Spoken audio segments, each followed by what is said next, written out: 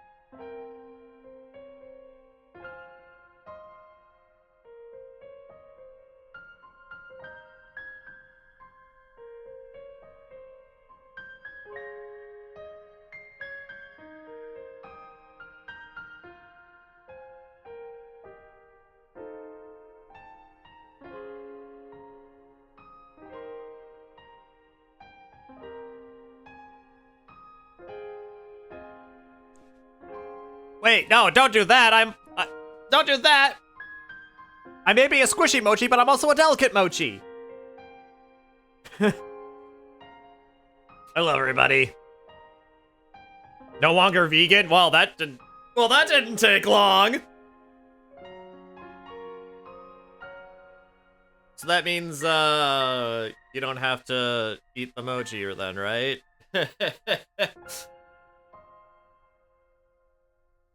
That means I'm safe, right?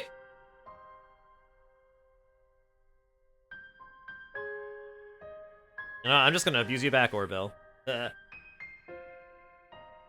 Yeah, hi Pika, hi Onyx, hi Orville. How are y'all doing this fine Sunday slash, I guess, Monday, depending on your time zone?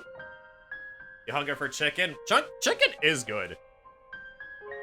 I have some chicken tortilla soup that I have a lot of chicken tortilla soup that I need to go in and eat. I just keep forgetting that I have it. Whoa! What, Pika? What? What happened? Wait, is this Love Live related? Do you have good news? You accidentally ate... Wait, what? Dude, Gasaki Project? Got announced! What? What one? What? Okay. Explain! Explain, sir!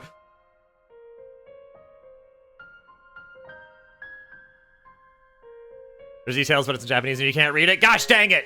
Oh.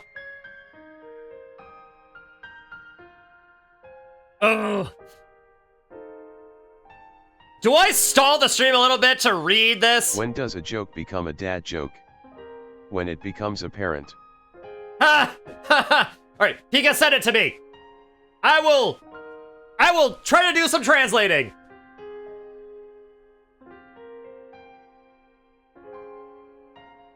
It'll probably take a little bit, and it'll probably delay the stream by like maybe 15 minutes a little bit, but you know what? I'll do the translating on screen. That way y'all know what the heck I'm doing.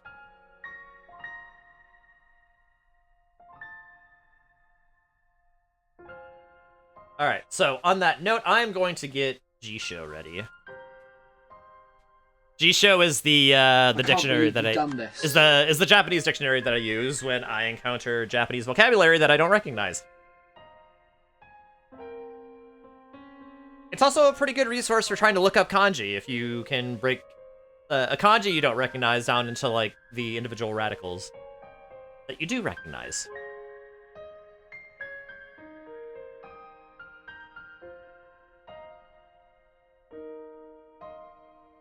Also, I can't believe you've done this either. Listen, I'm trying. I am trying my Rubesti.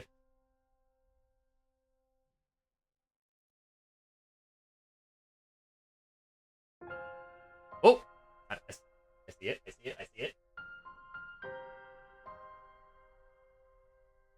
Oh! Okay, I can see from the image. A new story. Oh, okay, yeah, that means a new story. Huh. I think.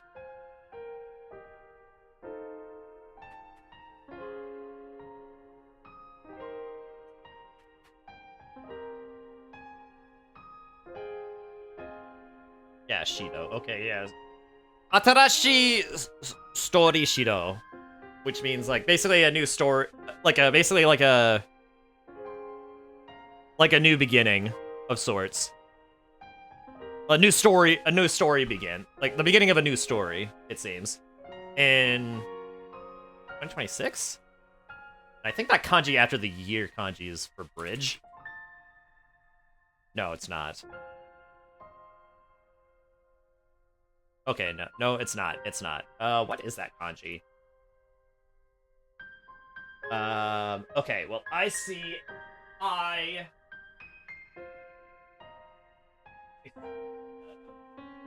strokes.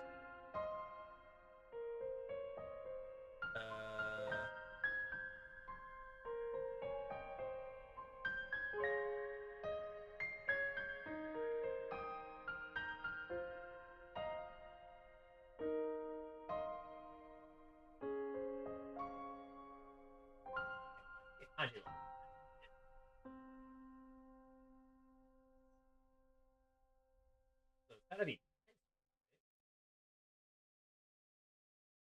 There's like one additional string in there. I mean, I guess I'll try this kanji and see. No. All right.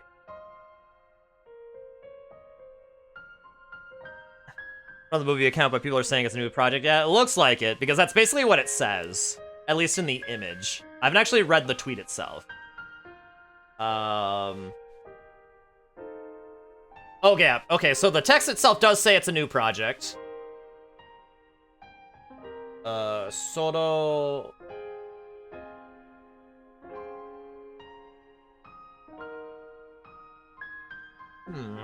Okay, actually, I could just copy this into it. Okay, Kyoku Kikaku. Okay, Kyoku is like a composition, piece of music. Kikaku.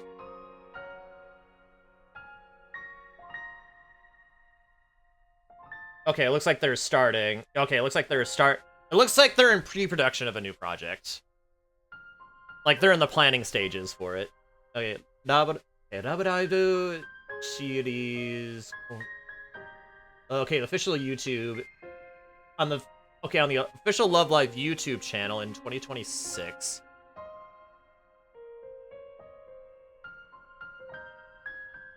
I don't want to save. I want to copy or paste.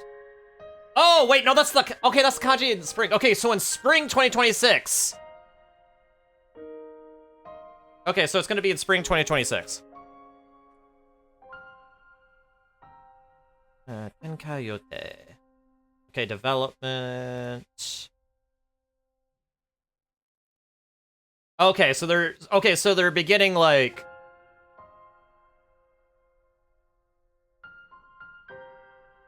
So either they're going to be okay, it looks like they may be sharing more information about it in spring of this year.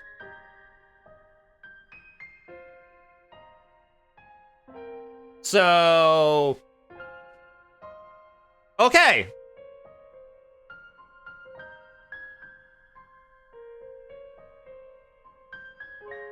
So excuse your coat, but looks up honey barbecue on non-mochi, on non-ice cream mochi. Well, oh, actually, yeah, we actually did have the discussion before. I kind of wonder what that would taste like.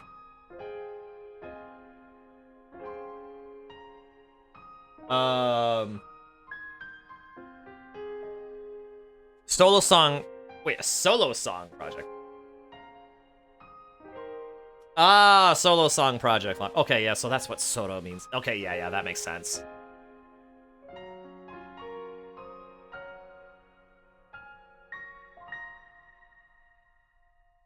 But yeah, it looks like it's going to be... It's either going to be released in spring of 2026 on the official YouTube channel, or there's going to be more information about it that's going to be released on the YouTube channel in spring 2026. So effectively, this is an announcement of an announcement, by the sounds of it.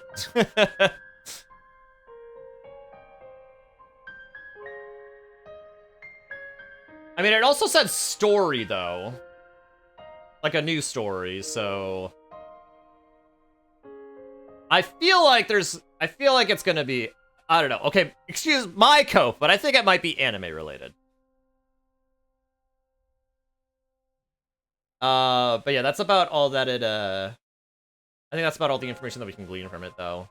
Is that it is basically a new project that they are at least in the planning stages for. And that they will either share new details about in spring of this year, or they will, or it will release in this year. I'm guessing, though, it's more likely that we'll just hear more information about it in spring of 2026 on the official YouTube channel. Okay, new song project launching in spring. Chocolate! Thank you, Onyx.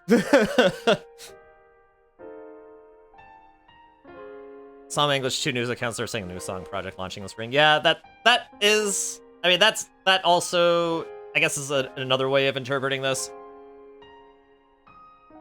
Okay, so yeah, it might just be releasing in spring of 2026, so...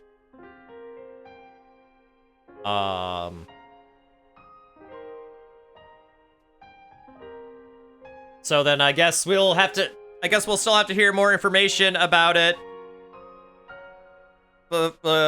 And in the meantime, sorry you had chocolate. Well, actually, it's funny that you say that because I actually have this crepe right here that I got at Costco. Well, actually, I bought a package of them at Costco, and it's a chocolate crepe, and it's pretty darn good. Unless they're just using machine translation. I mean, I guess that's also possible. It's really hard to say.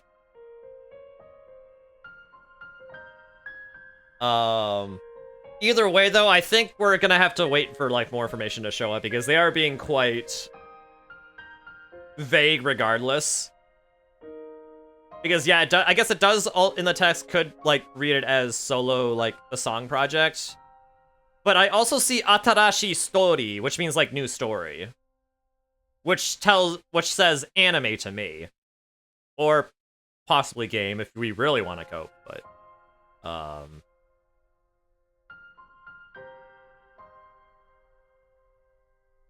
But that's,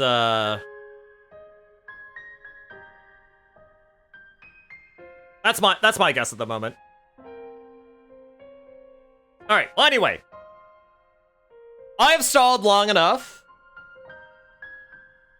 Thank you, Pika, for providing this Love Live information. I am looking forward to see what they can tell us. On the official Love Live series YouTube channel, a new story will unfold starting from spring 2026. Yep. That's basically, I mean, that's basically like how I translated it. The word for word text from the Twitter translation. Yeah, I mean that's basically like how I that's basically how I translated it myself. So I'd say that translation is accurate.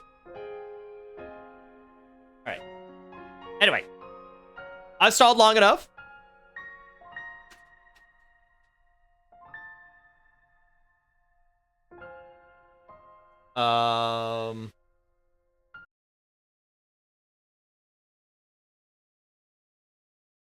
I think it is time that we begin with Steins Gate.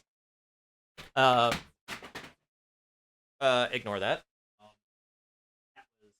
I hope you didn't hear that. Sorry, Pro Controller.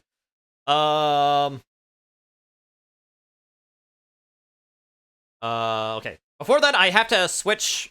I have to switch from my Switch to my PS4. So, give me a second while I change the HDMI.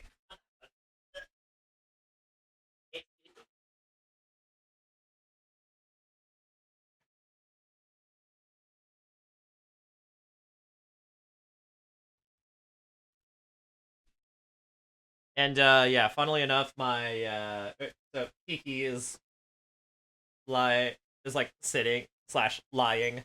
She's loafing on my PS4, being all cute. I break it, I bought. I already bought it. So more like, if I buy it, only I can break it.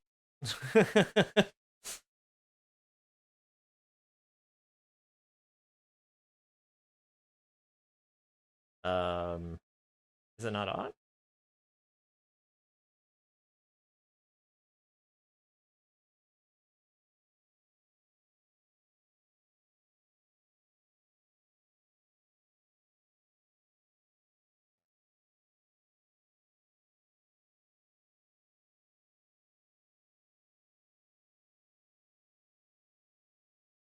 Okay, now it's...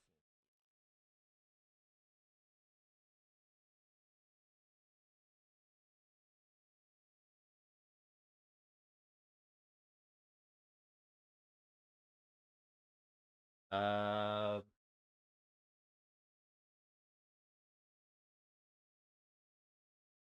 signal. Okay.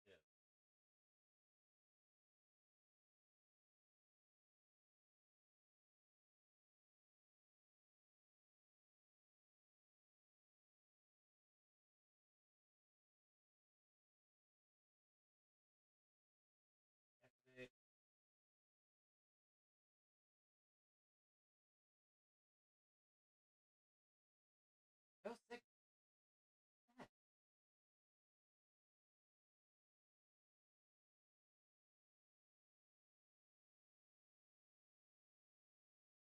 Technical difficulties. Stream starting soon, or is it? Good question. That's a very good question. Oh, wait, hold on.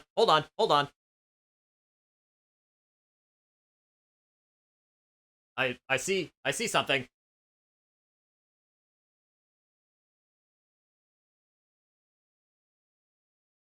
It's...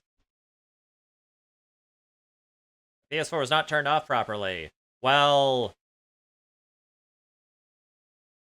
You should have, I didn't turn it off myself.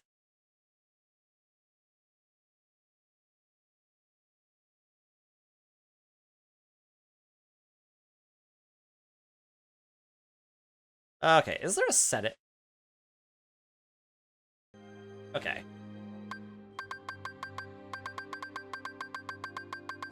Option, right.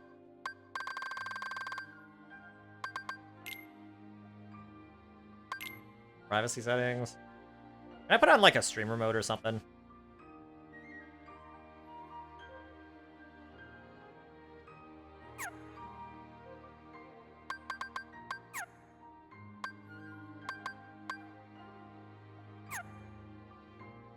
Alright, well,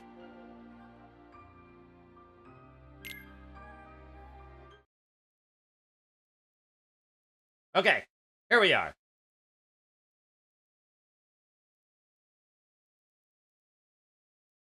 Which is being viciously licked. You definitely, I definitely am.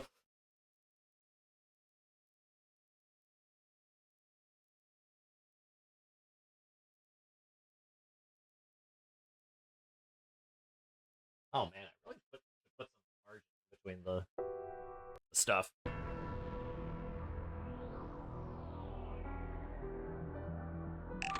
All right.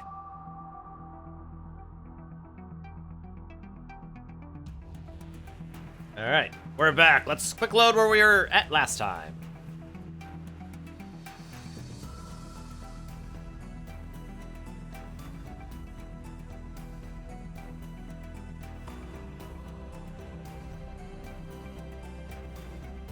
Yeah, I'm pretty sure it was okay. Actually, hold on. Is that the difference between load and quick load? Is that it sorts everything? It just reverses the sort.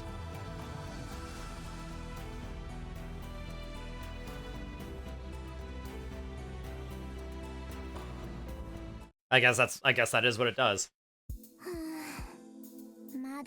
All right. Okay, here we are. So, all right. So last time we got our first ending. And in this one, we're on a route where we did not pick up Kurisu's call while we were talking to Daru, and at his secret base, quote unquote. And that's led us to this timeline where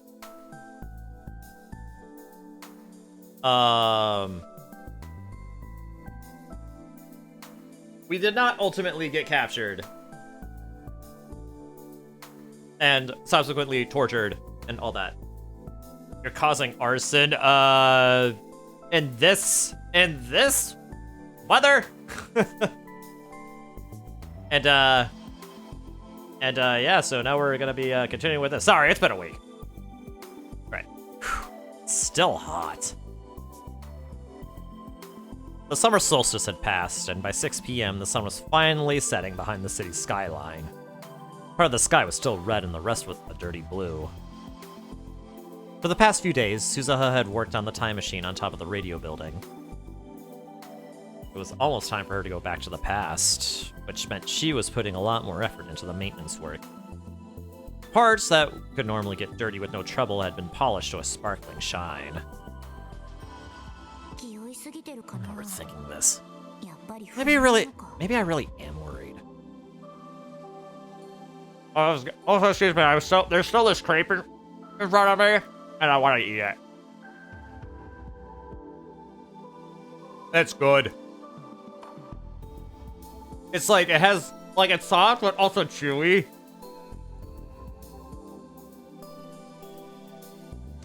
So the texture's great. And it's chocolatey. But also a little savory too because of the way the like the shell is toasted. So it's very good. Eating in class? I graduated! I don't know what you're talking about.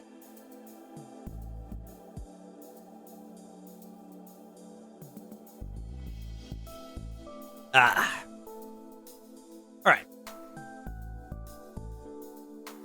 Now that's out of the way. She finished her work, put her tools back in the box, and stored the box in the time machine's cockpit. Then she sat down in the control seat and took another look at the battery gauge. With the amount of fuel she had left, in less than a month, she wouldn't be able to go back to July 27th, 2010. She had to leave this era before that time limit passed by. The original plan of taking Rintarou to the past looked like it was going to fail. That meant she would have to go on the mission that she'd spent the last year coming up with all by herself. Still can't believe you did this, Dad. She chuckled to herself and stuck her hand deep into the computer core. Inside was an external hard drive that clearly belonged to 2011, not 2036. Rintarou had probably put it here when her back was turned. One of the secondary touch panel monitors was displaying a warning that read, "Foreign object detected in cockpit." These machines were capable of breaking through early 21st century camouflage in less than a second. It was clear from the way the fake wires were laid out that monitoring and data retrieval were not its objectives. He'd probably hidden it here because he didn't want anyone to find it. Maybe she should just pretend she didn't see it and leave it here until she was just about to leave. As she pondered the best course of action, she heard the heavy door outside opening.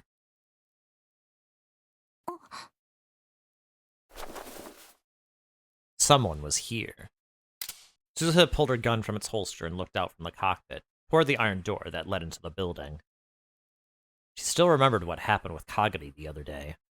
It couldn't hurt to be careful. But when she saw who it was, she relaxed. Big, this is Mayu. I almost never see you here. She put her gun away and jumped out of the cockpit to welcome her. Suzu. Are you crying? What happened? Oh, that's right, she found... that means? Fish! Fish! Oh yeah, that's right, I think she found out. She overheard Rintarou and Maho talking about all the crud that he went through in those other world lines just to save Mayuri's life, and in so doing, sacrificing Kurisu. And then, she kind of stormed away. Suzuha had no idea why the always smiling Mayuri would be crying.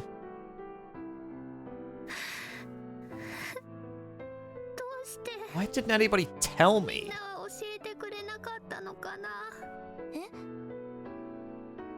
Why didn't anybody tell Mayushi the truth about her and this person named Kurisu Makise? She almost spoke, but quickly cut herself off. How did she hear, and from whom, the cruel truth that Mayuri's survival depended on Kurisu Makise's death? There was nothing in the world Suzuha had wanted to see less than the look on Mayuri's face when she discovered that. Who told you? But there were only a few people who knew the truth. Excluding herself, only Rintarou, Rintarou, Ferris, and Maho. And none of them would deliberately tell her. In fact, they'd all hidden it for her sake. I heard Okarin and Maho talking.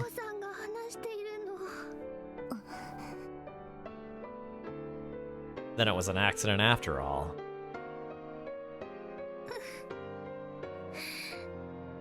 Hey, Suzu, can you tell me about something?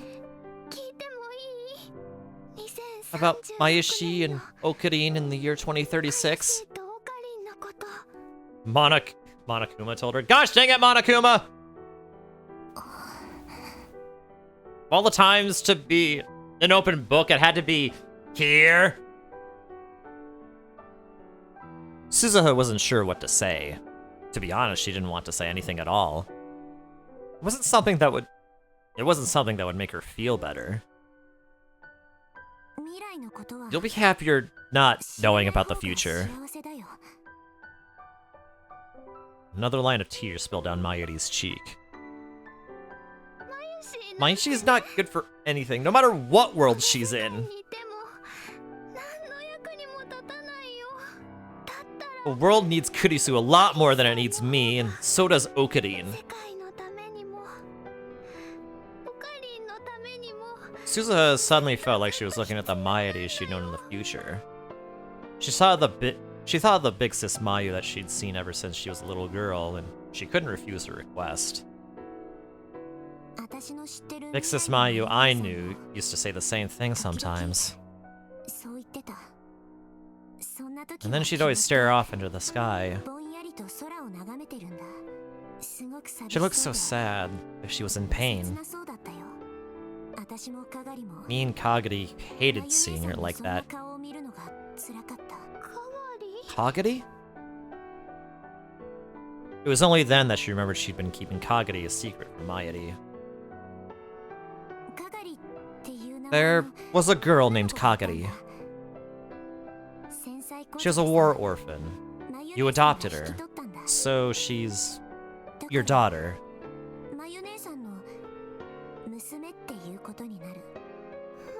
Mayushi's daughter? She was a kind girl, but strong. She was still so tiny, but she'd always say that it was her job to protect her mommy. And so seeing you sad really hurt her, I think.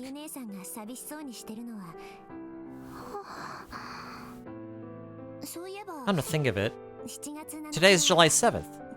Tanabata. Yeah. When I was a kid, you're the one who taught me about that. That it was the one day of the year when Orihime and Hikoboshi could see each other. The air pollution was so bad you could never see the stars, but you told me about it anyway.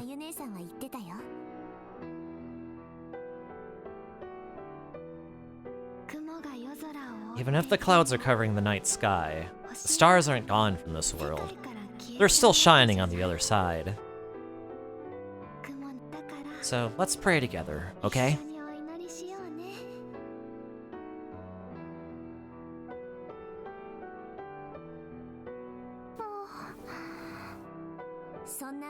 The words you said gave me and Kagari hope. That's the one thing I want you to know.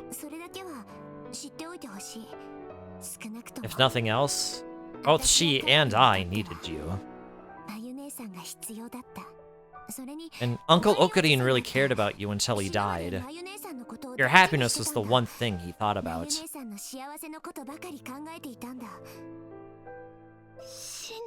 Till he died? Oh. Maybe that was another cruel truth for her. But Suzuha decided that she would hold nothing back now. That's right. Uncle Okarin only lives for another 15 years. What?! He dies protecting you. No!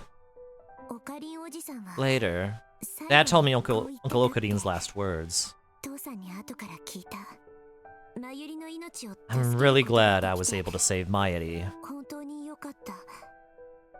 The whole reason I'm alive is to protect Mayuri. Oh. Mayuri put both her hands over her mouth. But you never got over it, I think. When we couldn't see you, you'd look up into the Tanabata sky and whisper to yourself.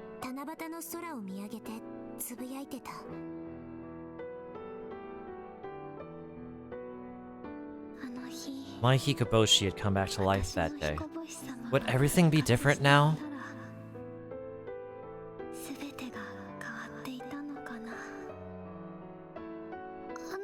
That day? My Hikoboshi, my... Mayuri was repeating the words to herself. The tears were still pouring down her face, but her sad cries finally came to a stop. She was still shaking, but her voice had gotten quiet. What does that mean? I think I know now. A year ago, I was really angry at Uncle Okarin. The chance was right in front of him, so why did he give up? And I was really mad at you, too, for stopping him from doing what he needed to do. But after living here for a year, I realized that I was the one who was wrong. I think now I might be able to talk to Uncle Okarin. That day... I don't know whether I can really change his mind or not, though. As the sun set in the west, the shadow of the time machine lengthened, and Suzuha's along with it. I only have one chance left. So I think I'm going to bet on those words you just said. I'm not going back to the day when Kurisu Makase was killed. I'm going to the day you spoke of. And I'll see if I can grant your wish. Mayushi's wish.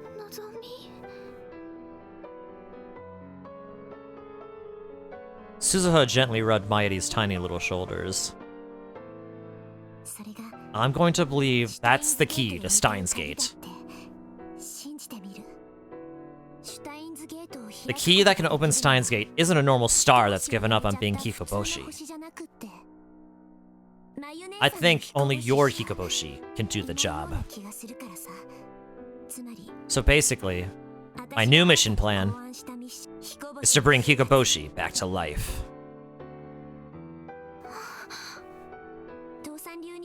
Dad would probably call it Operation Altair, or maybe Operation Aquila.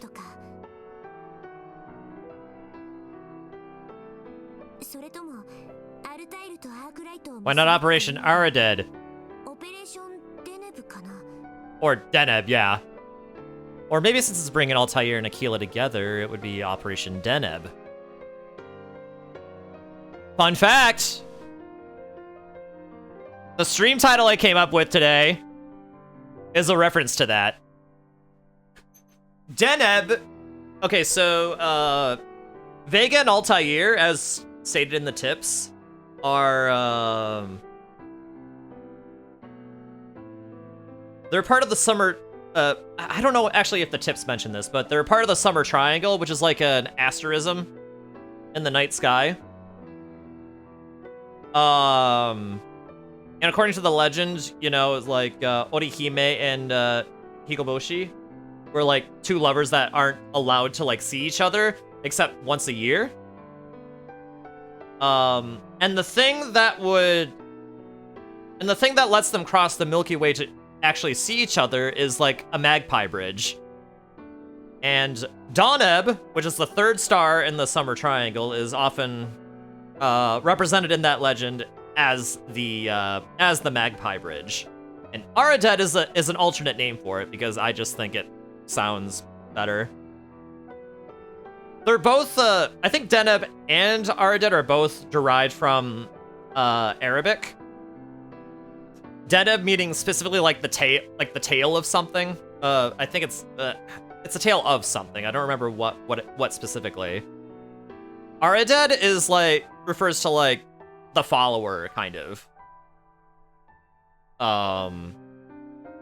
Or something. Or actually, I can just read it here. Etymology.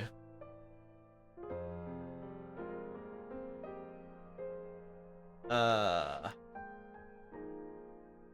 older traditional name is Arided, from the Arabic Aridif, the one sitting behind the rider, or just the follower, perhaps referring to the other major stars of Cygnus, which were called Afawaris, the riders.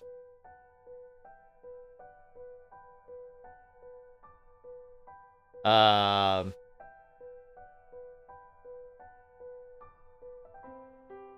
yeah, Altair, Vega, and Deneb are all, like, those 3 stars make up the Summer Triangle. So, yeah. So, long story short, I think this is appropriate. I put a lot of thought into some of the titles that I make, okay? Don't laugh.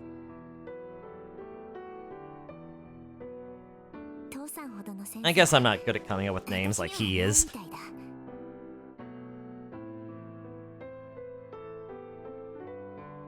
Mairi tried to draw herself up as best she could on wobbling legs. Hey, Suzu. You'd say it's appropriate? Thank you, Pika! That operation. Let Mayushi do it. Suzu stared at the girl in front of her, unable to believe what she just heard. This is a dangerous bet.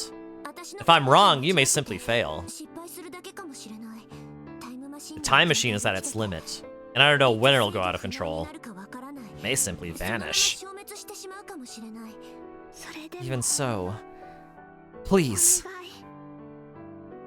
Mayushi's a lab member too, right? I don't want to just have Okarin and Daru save me and never do anything for them. Mairi rubbed her eyes hard and wiped away her tears. Life was slowly returning to her frail body. Mayushi likes Okarin. Mayushi loves him as much as Kurisu. No, that's not true. Mayushi knows she loves him a lot more.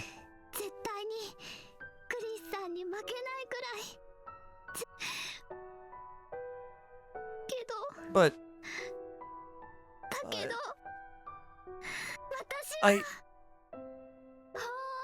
I love Hoen Kyoma much more. When I lost my grandma and I was about to just disappear, he came to me and he said, "Stay in this world forever." He saved me. That's him. My Hikoboshi. I want to see him again. I want to hear that arrogant laugh of his again. Even if I know I could never be Orihime. He'll always be my Hikoboshi. And no one else ever will.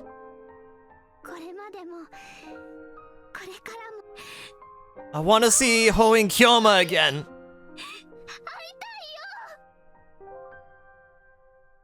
The girl who could never be Orihime shouted all of her feelings to the world at the top of her lungs. And right in that instant, Suzuha heard a sound from her cell phone that she'd never heard before.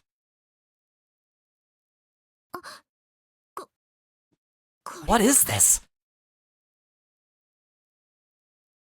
It was the sound of a video message. When she saw the sender and subject line, Suzuha gasped.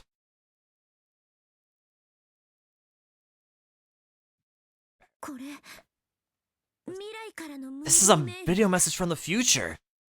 Oh, it's from Daru. Daru sent a D-mail? What does it say?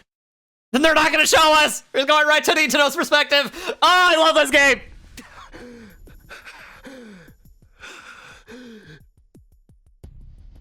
I struck my hand against the... I stuck my hand against the wall of the Brawn Tube workshop to catch my breath. There was no sign of Mairi. We sending D-mails in 2036? Well, remember, Pika, that the video that gave Nintendo the resolve to actually go back and try again at the end of Steins Gate 1 was also a D-mail from the future as well. So this isn't that surprising that they'd be doing that in 2036, but I am rather surprised that Daru would be sending one. So that's interesting. You know, fair. Yeah. I gone to Mei Queen Yan Squared and to any shop I could imagine her visiting and had no luck. Okabe! Maho came back. She was out of breath too. Did you find her? No. I looked around and I can't find her anywhere. The panic was threatening to make me lose control. Where did you go, Mayuri? Daru! Did you find her? I'd asked Daru to stay behind and call all of her friends and people she knew. Okarin, the thing is... What's wrong? The phone's not picking up. I called Mayuri a bunch of times too, but it looks like she's turned off her phone. That's not it. It's not just Mayushi. I can't get a hold of anyone. Actually, my phone's had 0 bars this whole time. What? I took out my own phone. Mine's not getting service either. Me too. The lab never had suffered from bad signal before. We went up to the roof and even tried holding our phones up to the sky, but the result was the same. It doesn't work on the roof either. Does anyone have a landline still? Or are those busted too?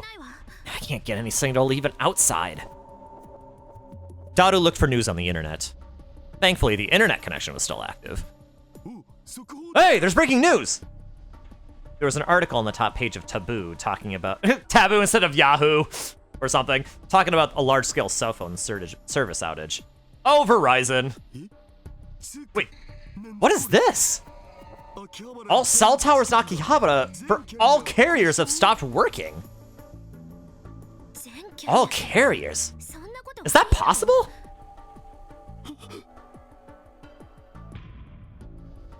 It didn't seem possible to me. Not under normal circumstances anyway. The events of a year ago and the Alpha World line flashed through my mind. Oh yeah, when the station... when the trains shut down because of that, with that bomb threat. That night, when Mayuri was mercilessly killed and all the safety I'd ever believed in was stripped away. That night, when all the pain began, started with a bomb threat at Akihabara Station that has shut down the train system. Someone did this deliberately? Something terrible was about to engulf Akihabara. That was the feeling I had. I tried my best to fight off the flashback. Now wasn't a time to be scared. I needed to find Mayuri. I couldn't leave her alone out there. I gritted my teeth to fight off all the trauma I was carrying and raised my head. Daru! The internet's still working, right? Oh yeah, I'm talking to Luca and Amanishi on Rhine right now. Okay, then they should be willing to help look for Mayuri. I'm gonna go look around again. Oh, hold it! There's another thing that's bothering me. I went to @channel to look for information on the outage, and somebody's cracked the occult board. And the one doing the cracking is... well, look. Cracking is, okay, a term used to describe actions such as illegally accessing a network-linked computer or modifying its data. Often confusing with hacking, but originally hacking was described as using and investigating a piece of software. Cracking, however, refers to a malicious, unauthorized activity. Most times when the term hacking is used by the media, this is what they actually mean. Yeah, so it's perfectly normal. Daru brought up the @channel page on a screen for me to see. I wondered why it could possibly matter, but decided to take a look anyway.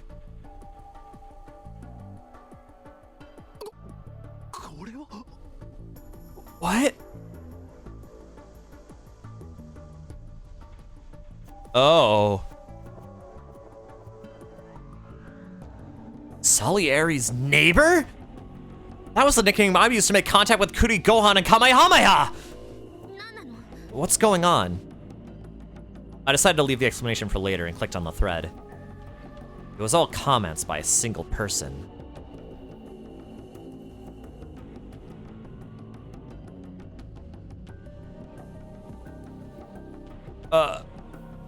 Did the quadratic formula explode?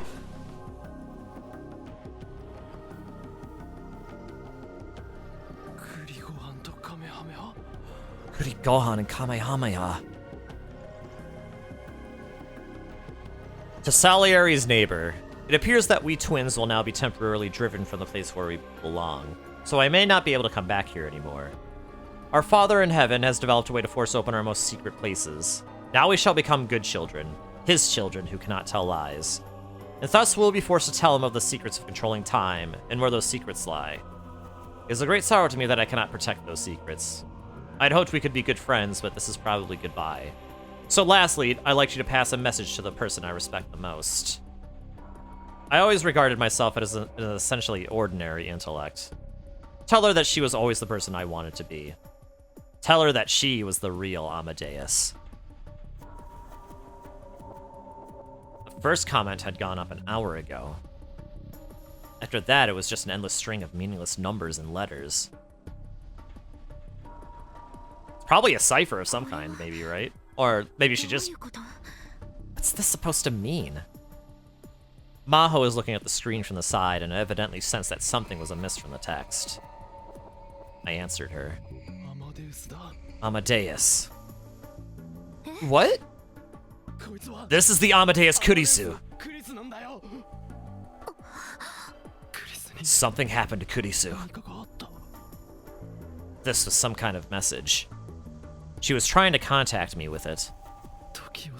The secret to controlling time. That's the time machine? Information about the time machine leaked to someone? Wait, how does Amadeus know about the time machine? Did you tell her, Ocarine? Did I? I didn't think I told her when I was a tester, but... There's no time to think about that now. Hyojo, can you access Amadeus? It's against the rules, but I guess now's not a time to worry about that, is it? Hashida, can I use your computer? Maho took Daru's seat and used his PC to access the Brain Science Institute's computers. She put in her ID, Salieri, and her password. She pushed the enter key, but Amadeus didn't appear. This isn't what usually happens. What's going on? Confused, she typed a series of commands into the PC with a speed that rivaled Daru's. But no matter what she did, the Amadeus program didn't appear on her screen.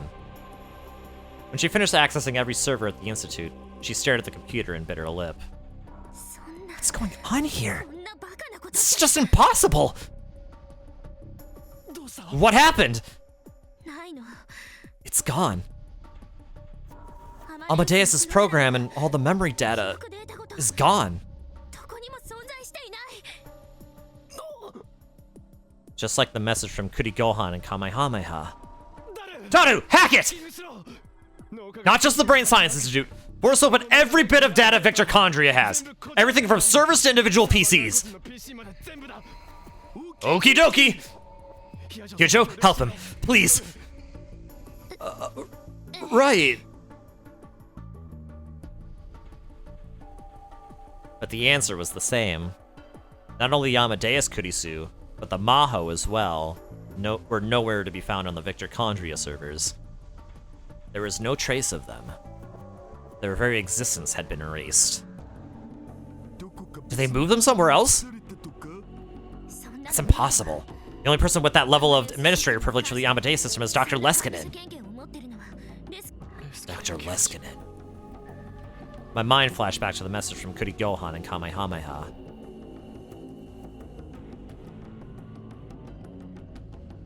Who was the Our Father in Heaven whom Kurisu had spoken of? If Amadeus considered anyone a father, it would be...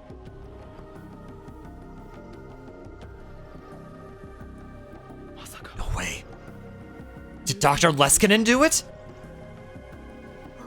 Don't make assumptions like that. It's a lot more likely that his ID and password got cracked. Is there any way to get a hold of Dr. Leskinen? The phones weren't working, and there was no way to tell when he'd see an email or if he'd respond. Maha was thinking hard, but it didn't seem like she was having any luck. We were getting nowhere. I was concerned about Mayuri, but I couldn't ignore the danger that was right in front of me. For now, I'll go to the radio building. If Kurisu's warning is right, that's where what they'll be after. I'll go too. You and Hiyojo stay here and gather information. Mayuri might come back. But if something happens, run! I gave my orders and ran out of the lab towards the radio building. Back to Suzuha's perspective. Do we get to see that D-mail?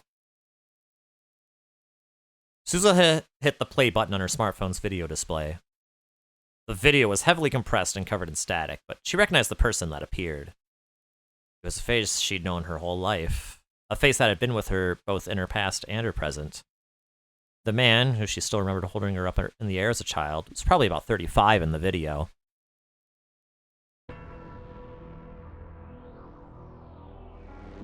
Hey, Suzuha. How are you doing? It's Daddy. And it's the year 2025. It was last year! He sent the D-mail last year! I'm really sorry to dump all this on you. Really, forgive me, please. If you're seeing this video message, that means you and Mayushi have found another path to Steins Gate. In other words, the plan's moved to the next phase. You might be angry and wondering why I didn't tell you all this from the start. But it wasn't that I didn't, it's that I couldn't. In the world line you originally set out from, I never planned the operation that I'm about to describe. You've probably already noticed, the choice you and Mayushi had made has changed the world line a little. In other words, I'm a different Itoru Hashida than the one in your world line.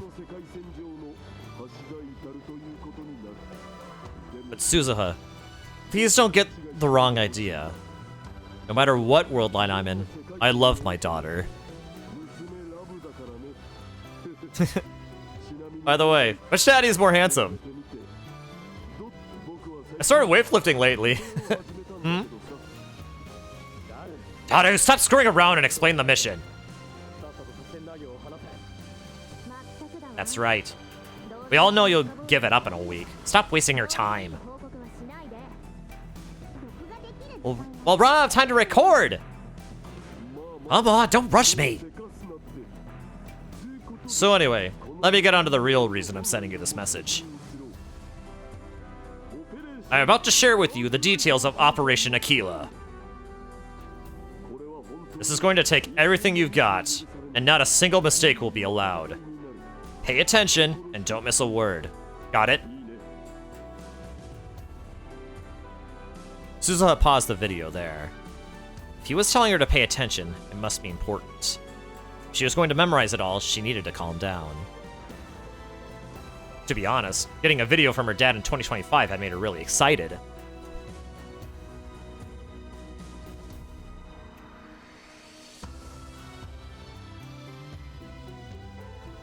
It felt like her father was telling her that the plan she'd come up with on her own was the right one. That's why she needed to pay careful attention. Mayuri was standing by herself, typing something into her phone as fast as she could. When the video had arrived, she told Mayuri that they may have to leave for the pass today. There must have been some reason the video was sent today, at this time. That's how it seemed to Suzuha. What are you doing? Oh, Suzu. How's it going? Are we going to leave today? I'm about to check the mission parameters. I see. So, if we do leave today, Mayushi's gonna go missing, right? I don't want to worry anybody, so I want to write a message to Mom and Dad and to all my friends. I hope you've got time to at least tell Uncle Okadin in person. She would be done going over the mission and deciding on a course of action by sunset, probably. I wrote a message to Okarin too, so it's okay. Yeah, the only problem though is that the internet's out, or like all carriers are down. Just a message? Yeah. Mayuri smiled and nodded. There were no more tears in her eyes, but you can still see wet lines drawn down her soft pink cheeks. It's kind of embarrassing. But, you know, I wrote this message, and then I realized maybe I can't send it. So now I'm not sure what to do. Why? I can't get a signal. Maybe this is a dead zone? You can't get signal? Suzuha looked at the screen on Mayuri's phone. There wasn't a single bar on the antenna. That's strange. You can always get signal up here. Suzuha took out her own phone to double check. Mine too. When she saw that Mayuri was using a different cell carrier than her, she frowned. Got a bad feeling about this. She told Mayuri to hide behind the time machine and silently moved up against the iron door leading to the stairs. She opened it a crack, taking care not to let it creak.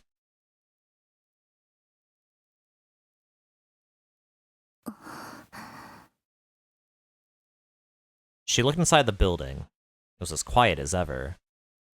There was nothing on the floor below but a room for events and some storerooms, so on weekdays like this, it was always quiet. Did I imagine it? She tilted her head sideways as she softly tried to close the door.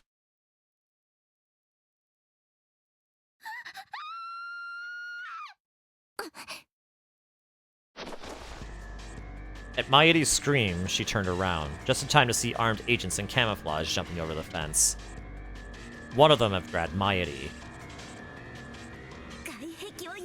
Climbed up the walls? Suzuha deeply regretted her mistake. She was well aware that someone could try to climb up the walls, but the video from her dad made her so excited she lowered her guard. There were about 30 men, all carrying small assault rifles. With Mayuri as their hostage, Suzuha can do anything. Drop your gun and get on the ground. Hands on top of your head. One of the men gave her an order in a cold voice. Resist and we can't guarantee this girl's safety. He pulled Mayuri close and put the gun to her head, then flipped off the safety. Damn it!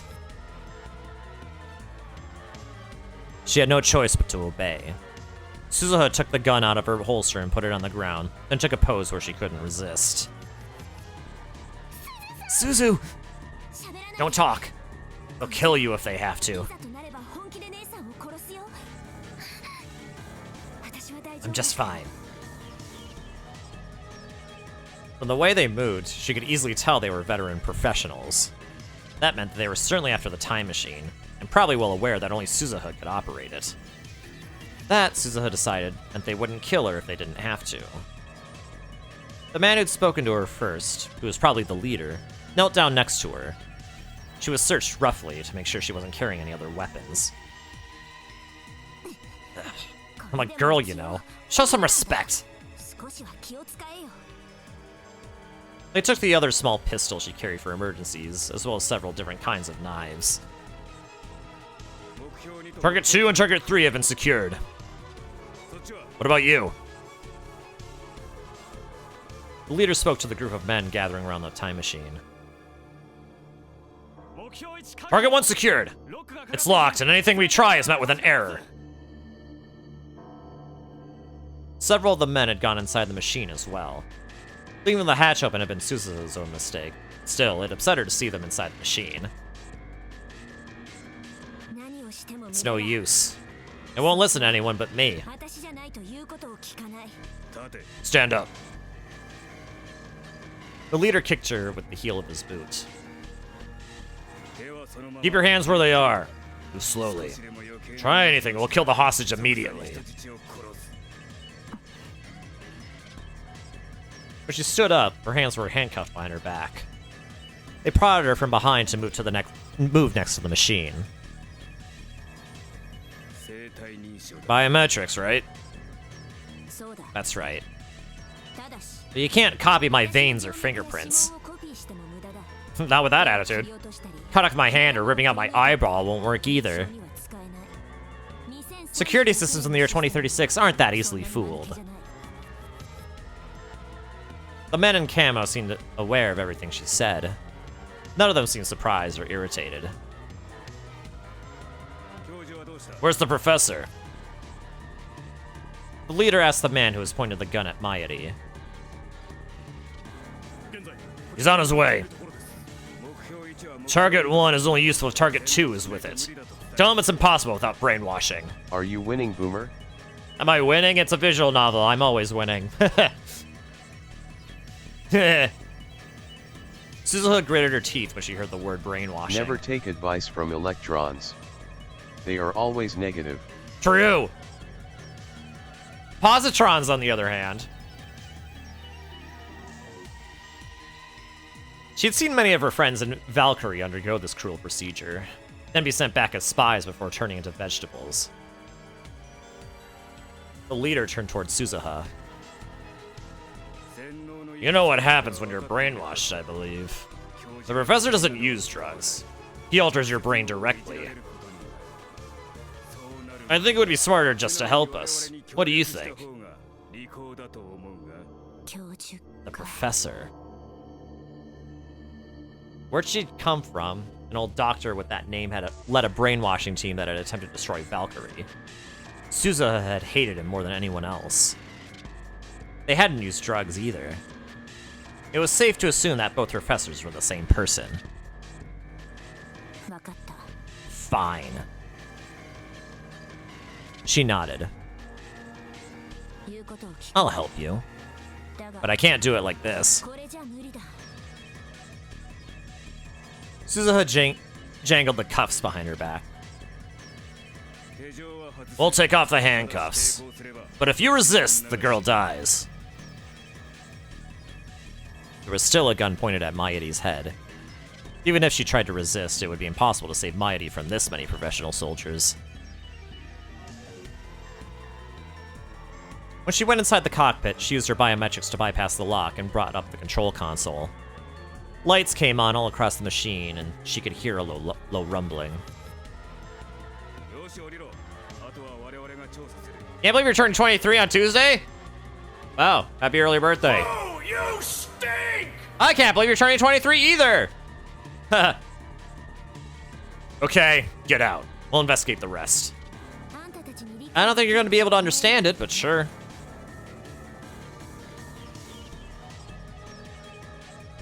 You feel old? Oh. What's it like being a boomer, Orville? As soon as I left the cockpit, the leader turned his gaze toward a particular cluster of the men, which seemed to be engineers. That was the moment she was waiting for. Her hand had wandered below the console for just a moment when she left the cockpit. She'd hidden some knives there.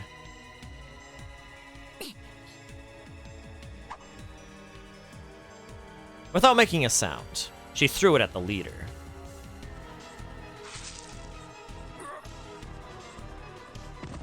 The knife pierced his throat. He went down so quickly he hadn't even had time to scream. She quickly readied another knife and darted between the men in camo. Her target was the man pointing a gun at Mayuri's head.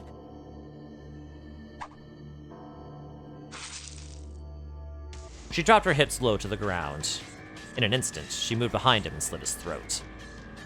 Blood poured out onto an astonished Mayuri, but there was no time to worry about her. She grabbed his rifle and fired a few shots to force him to the ground, then grabbed Mayuri's hand and ran behind the machine.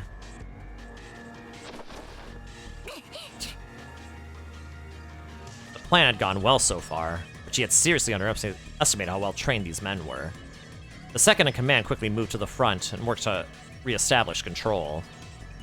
All she had was a knife and the gun she'd stolen, and she needed to protect Mairi, a non-combatant. She was still facing more than 25 active enemies. Whatever the right way to get out of this was, she couldn't find it.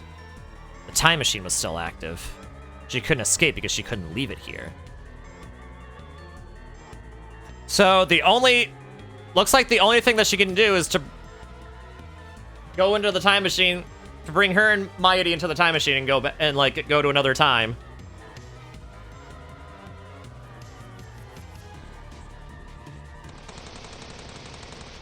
One of the men fired several rounds toward her. She bounced off the side of the machine.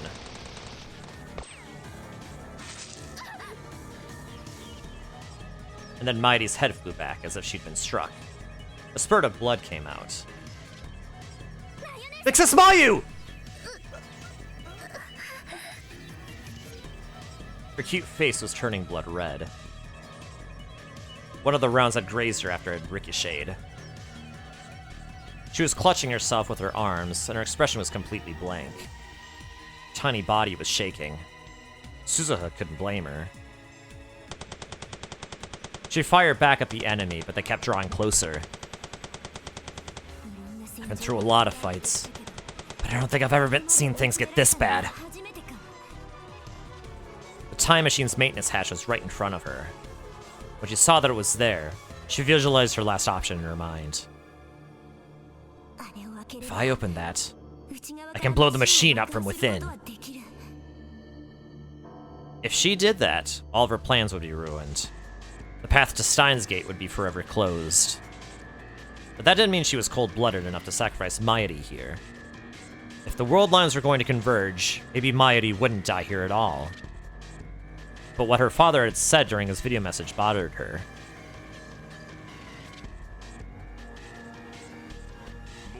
You've probably already noticed, but the choice you and Mayushi just made has changed the world line a little. In other words, I'm a different Itaru Hashida than the one in your world line.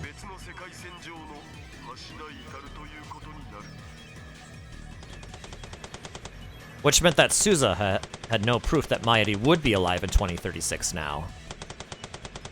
Had the world line really changed? Of course, for the sake of Operation Aquila, she'd hope it had. But that meant she wouldn't be able to move from this place. Imagine the worst case scenario. The worst case scenario. That would be these men taking the time machine. They could turn the world line into something even worse than the one Suzuha had experienced. It might become a world line where not only Mairi's life wasn't safe, but Daru's wasn't either. If that was going to happen, she had to make her choice fast. She kept a careful eye on the men, and as soon as she saw an opening, she opened the maintenance hatch's biometric lock. She could see part of the engine, which was still giving off a quiet rumble. She turned her gun sights on it. Fortunately, the unit that created the Kara black hole still wasn't active. Even if she blew up the machine here, it probably wouldn't cause serious damage to the space-time continuum. As soon as she saw that, she went to pull the trigger. No! And Mairi's voice stopped her.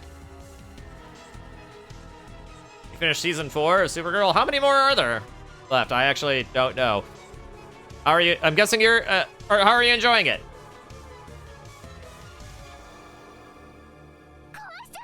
Don't destroy it! Don't stop me! I've already made my decision! Suzu! Mairi had stopped her once before. And once again, she hesitated for just another instant. On the battlefield, that instant could decide your fate. She took a quick look around again, and then she froze. Mixed in with the men in camo was a girl in a dark motorcycle suit and helmet. Her? Kagari? Was it Kagari who had leaked this place's location to them? She was well aware of Kagari's abilities after their 2 battles. If she wasn't completely in control of herself, she'd be killed instantly. She talked to herself. I'll have to give up on my own survival. How many would she have to take with her in order to give Mighty a chance to escape? Right now, the only thing she could afford to think about was getting Mighty back to Rintarou Okabe. But just when she'd made her decision, she felt Kagari staring at her, or more precisely, the blood dripping down Mighty's forehead. And just after that, Kagari did something she hadn't expected at all. What did you do to Mommy? What did you do to Mommy? There was a scream. No, it was the howl of an enraged beast. And then the slaughter began.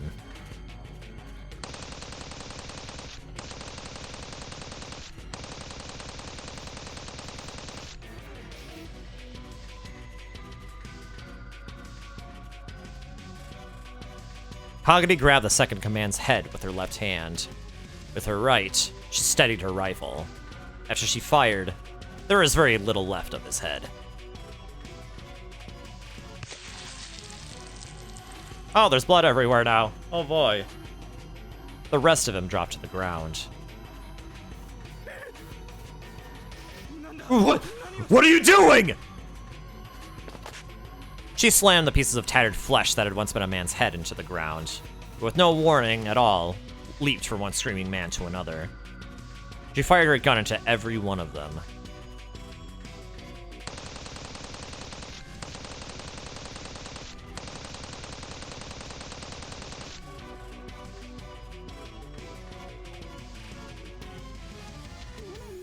What did you do to Mommy? What did you do to Mommy? What did you do? Even when her targets were already soaked in a sea of blood, she kept firing until her limbs were blown apart into unrecognizable rags. Some of them tried shooting her to protect themselves, but no matter where she was struck, Kagari didn't even flinch.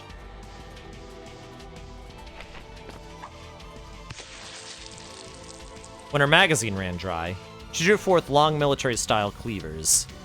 Holding one in each hand, she used them in her military combat training to slaughter anyone she saw. Their entrails were scattered all over the twilight rooftop, covering her whole body in blood and bits of flesh. Don't look! Cover your ears, too! Suza held Mighty's head tight to her chest. Boo! You stink! No, you stink!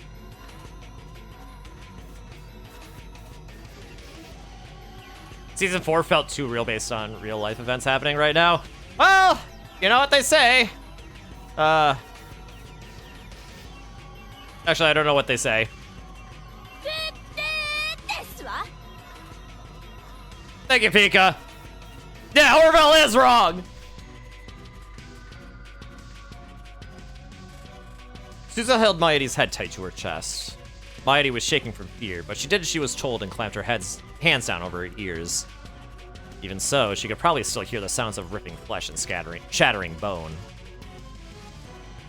She's not even human anymore. Even Suza had gone stone cold in shock. During all her time in combat, she'd never seen a one-sided slaughter like this. Oh, that's one thing they say? Okay, you know what? True. That is one thing they say. You're never wrong. Tis a lie. She experienced this when they fought, but Kagari seemed to feel no fear or pain. She simply focused all her energy on killing her opponent. It was often said that humans unconsciously avoided using all their muscle power to protect their own bodies, but Kagari seemed to lack that capability.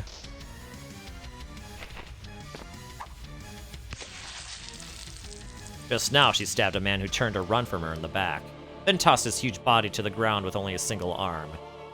Then she kicked his stomach from below and ruptured his organs, killing him. Surround her and fire! It's just one girl! Get her around to the right! The right!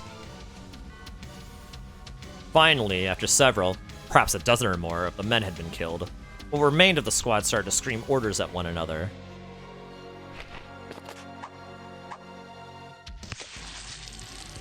terrifying reflexes, she dodged between their shots and brutally murdered several more. But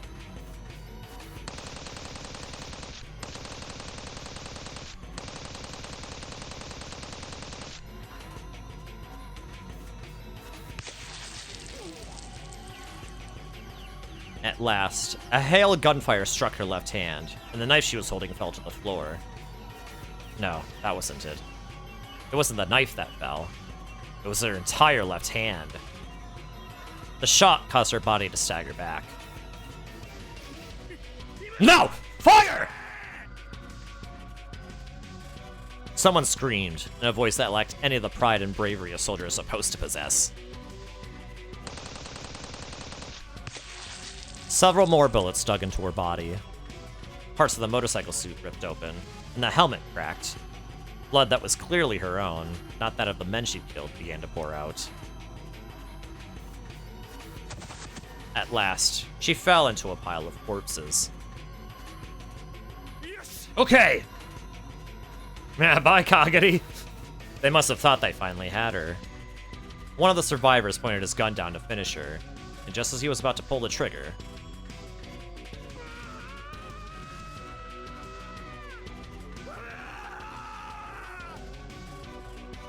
her bestial roar and the man's terrified scream overlapped in a horrible cacophony. She forced herself to leap up and brought the back of the remaining cleaver down on his arm, knocking him back. In an instant, the knife slit his throat and ended his life. Retreat! Retreat! The survivors began to flee in terror.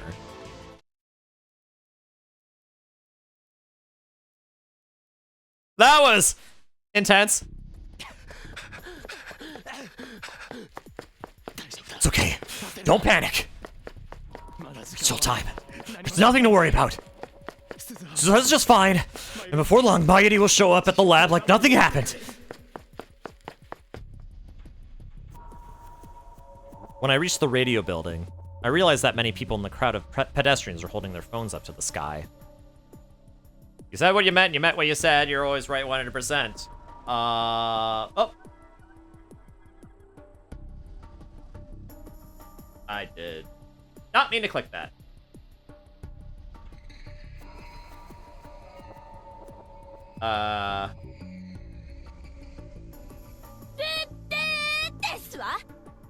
There. I did it for you, Pika. There was evidently no service near the station either. I took a moment to catch my breath as I looked up at the radio building. I could hear what sounded like a distant explosion. It wasn't just one. The explosions were coming in a series. Several of the people around me were glancing at their surroundings, confused by these unfamiliar sounds. And then I realized that was gunfire. I remembered the sounds I'd heard during the battle between CERN's rounders and the Russian military. The sounds were coming from the roof of the radio building. Had I not made it in time? Suza! I ran into the radio building.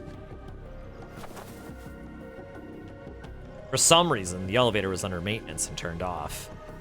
I had no choice but to take the stairs. My heart was pounding so fast that I thought it would burst, and I tripped several times due to how tense I was. I stumbled again and again on the stairs.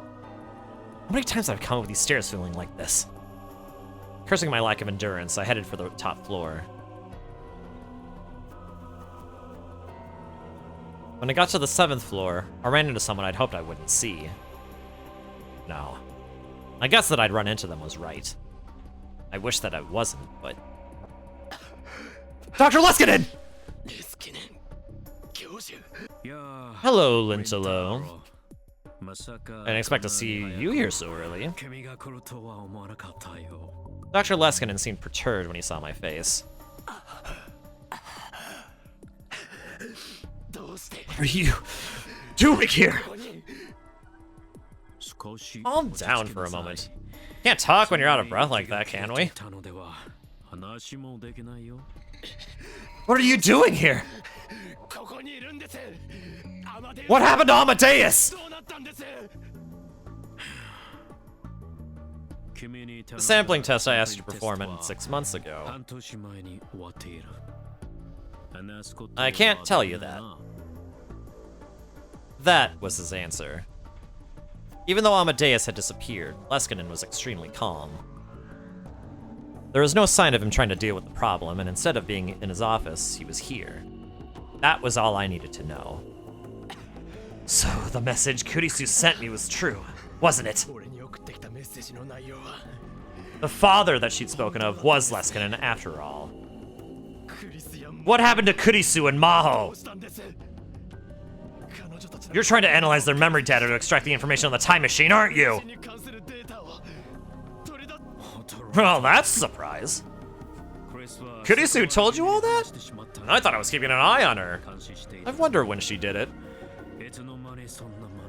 Leskinen seemed truly shocked, which meant that he hadn't noticed that Kurisu was an @channeler or that she'd spoken to me there. And then, Leskinen took out a gun and pointed it at me. It seems you learned a little too much. Just who are you? A scientist. Science isn't a charity, you see. Are you aware of an American civilian intelligence company called Strategic Focus? Strategic Focus? The American company? Stratfor? When I'd read about them on a conspiracy theory website, I remembered reading that they acquired top secret information on Russian ballistic missiles that even the CIA couldn't get, and then sold it. The result was the destruction of the CIA's reputation. And at the same time, the total reorganization of Russia's military strategy. I'd even heard rumors that during the Gulf and Iraq wars, they'd obtained information about the warring countries faster than anyone, and spread it as needed. The world government supposedly called them the Shadow CIA. So, was he going to use Amadeus for military purposes? Was everything he'd said at that seminar just platitudes and lies? Well, I don't think I'm the one who's important here, am I? Anyway, Rintarou, I heard something from Katsumi. You have the new encephalitis too, don't you? In fact, you seem to know something about how it works. That's very interesting. Would you be willing to offer that information to me? All you have to do is undergo a simple procedure. I'll be happy to hire you as my assistant. For some reason, my whole body broke out in goosebumps at the word procedure. The Dr. Leskinen I knew, the man with a childlike, mischievous heart and deep scientific curiosity, the man who'd been so kind to me, the man I'd respected, was gone. In his place was the cruel scientific fundamentalist, who thought nothing of human lives or hearts as he pointed a gun at me.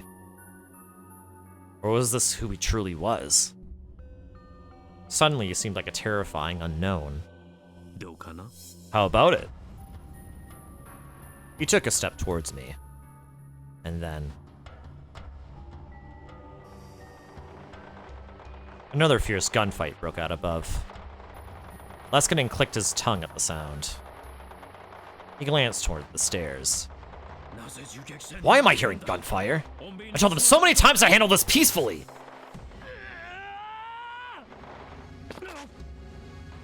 I took advantage of the distraction. Luckily, I was still on the staircase. I tackled his legs as hard as I could, and he lost his balance and fell. He hit his head hard on one of the steps, and after a moment's jerk, stopped moving at all. He might be dead. But I didn't care anymore. I've become a murderer many times over already.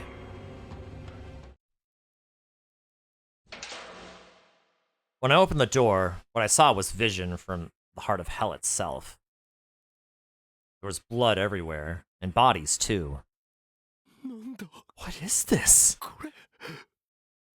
In the middle of the sea of blood was a girl in a motorcycle suit and helmet, covered in crimson as she lay on the ground. She held a giant cleaver. I could see instantly that she was responsible for this disaster. Her shoulders moved up and down a little, so evidently she was still alive. I approached the woman, trying my best not to throw up from the stench.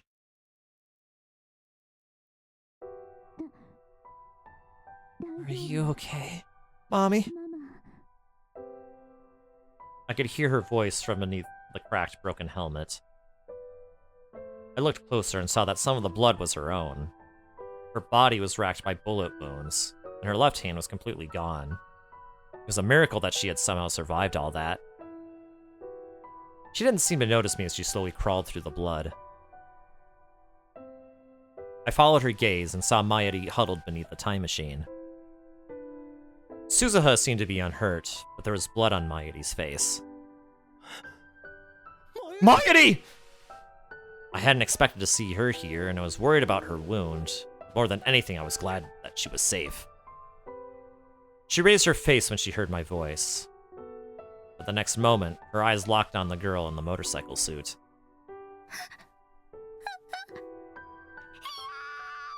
No! She saw the thing crawling toward her and screamed. Mommy? Mommy? This isn't what it looks like. Kagadi didn't want to kill anyone. I just wanted to protect you. Kagadi? Did she say Kagadi? It was only then that I realized that the girl in the motorcycle suit was the Kagadi Shina that Suzuha had been looking for. I'm sorry, Mommy. Slime Ball? Who are you calling Slime Ball, Cosmetica? Hi, Cosmetica. Kagadi, that's enough! Suzuha yelled, unable to take anymore. Don't move anymore! You'll die! Kagadi didn't want to scare you. Really, I mean it. I just had to save you. So please don't hate me. I'm sorry, Mommy. Forgive me. At last, her strength failed and she collapsed. I returned to my senses and ran to her before Suzuha could get there. Hey! Are you okay? Her breathing was wheezy and shallow. One of the bullets had probably pierced her lungs. I thought taking off her helmet would help her breathe, so I put my hand on it to remove it. She grabbed my hand and pushed it away. No. Don't. Don't take it. Not in front of Mommy and Big Sis Suzuha. Please, Okabe. Her voice, and the way she talked. I realized who this girl called Kagadi Shina was. I looked close and saw I recognized her face. No. You're... But... Why?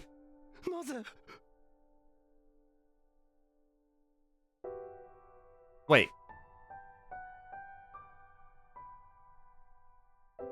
Wait. What?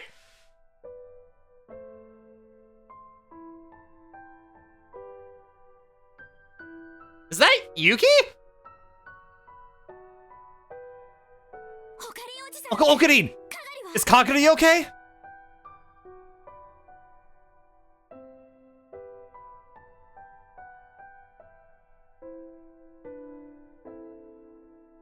Stay back! I quickly motioned to Suzuha to keep her distance.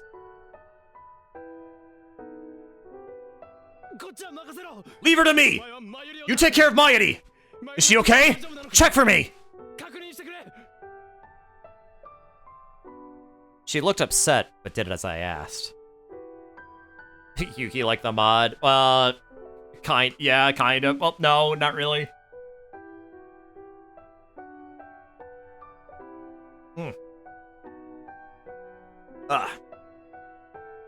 Yeah, surely not. Surely it can't be. She went back to Maedi and started to look at her wounds. Maedi was covering her face and trying not to look at the bodies. It's okay. It's not deep. I relaxed a little when I heard that. So glad you're safe, Mommy.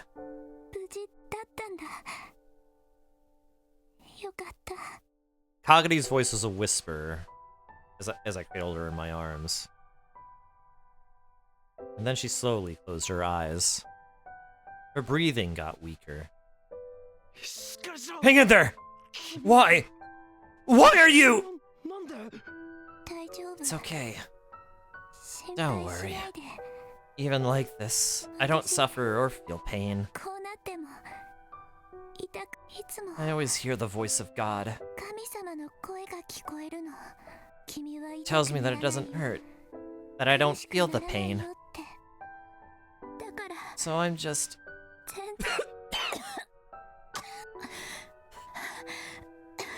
Tell you, Okabe.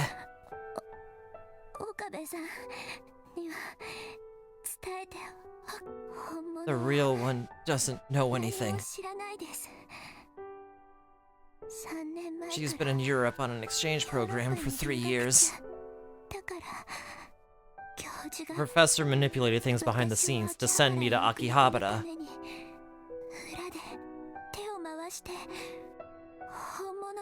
The real one doesn't know anything. The professor?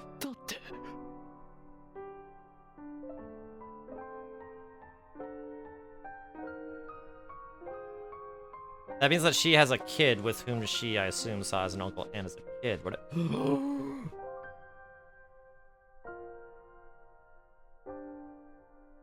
But...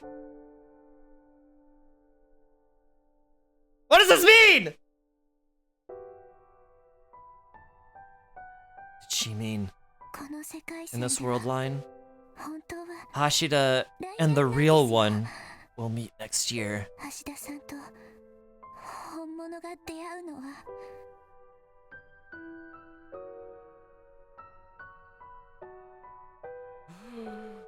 Oh!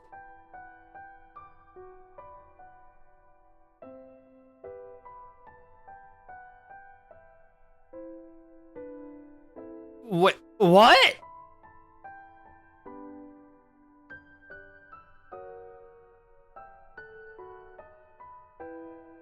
What?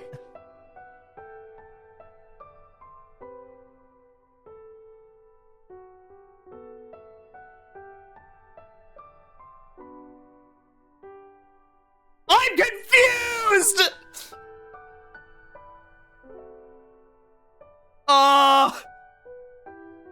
What else could that mean? I don't know! Kagedi opened her eyes a little once more and looked toward the time machine, toward Maedi and Shizuha. It's okay. I'm sure the real one will love Hashida too.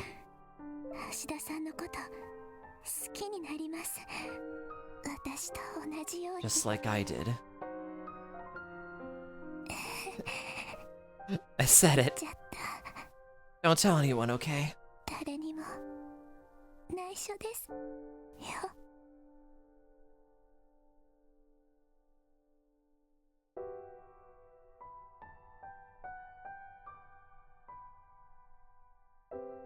And this time, her smile still shining in her eyes, like it was for real.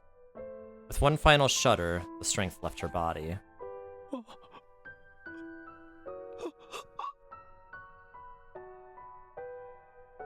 Her life faded away in my hands.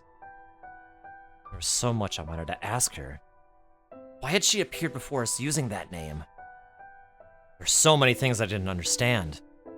But Kagedi Shina's life ended in that moment. Uncle Okarin! Is Kagedi okay?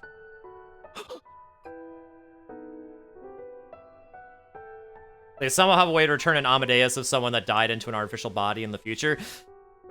I'm guessing, yeah. If they can manipulate, if they can brainwash people by affecting the brain directly, surely they can overwrite someone's, you know, memory, right? Kind of just copy someone into someone else. I came back to my senses when I heard her voice. If I told her about Kagadi's death, it would cause her a lot of mental stress. That wasn't a good idea. Right now, I need to do something about the time machine as fast as possible. She's okay! I'll take her to a hospital! Said that she said the real one, despite she isn't a natural born human body. Well, that is possible. That does imply that. Or that is one implication, yes. But then, like...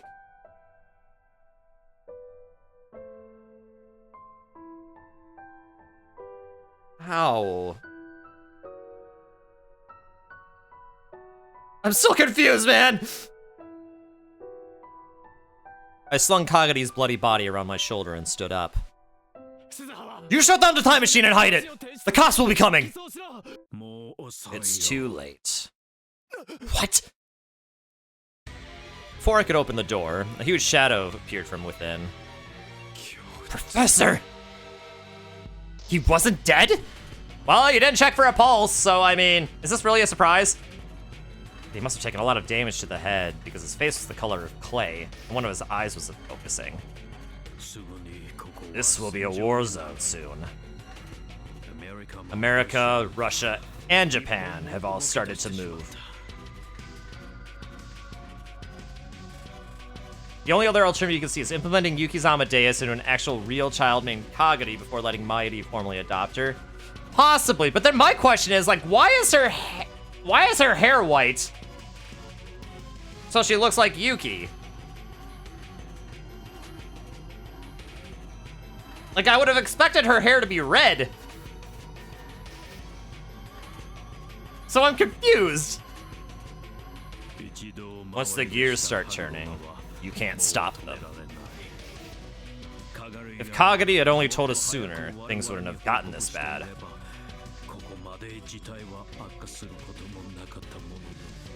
Leskinen knew about Kagadi? Which meant that I was right.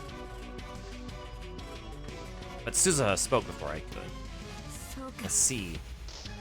So you're the professor! You're the one who brainwashed Kagadi, aren't you?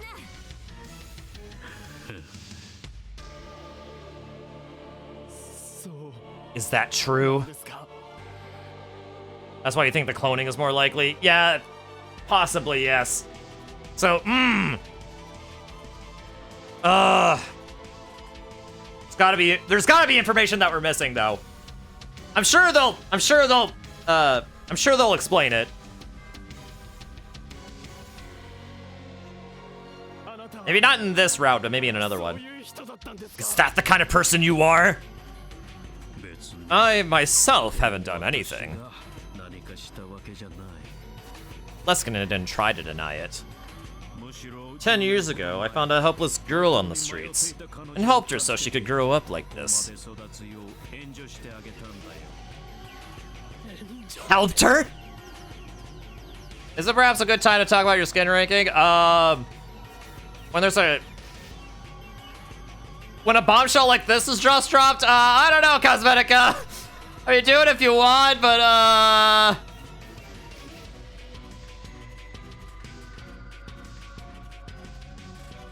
I don't know, man. This is kind of a bombshell. This never would have happened if she'd led a normal life. Could you not yell like that? My head is killing me. I'm telling the truth. She made contact with me. It was her plan to get plastic surgery and infiltrate the city. Evidently, the voice of God in her head tells her everything she needs to do. At first, I thought she was a homeless girl making up stories in hopes of getting food. But when I examined her brain and her memories, I found something very interesting and wonderful. This god she spoke of. And even as his face twisted in pain, he smiled proudly. This god she spoke of. It was me, from the year 2036!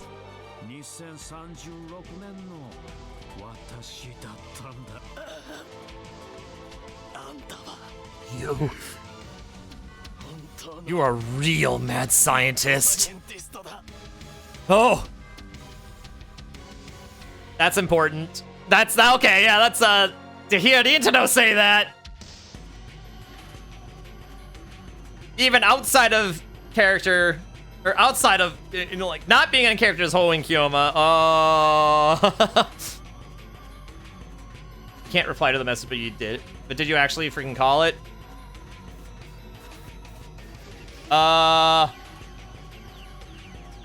Maybe. He said plastic surgery, not cloning, but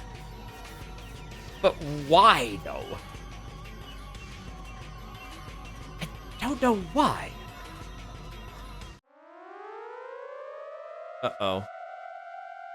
Suddenly, I heard a siren down below.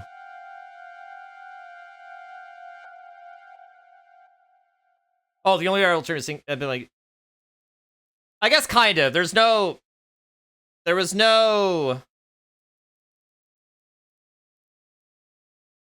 I don't know, but that just raises questions. That just raises more questions.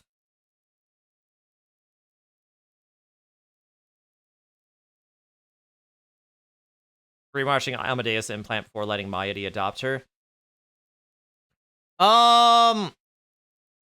No. Only sort of. He said that he found Kagami 10 years ago. Like 10 years prior. So she would have already had to have been sent back in time then. Assuming this is still, that is like, you know, the real Kagami that we were thinking of. But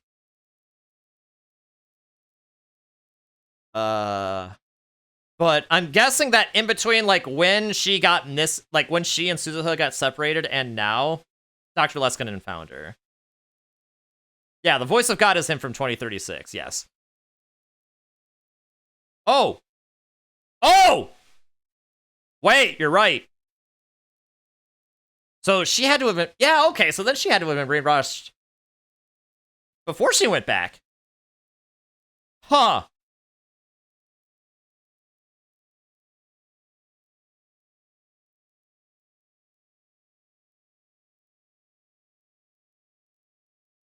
But then when he said he found her 10 years ago.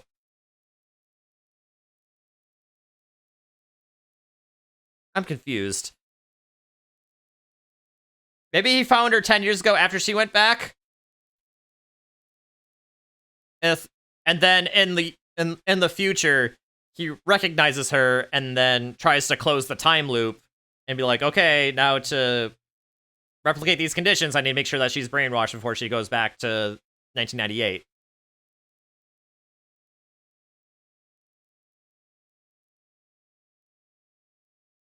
Yeah. As of now, I think that's probably the most reasonable explanation of what might have happened. But we'll have to... I don't know. There's still quite a few unknowns, though. Yeah, that'd be after she splits from Suzuha. Yeah. Yeah, I think it's... yeah, I think I do agree with you, Pika, that she had to have been brainwashed before she was sent back in time. And then, after she split with Suzuha, she meets Dr. Leskinen in the year, like, circa 98 to, like, 2001. Probably 2001. Because he said it was, like, 10 years prior. Then he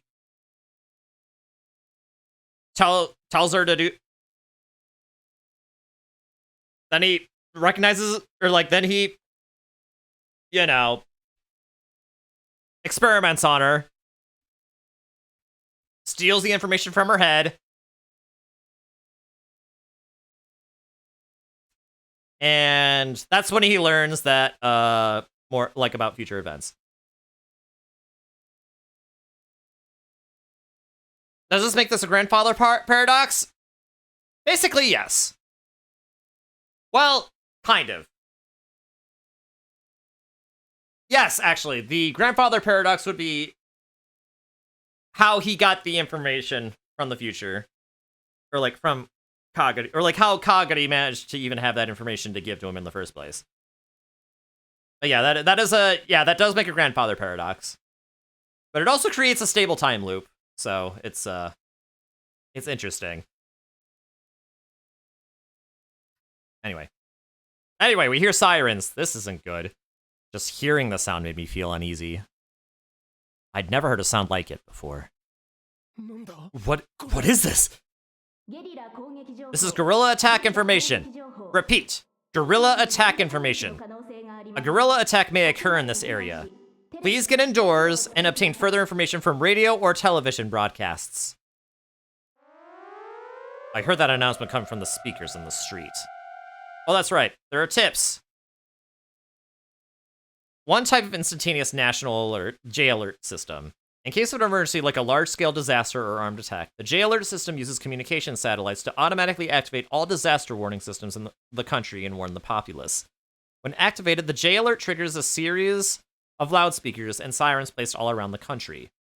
There are several different types, such as an emergency earthquake alert, Tokai earthquake alert, tsunami alert, eruption alert, weather alert, ballistic missile alert, air raid alert, guerrilla and special forces attack alerts, and a terrorism alert.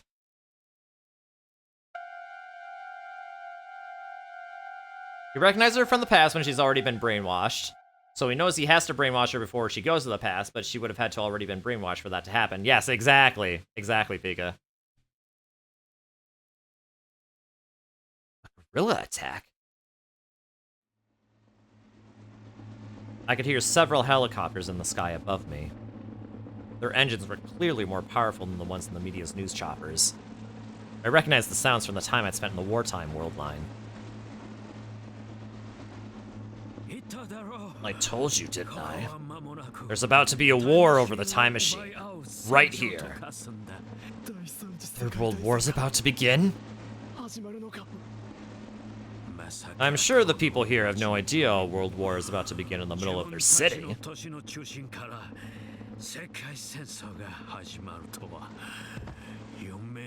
And then Leskinen leaned up against a wall, sat down, and stopped moving. Whether he'd passed out or gone into a coma from the brain damage, I didn't have time to find out. It was like the air in the city had gotten heavier. That's how it felt.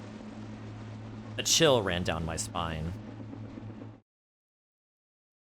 I'd spent a month at war in that world line. And the same future was about to begin here. Something like that could happen in Japan. It was like a TV show or a movie. But I knew instinctively that this wasn't fiction. There had been signs since 6 months ago. Here, in Akihabara, in Tokyo, in Japan. Spies and soldiers from all around the world had been working in the shadows. So I'd known this would happen. By refusing Suzuha's request, and choosing the world line where Mayuri survived, I'd doomed over 5 billion people. I was the one who chose this. It was me. Uncle Okarin! I looked and saw that Suzuha was pushing Mayuri into the time machine. We're going to have to jump to the past! What? Take care of Kagari! Suzuha had no idea that Kagari was already dead. She leaped into the cockpit. I raced over and grabbed onto the hatch, then looked inside. You can't mean a year ago! You're going back there? So suddenly? It's not sudden. And we're not going back there. She was tapping commands into the console as she spoke. What do you mean you're not going back there? I'm borrowing Big Sis Mayu for a little. Maedi was already strapped into a seat. Just like I was when I jumped a year ago with Suzuha. Maedi, you... Oh, Karin.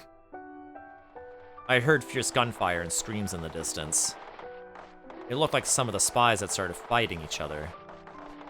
Kagari may have just wiped out a force from one nation, but an army from an entirely different one was still coming. Okarin, here!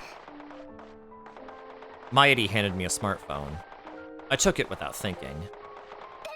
I can't get signal, so I'll give this to you, okay? Read the message. It'll tell you how Mayushi feels. Wait! Why are you going? If you go, it won't change anything! You can't do anything! And if you go, you won't be able to come back! No! It can't be you who does it, Okarin. This is Maedi's job. This is Mayushi's job. I don't understand! I don't know what you're talking about! Please get out of the time machine, Maedi! If you leave the wheel of causality, then I wouldn't even know why I chose this world line! Oh, Karin. Maedi gently rubbed my cheek. And she smiled, sadly. She softly pushed my shoulder.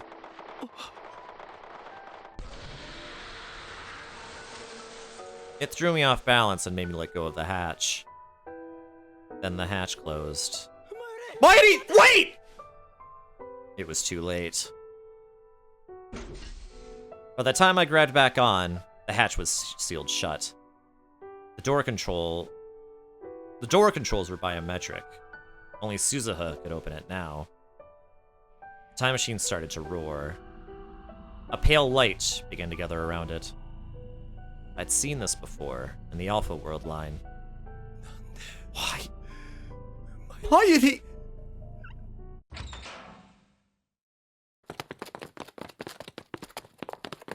Just then, a group of armed men kicked open the door and swarmed onto the roof.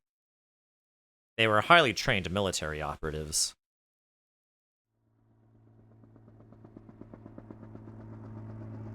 And then an attack helicopter descended from the skies. The soldiers started to shoot at it. The helicopter seemed to ignore them as it slowly hovered in place. I realized the powerful rocket launches on either side of its body were aimed at me. No, at the time machine. I missed! You gotta go, but you wanna see! No, it's okay, being on the bot will be there! I didn't miss! Hey, miss. It couldn't be. No. Don't! My worst fears were realized. The helicopter fired its rockets. They headed straight for the time machine. It was still there, shrouded in light. No!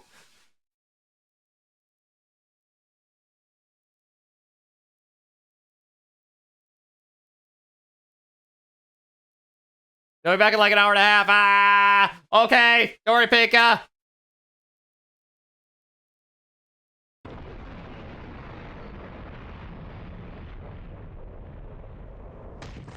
The second I yelled, a powerful blast blew me back.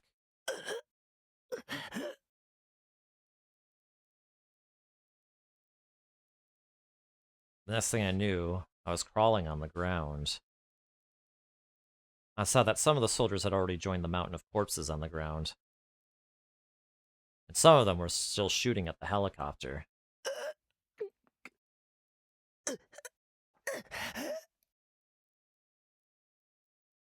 I stood up as fast as I could. My whole body felt like it was on fire. My skin was burnt in places. My clothes had been blasted off. No, my own problems didn't matter. What about the time machine? I looked up to where the time machine had been. If it had jumped in time, it should have been able to avoid the rockets. But...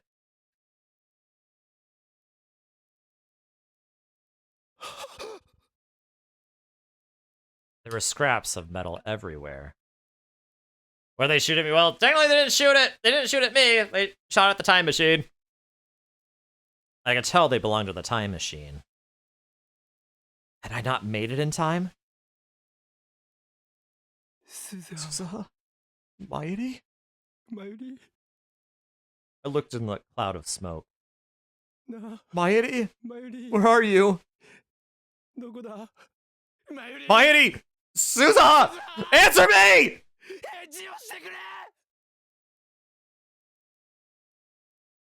There were bodies everywhere. But I couldn't see Mayuri or Suzuha. I couldn't even tell if they were alive or dead. There were no bodies. They'd simply vanished. After that, things went far beyond my power to control.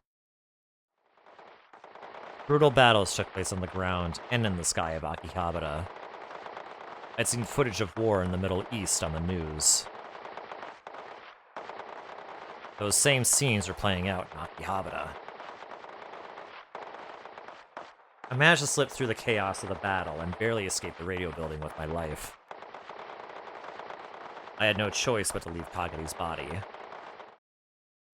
I took the long way back to the lab so that no one would find me. By the time I arrived, the sun had set, and the night sky was illuminated with explosions and tracer rounds. The whole of Akihabara was like someone had poked a beehive.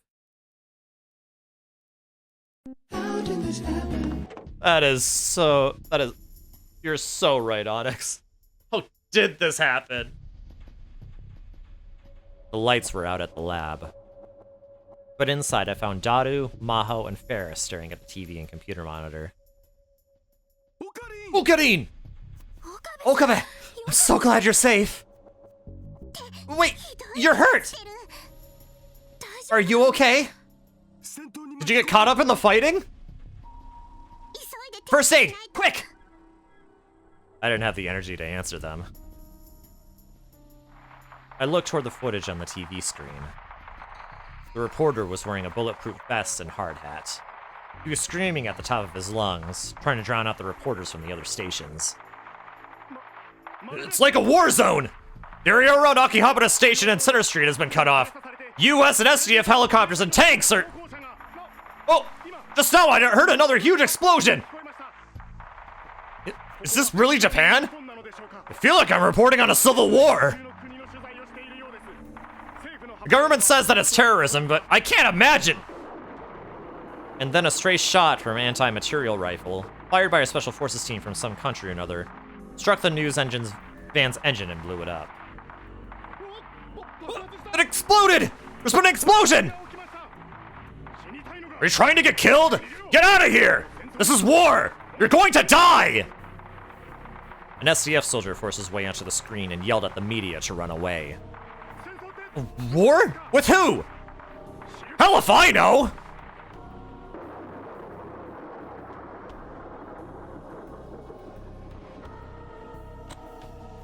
Just after that, I heard another explosion and the video was cut off. Did they take a direct hit? Everyone fell silent. It's dangerous here too. I can't go home. The net's in an uproar! Hey Okarin, where's Suzuha? Did you find Mayashi? Son, Mayuri are... Suzuha and Mayuri either went back to the past, or they're dead.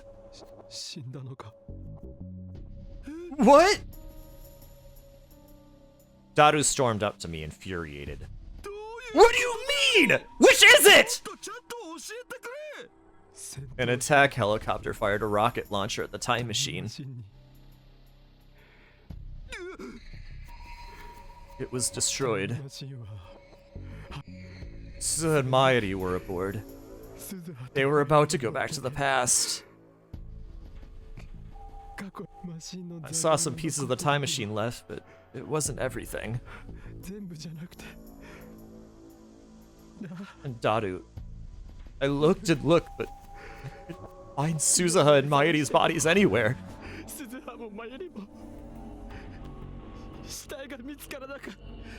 Not even a piece. It's like they vanished without a trace.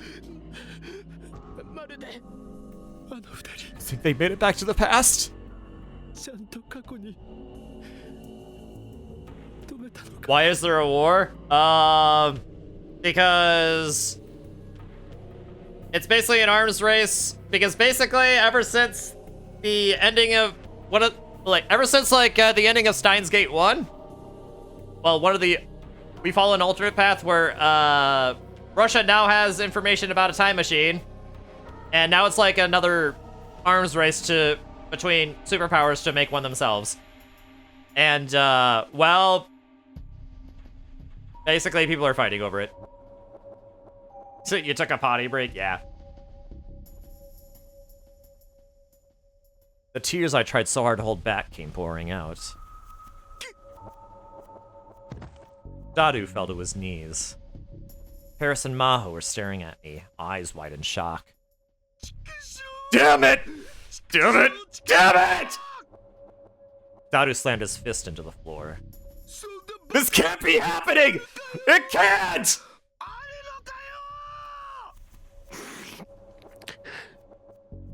I tried to wipe away my tears and realized I was holding something in my right hand.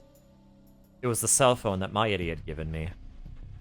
She told me to read the message on it. It wasn't locked. I opened the mail folder. There were several unsent messages addressed to her friends and family. One of them was addressed to me. Was this what she wanted me to read? With shaking fingers, I tapped the screen to open the message.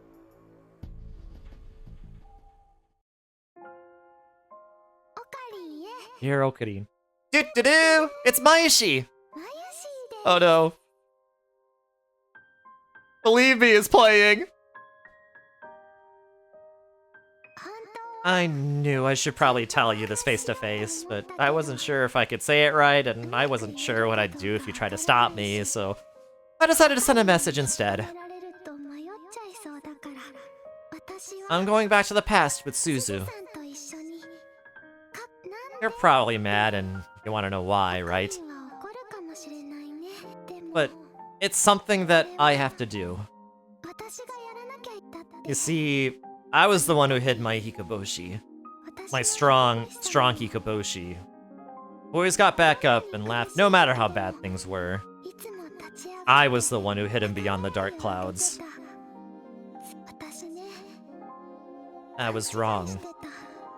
No one was trying to make you save the future all by yourself. You've got Daru, and Suzu, and Luca, and Ferris, and Yuki, and now Maho. So, this time, it's my turn. This is my first big mission as lab member 002. I'm sure you're worried, but I'll be fine. And even if something happens, I know you'll come to save me.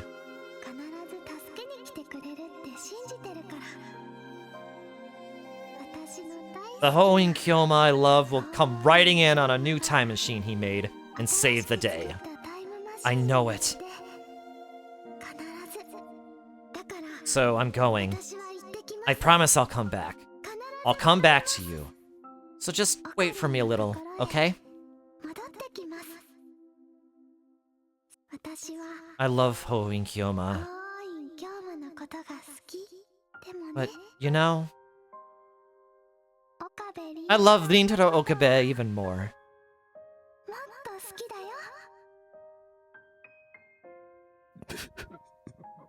Lady.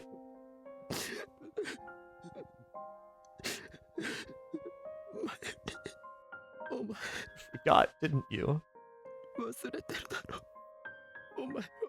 You're my hostage. You can't be my hostage if you go away.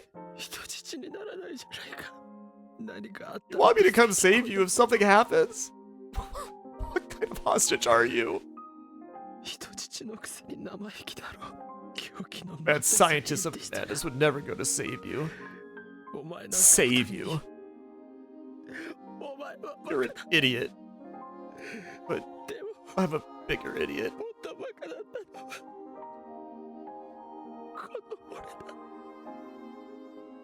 My heart was in pain. It hurt so much. It was just like after I'd killed Kurisu. Maybe I'd be better off if I just fell over and died. I would do anything to be released from this pain.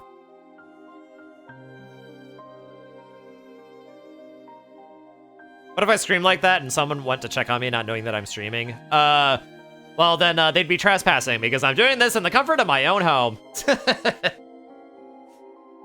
But in the corner of my tear-blurred vision, I saw it. Holding Kyoma's final weapon. His last hope. No! It was the thing that had brought me so many nightmares. He's gonna use the time leap machine? I staggered to the development room and threw off the cardboard that was covering it. There it was. The phone wave, named Subject to Change, Unit 02. The thing that Maho and Daru had been working on behind my back. If I could complete this.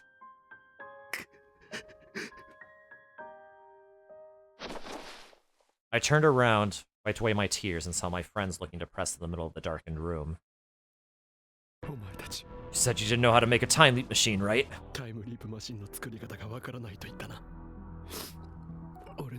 Will you do what I tell you? I'll give you the answer that Kurisu discovered. And then, we'll activate the time machine. Maho said the one thing she didn't know was how to compress the memory data. Which means that everything else was finished. And I knew how to complete it. Daru was the first to nod. I'm in! Tell us, Okarin. I'll help too. It's settled! All three responded with no hesitation. So I live alone? Yes, but with my cats. They turned toward me and spoke their answers clearly. Alright. Daru, I want you to hack CERN. We'll need to remote control the LHC. LHC is the Large Hadron Collider. An abbreviation of the Large Hadron Collider, which is an experimental device used to cause charged particles to collide and study the results. Built by CERN and located 100 meters below the ground in Geneva, Switzerland, it is the world's largest ring-shaped particle accelerator. Its total length is 27 kilometers. Many different teams, including one from Japan, use the device to perform experiments. The reason it's a ring is that when charged particles pass through an electromagnetic field, the Lorentz force causes them to bend. We'll use that to compress the memory data down to 36 bytes. That's small enough to send back to the past. Just 36 bytes? You could tell she was a scientist by the way her face went pale at the number. But sometimes this thing doesn't work right. Sometimes it's just a normal microwave. It's the 42-inch CRT in the Braun workshop. The phone wave name subject to change only works when it's turned on. A CRT TV? Oh, so that's it! Just the word CRT were enough for her to figure it out. The life was coming back to their eyes. And we may be able to finish it after all. But even if we can finish it, are you going to start using it now? We can't run human trials without doing anything else first. You're not confident in what you built? But Kurisu did it already in another world line. That's because she's Kurisu. I can't be her. You saw Kurisu's message on @channel, right? What?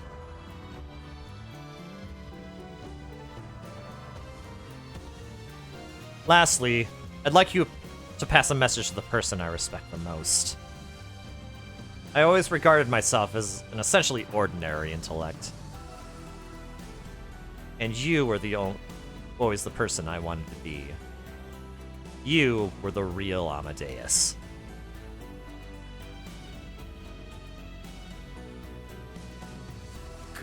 You got Kurisu to say that, and now you're going to run away? I'm not running away. Don't underestimate me. I nodded back and smoothed back my hair, which had been mussed by the explosion. Hyoma, here! Paris brought me my white lab coat, which had been hanging for ages on the wall in the development room. Oh, we're so back, baby! I bit down on my lip and wiped away the tears one more time. I took the lab coat and slipped my arms through the sleeves. I spun around so that the hem of the coat flew up, and stood triumphantly in the center of the lab, just as I used to. And then I declared in a loud voice, "We will now complete the phone wave, name subject to change, Unit 02, and perform a time leap! Lend me your aid! This time, I'm never giving up!" I looked at Daru and Ferris, and finally at Maho. Even if I fail the first dozen times, or the first 100 times, I'll try again 1,000 times, 1,000,000 times, or 1,000,000,000 times. I'll save them all. Suzuha, Mayuri, and Kurisu too. And this is the first step! For the first time in a year, I was back to my old self. My friends saw me and nodded, their faces filled with resolve.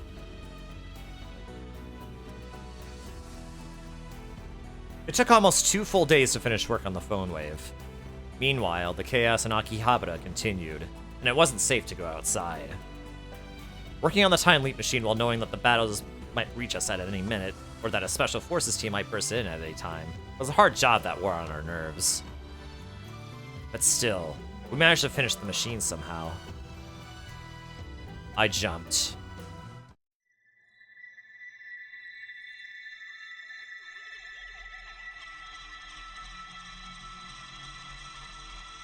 Back on the 7th, at 5:45 p.m.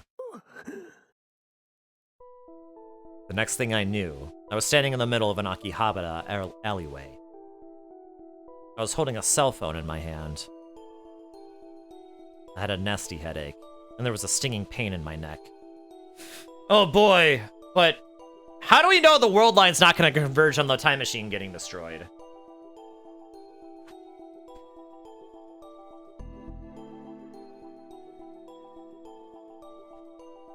Will timeline convergence, like, screw this up again? I don't know. I felt a pain on one side of my head like a migraine headache, and the left side of my face hurt really bad. The vision flashed with dark and bright spots. I took a look around. The alley was still peaceful. I heard no gunshots, and no explosions. The otaku were enjoying their shopping, and girls in maid outfits were calling out passersby. That alone was enough to tell me for sure. The time leap was a success. I looked at the time on my smartphone. July 7th, 5:45 p.m. I had around 40 to 50 minutes before the war began. That still wasn't enough. But the 48-hour limit of the time leap machine meant this was as far as I could go. No point in getting negative. If the machine had been finished just a little later, it would have been too late. I should be glad to have made it here at all. I knew what I'd been doing at this time. I was running around Akihabara looking for Mayuri. First, I needed to call Maho.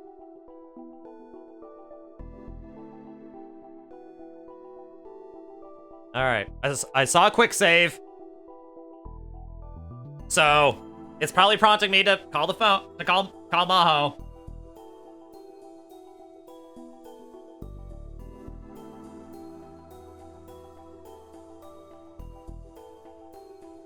Ah, sorry, I was thirsty. I mean, at this point...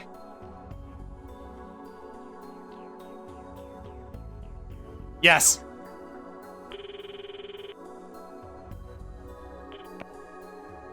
Hello? Did you find her? No, but I know where she is. Hurry back to the lab. I hung up before she could answer and went back to the lab myself. She was already there by the time I arrived. You found Mayuri, right? Don't you have to go get her?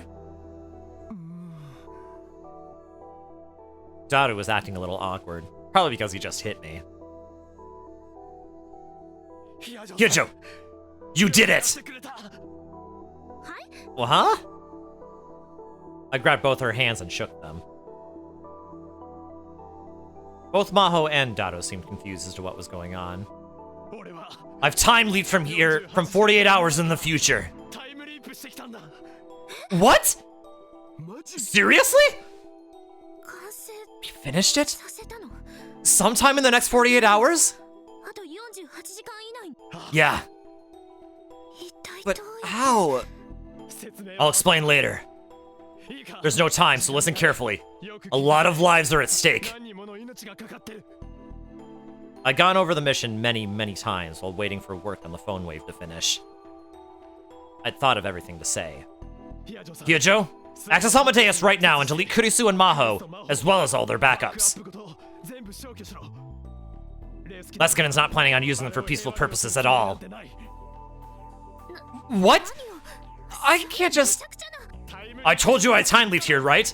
Akihabara is going to be a war zone less than an hour from now. They're coming for the time machine! And that will be the beginning of the Third World War. If we don't stop it, Suzuha and Mayuri will both die! Maho and Rintarou went pale when they heard that. Really? Wait, really? So do as I tell you, please!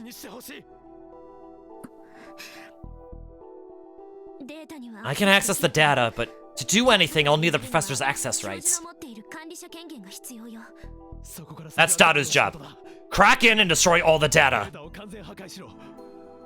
Okie dokie! Leave it to me! Rintarou started typing at incredible speed. His daughter's life was on the line. Maho stood next to him and typed in her ID and password to begin accessing Amadeus. I'm going to the radio building. You guys stay here! Okarin! Take care of Suzuha! Right!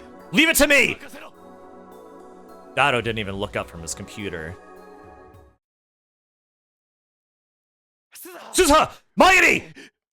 When I made it to the top of the radio building, Mayuri quickly ducked behind the time machine. Okarin! Mayuri was trying not to look at me. Her eyes were a little red because she'd been crying so much. She'd heard me talking about Kurisu's sacrifice in the Alpha World line. My heart ached again, realizing how much I'd hurt her. Mayuri, are you going to use the time machine to go back to the past? How? I've time leaped from 48 hours in the future. I know all about it.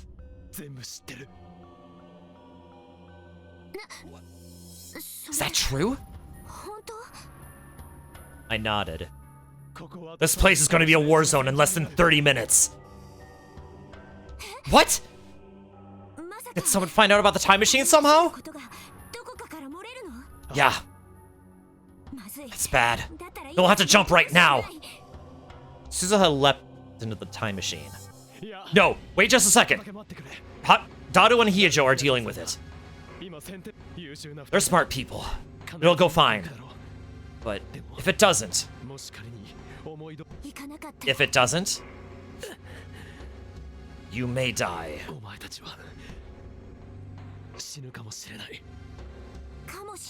What do you mean, may?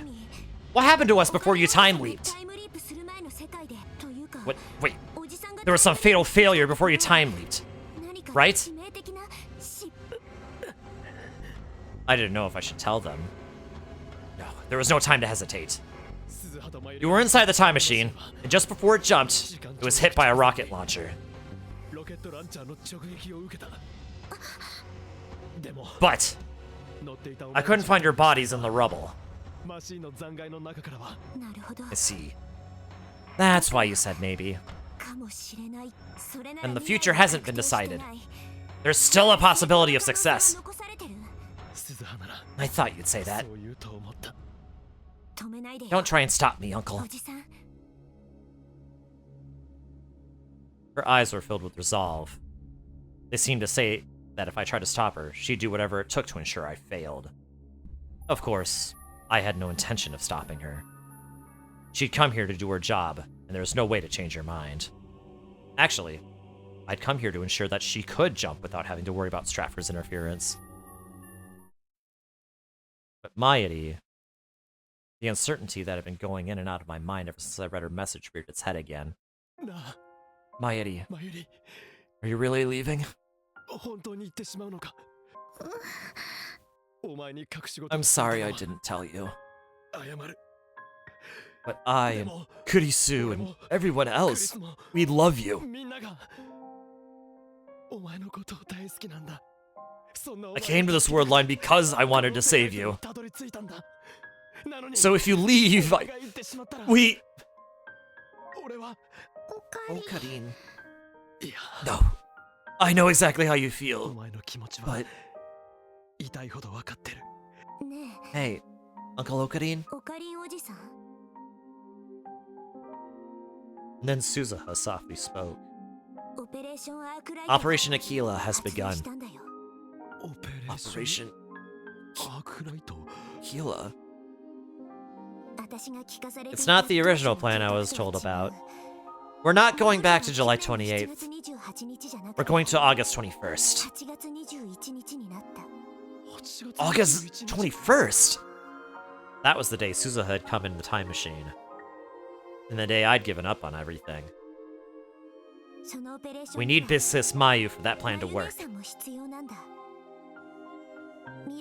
That's what my dad told me from the future just now. What? In the future, Dado would come up with an operation I knew nothing about? And he needed Mayuri for it? Her unexpected words sent my mind reeling. Okarin. And then Mayuri came close enough for me to hold her and grabbed my hand tight. She looked a little like she was about to cry, but her eyes were clear and bright. Mayuri. Let me go. Okay? Mayushi's a lab member too, you know? Mayushi's gonna take her glum Hikaboshi and slap him across the face. Okay?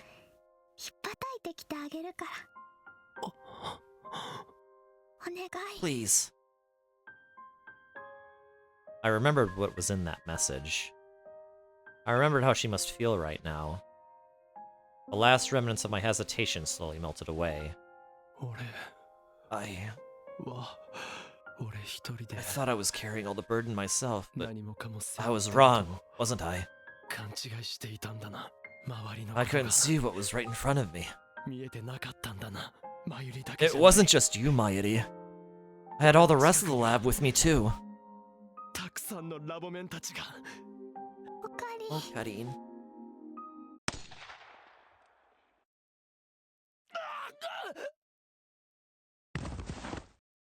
I suddenly felt a horrible pain in my leg, as the shock knocked me several meters forward and onto the ground.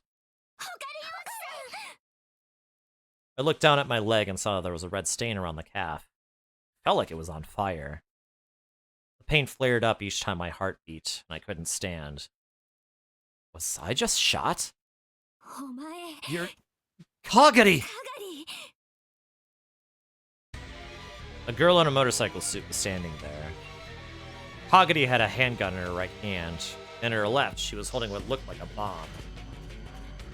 There was no sign of the professor or the other men in camo. Oh no! World line convergence! That much was fortunate, but Kagari had shown up a little earlier than I expected. I hadn't quite planned for this, but evidently I'd run out of time. Get in the time machine! Go now! What? I'm sorry for being stupid. Daru's capable of doing whatever it takes to protect you. He's never going to fail! You know that! Uncle Okarin! So the machine will be just fine, right? Of course! In fact, there was no sign of anyone but Kagadi showing up. That meant that Daru and Maho's efforts had been successful, and they kept the secrets of the time machine out of Stratford's hands. Mayuri, you too! Hurry! But what about you, Okarin? She was looking at my injured leg and panicking. There's no need to worry about me. I'm not going to die for another 14 years.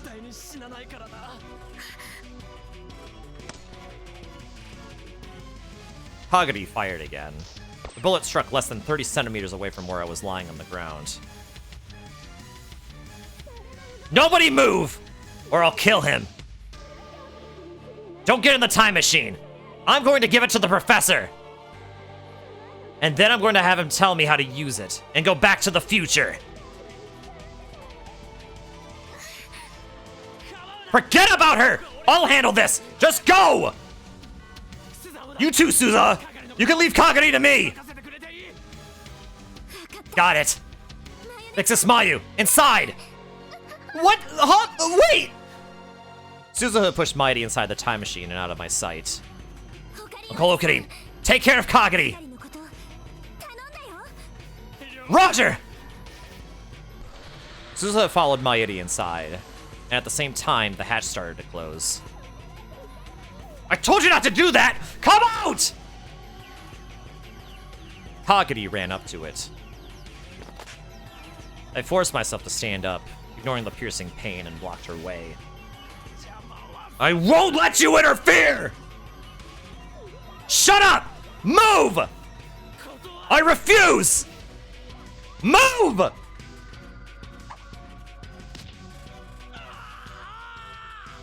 Kagadi kicked my injured leg, and hard. The pain made me so dizzy I could hardly stand.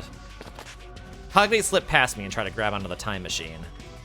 She was going to use the bomb in her hand. If she did, things would turn out the same as last time. My time leap would be wasted. Get out! Or I'll use this bomb to blow up the machine! Stop it! I grabbed her from behind and wrapped my arm under hers. I pulled her away from the machine, ignoring the pain in my leg. Don't you understand? If you do that, your mom's going to die! But Just calm down! Please! Mighty tossed a hard drive to me from the almost completely closed hatch. Okarin, here! What fell on the floor was the thing Kurisu had left behind for Maho. This is Kurisu's! How did it get here? I thought Russia had destroyed it. Don't get mad at Dad. I think he's going to need it for the time machine research. I could just barely hear Suzuha's voice from within the machine. So that was it. Daru had hid it in the time machine? Bye, Okarin! I'll come back, okay? I could see Mayuri looking at me from the small gap in the door. That's right. This was a temporary goodbye. I'd see her again someday. Right, Mayuri? So I'd send off my brave lab member 002 with my head held high. I'm counting on lab member 002, Mayuri Shina! Execute Operation Aquila! Slap me in the face for being so pathetic! Yep! Leave it to me! Okarin, I love you! Yeah.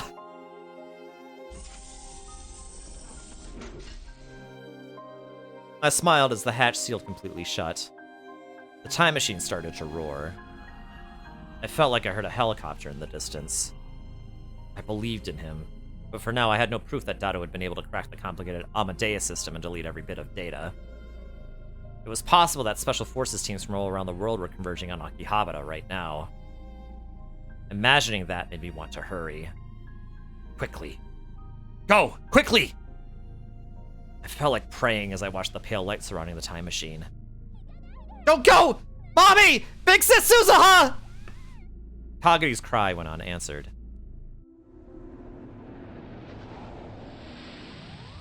A bright light covered the time machine, and it vanished from this world. No world line convergence? Or was there a failure? Words.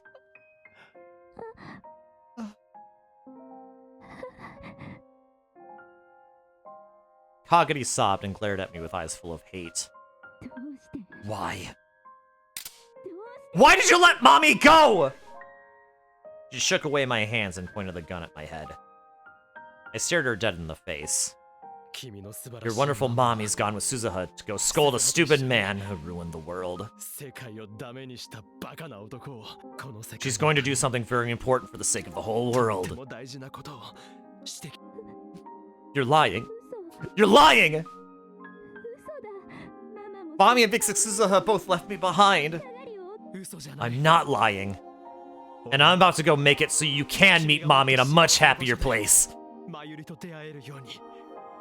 So let's stop this, okay? Oh, I can't believe that. No, I know you'll believe me. Because I know who you really are, and how kind you really are. The gun barrel started to shake a little. You know me? I do. I've time leaped from 48 hours in the future.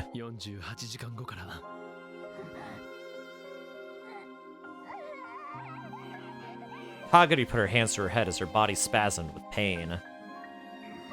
I hear the voice of God. It tells me not to believe you. You're a liar and an enemy, it says. It says if I kill you, I can go back to Mommy. It says to kill the bad man who's trying to destroy the world. And then I can go back to my old world. Kagami wasn't making any sense. Was this brainwashing? Had the professor done something so cruel? I don't understand! I don't understand! I don't understand! I grabbed the flailing hand that held the gun, and I looked deep into her eyes. She was crying and scared. Listen. Mommy's not coming back. But if we do our best, we may be able to make a world where you and Mommy can be happy. That's why she traveled through time. You mustn't waste the chance she gave you. You can still start over.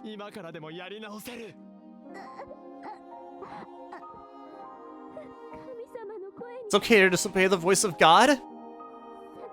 Yeah. The voice of God she was hearing was probably the professor's brainwashing. How far it had its claws sunk into her mind, I had no way to tell. But now we had Maho, a specialist in brain science. If we work hard at treatment, I'm sure she'll be okay. Hey, Okabe. Her voice was normal again. I want to see Mommy. Can I? You can. Someday. I'm glad.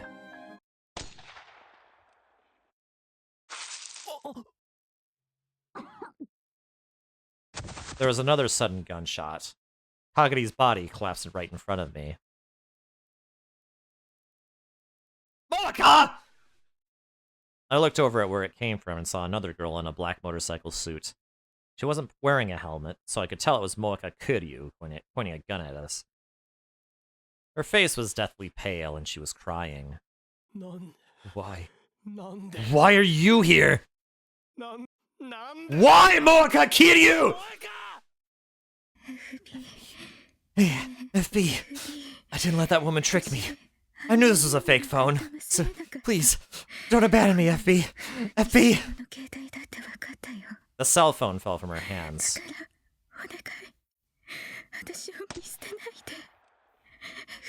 Another shot from her gun blew it into fragments. I held Kagami in my arms. Her chest was turning red.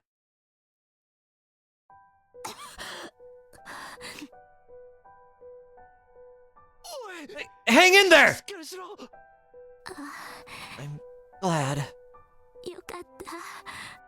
Even the voice of God wasn't right all the time. This is my punishment. I destroyed her heart and tried to manipulate her. I'm sorry.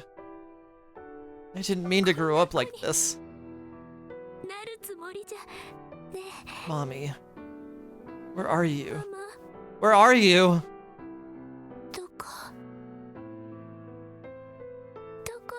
Her voice grew thinner. Mocha Kiryu collapsed some distance away. Her eyes were unfocused, and all she did was mumble. She didn't seem capable of coherent thought. Both of them would be in danger if I didn't get them to a hospital. But...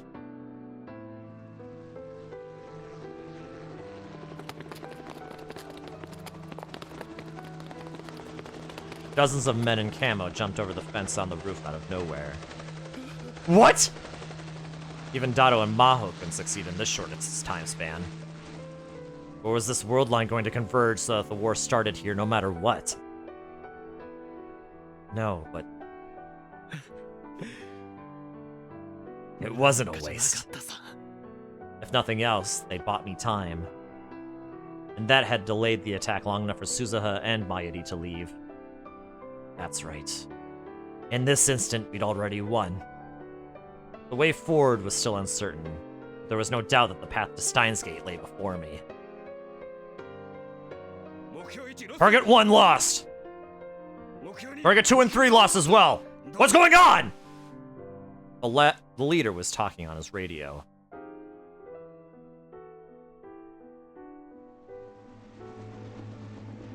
I could see attack helicopters in the sky. I heard that siren again. This is guerrilla attack information. Repeat, guerrilla attack information. A guerrilla attack may occur in this area. Please get indoors and obtain further information from radio or television broadcasts. The war was starting. Just as I had thought, even the time leap couldn't change that. Is that you, Rintarou? Leskinen appeared from behind the men in camo. That's right. He was a secret member of Stratford, just like them. What are you doing here? Is Kagari dead? Tell me, Rintarou. Where is the time machine? I lay Kagari down on the ground and slowly rose back up. Blood wouldn't stop coming out of the wound on my leg. Pain was getting worse. But even still, I stood up proud and strong. In front of the men with their guns. In front of the attack helicopter with its rocket launchers. In front of the professor. In front of the war that was about to begin. I laughed as loud as I could in that voice.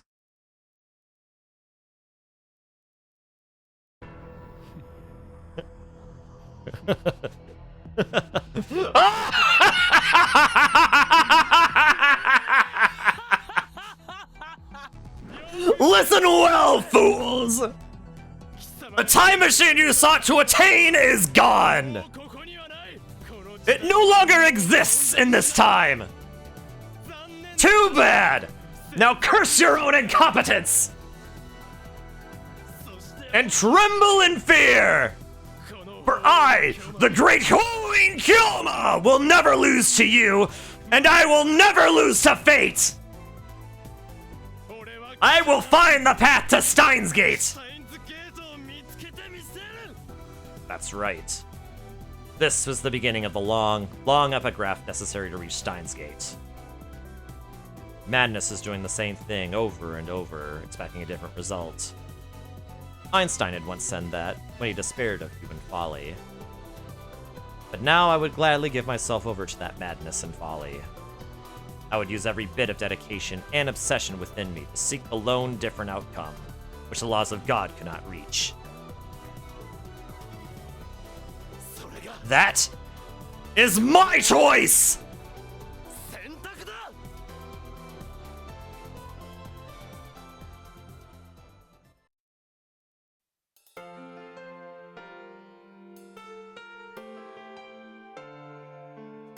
All right, another ending.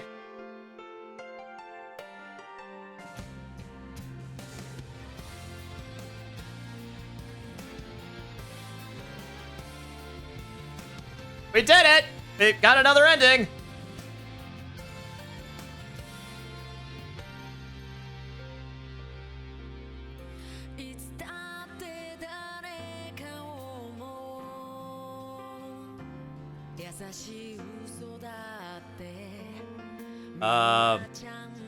Although based on how this background is white compared to the other ending, surely this isn't the true ending. Surely it isn't.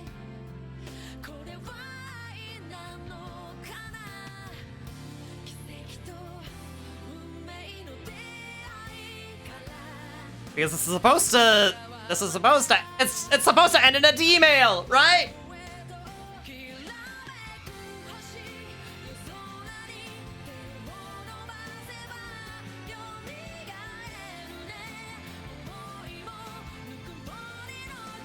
Sure, I mean, it does end on a cliffhanger, kind of. So like,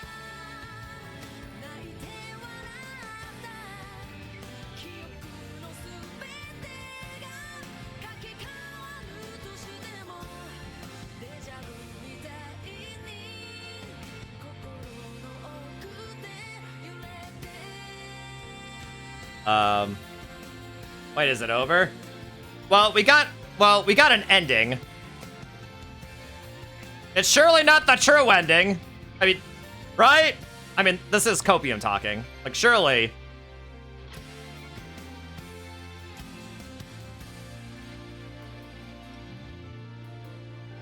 So 99 endings to go. Well, actually, there's 6 endings in this game. We already got 1, so that would mean there are 4 endings left.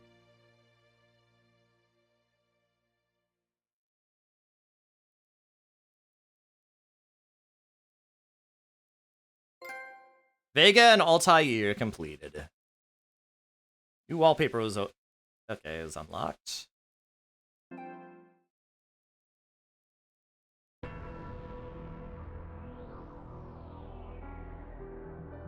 How could they do this? By, you know, I don't know.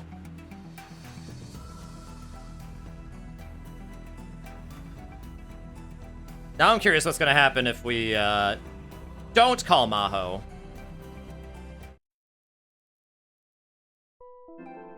First, I needed to call Maho. Should have been looking for Mairi, too.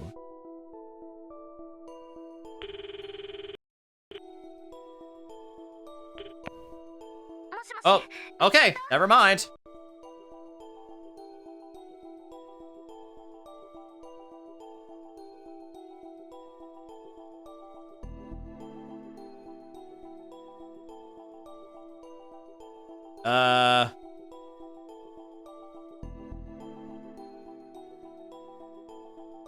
Okay, well, we gotta find a,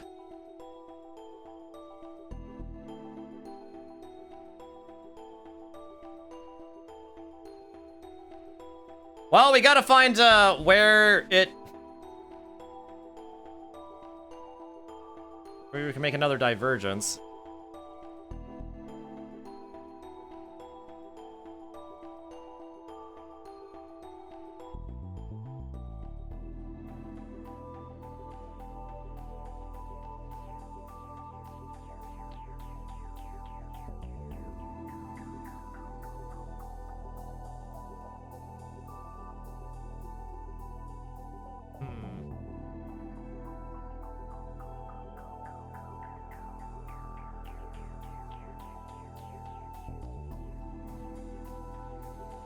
Okay, well that was...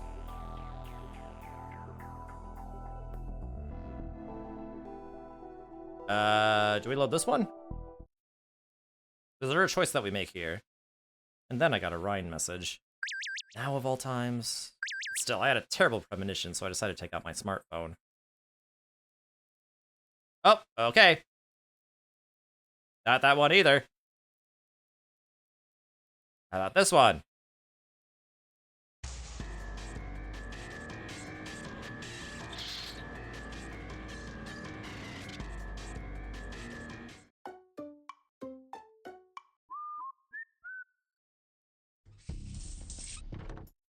Let's see here.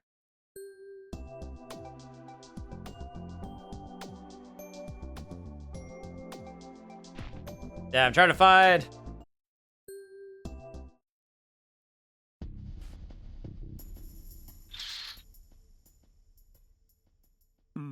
Okay. Nope. Probably not that. How about here?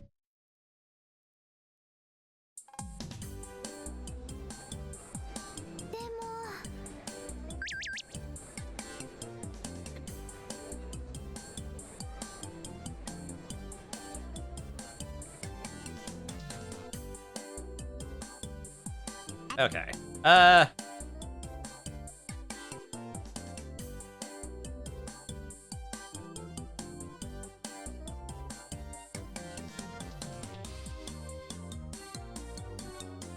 How about this one?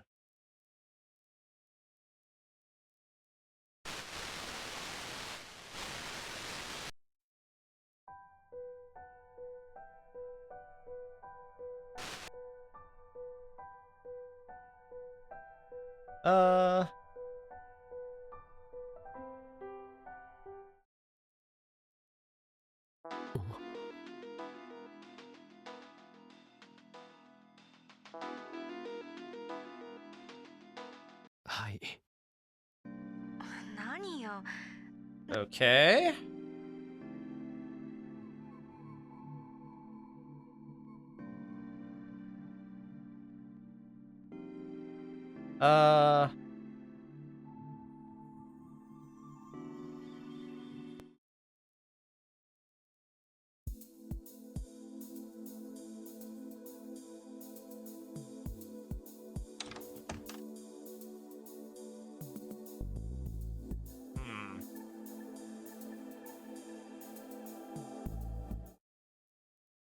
Oh, we did go...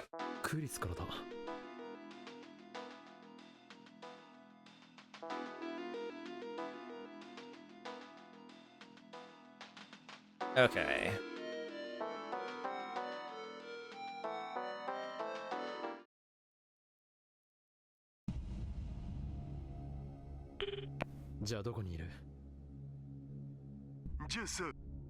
Okay, no choice. Aldadu there.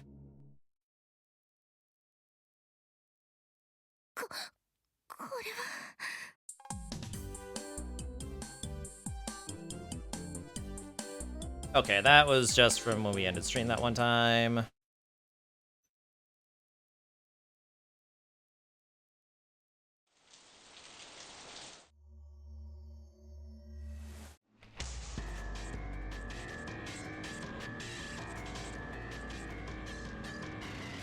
Next day protocol.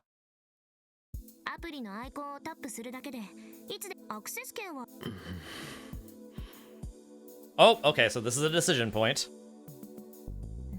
You're really a pain, aren't you? Nothing's gonna happen if you just keep staring at your phone. I know that. Don't hurry me. On a more serious note, how was Zero? What do you mean, how was Zero? I'm still playing Zero. But it's awesome. I love it.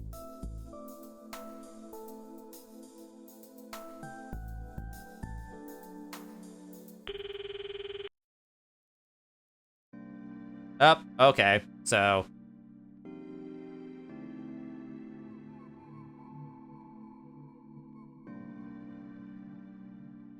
I was just at... Yeah, for an ending! This game has multiple endings!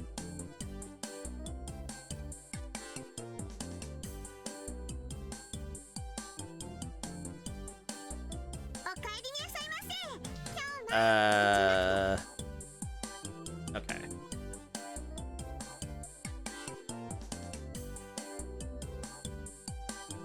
Trying to find where... Hence A credits. テスターをやめたいです。 But then why are you saying how was zero as if that, like, there's nothing left?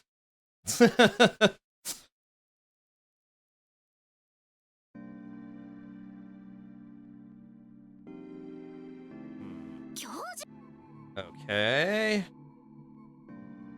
Sorry, this is where a flowchart would actually be nice to have, but you know. Kurisu's anger was just a program. Kurisu wasn't Kurisu. Don't treat them like they're the same. I shouldn't talk to Kurisu anymore.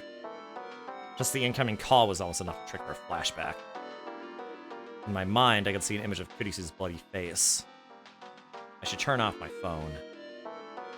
This is getting bad. I couldn't even stand up. It's been half a year and things were still like this. Even I was surprised. I resisted the impulse to try to throw up again. Just turn off the phone. I wanted to get away from Kurisu. It wasn't her fault. It was mine. I couldn't become dependent on Amadeus. This wasn't right, and I needed to stop. I was blaspheming Kurisu's memory. Oh, like so far? It's awesome and I love it. She had sacrificed herself to send me to the Beta World line. I needed to live up to her expectations. I couldn't waste time talking to Kurisu. I needed to accept the fact that I couldn't save her and move on. Cut the power and shut off this call. At least, until you meet Dr. Leskinen after this. Get Kurisu out of your mind. Don't panic. Calm down. Turn off the phone!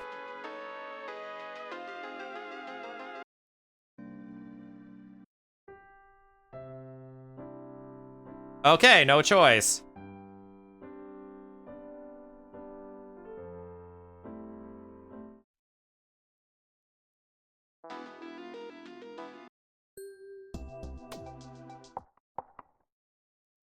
Okay, that one doesn't have a thing either.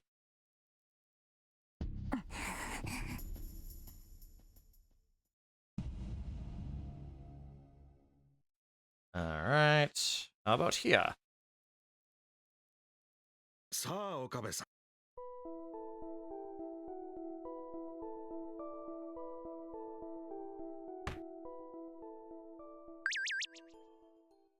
I may have to look up a spoiler for free walk.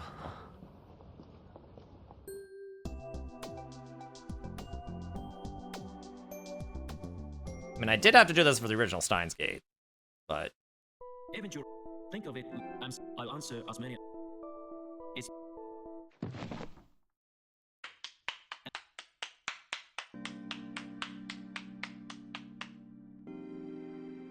however, what really surprised us. Okay, I may have to do a spoiler-free walkthrough here. At this point, I'm not sure what I need to do. Sir, let's go back to the title screen and look at the...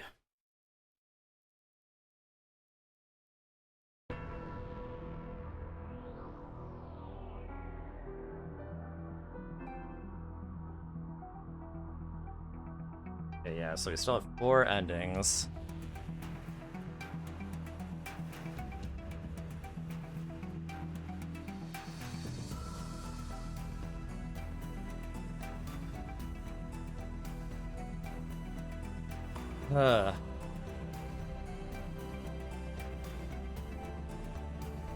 Let's see here.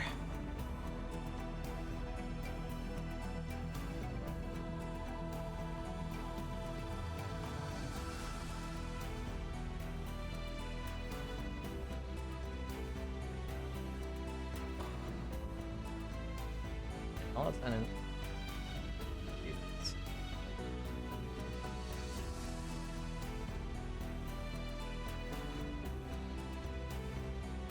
Just 5 endings and 1 true ending.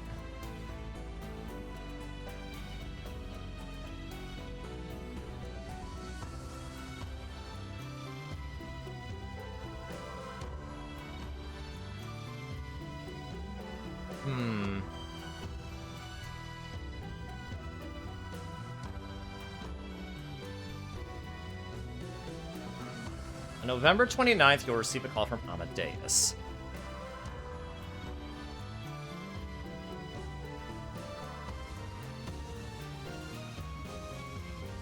Which one was that? Was that here?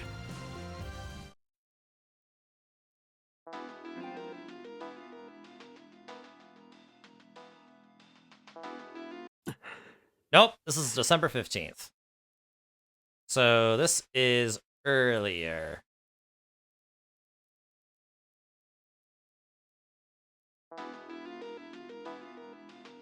That's December 5th.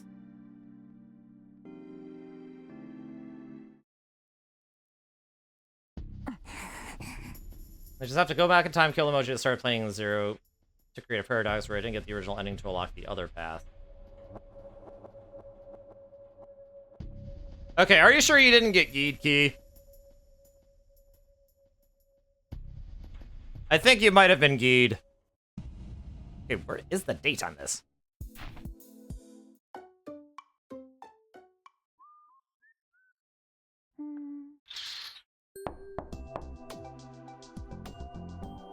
You know what? This is taking too long. さあ岡部さん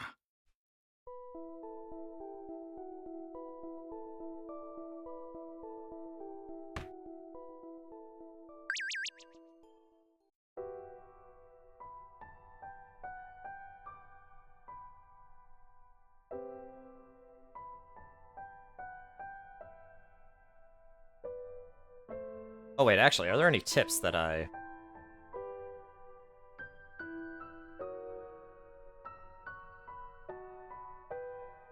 Receive a call from Amadeus on December 5th. Do not answer this call and you'll acquire tip 99 later in the dialogue.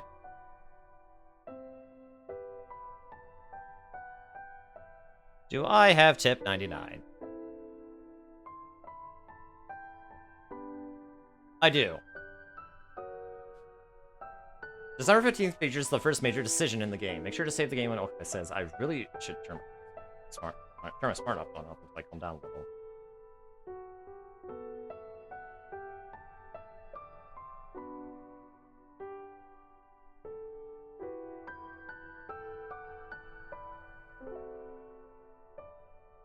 Oh, open your phone and you have the option to turn it off. Okay, okay, hold on.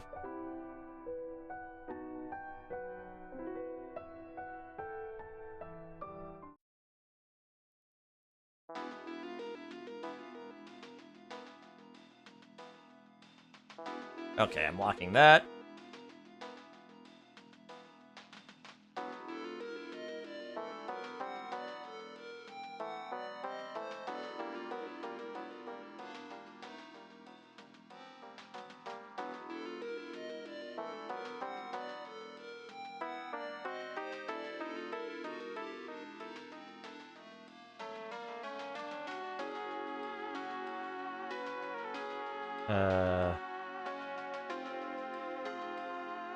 Okay! There we go. Okay, world line has changed now. The phone went silent. I slowly stood up. If Lucio saw me like this, he'd worry. I should get out of here. I was staggering a little, but I could walk. I felt very thirsty.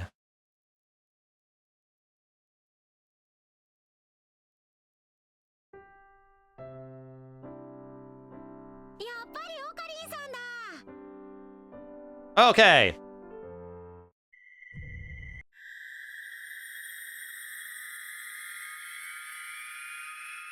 $1.066475. Oh!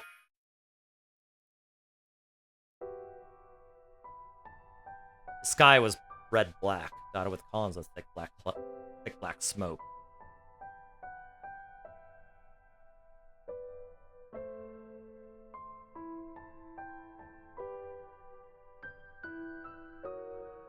There was so much rubble I couldn't find a place to stand. Screams, gunshots, and the stench. Everyone in this world knew what this smell was. It was the smell of burning. Houses, buildings, cars, motorcycles, trees, grass, and humans. It was the smell of all of them burning together. Something thin and black poked from between piles of rubble. It was a hand. The hand, unmoving, stretched up toward the sky. No, that wasn't the only one. Everywhere I looked, I saw hands, legs, and heads. Parts of what were once human beings were strewn across the ground. I heard a distant gunshot. A shout. Silence. Nothing changed. Just one more body lying on the ground. The world was ending. And at last, people understood. This wasn't the afterlife. This was the real world. Hell. Yes, that's what this was. This was hell.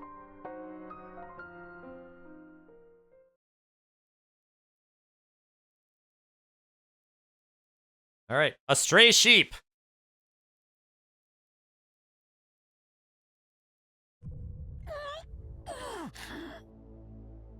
The world twisted and warped. I felt horribly dizzy. Sometimes my vision would blur for no reason. But this was nothing like that. It was like my mind itself was being wrung apart.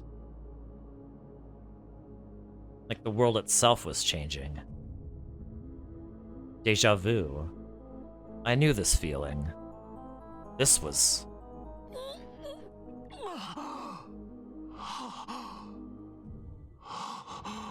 At last, the color came back to my vision. All the shouts of the pedestrians and the noise of the passing cars came flooding in at once. Oh, Karin, are you okay? You're sweating bullets. Do you not feel well? Oh, no. Fubuki and Kaede. The two of them were still in front of me. They looked worried.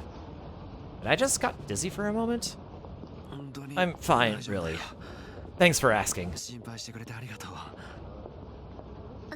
Okay, we'll be going. I'm looking forward to the party. They said their goodbyes and walked toward the station. I watched them go, only halfway paying attention. What was that? None of the passers-by noticed me standing there. They were all experiencing time sequentially, as one connected moment after another. But I knew what I just saw. That's right. I was the one person who understood. That feeling was reading Steiner, which meant that the world line had changed?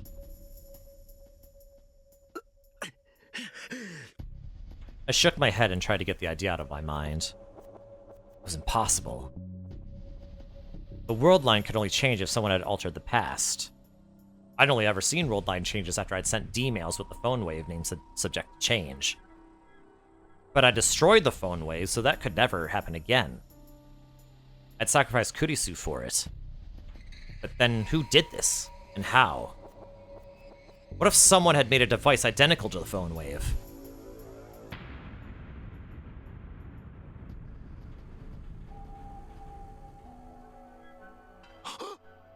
Mairi. I need to see if Mairi is safe. I'll call her right now.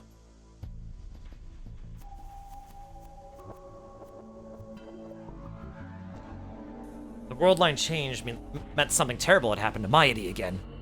Just imagining it made me shiver.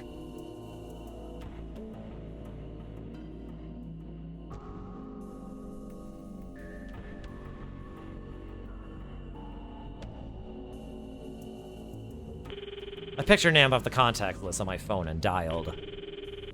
I could hear the call sound in my ear, but there was no sign of her picking up. 7 seconds, 8, 9.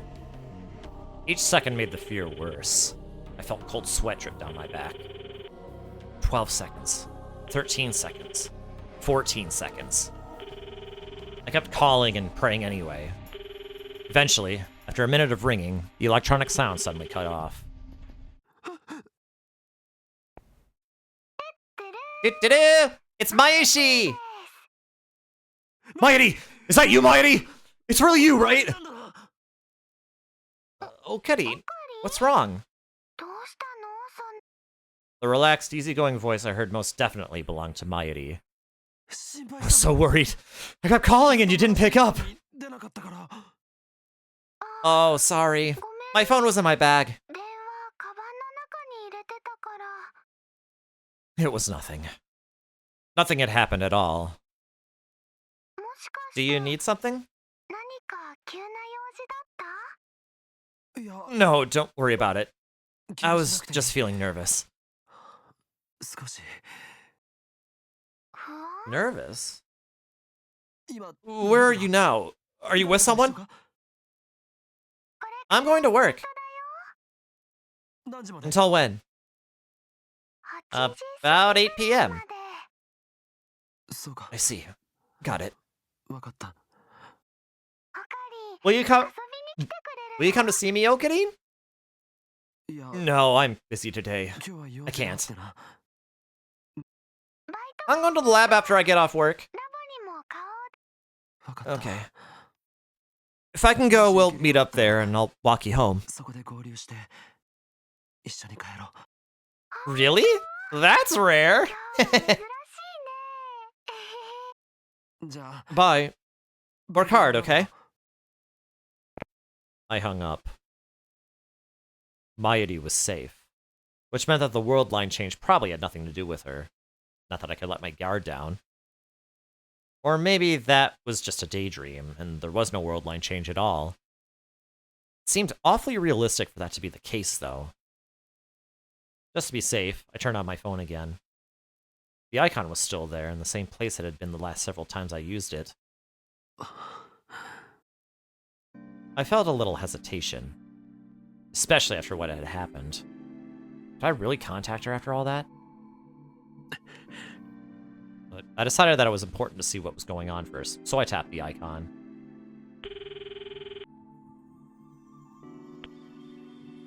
I always wonder if the Okarin from the timeline he is now in simultaneously changed the past in a way to switch to our now previous timeline. Maybe! Well, I guess we'll have to see. It's possible that could happen. Because we've only seen like half the CG so far. So there's like quite a bit of game left. What? Did you forget to say something? Kurisu's voice was the same as ever. You're not mad? Mad? Why? Because I just hung up on you, so... You already apologized for that just now. I'm not the kind of person to keep getting mad after I've forgiven someone. Just now. That's right. You called back, didn't you? Called back? I did? It was only 7 minutes ago and 7 minutes and 43 seconds ago. Did you forget? Oh!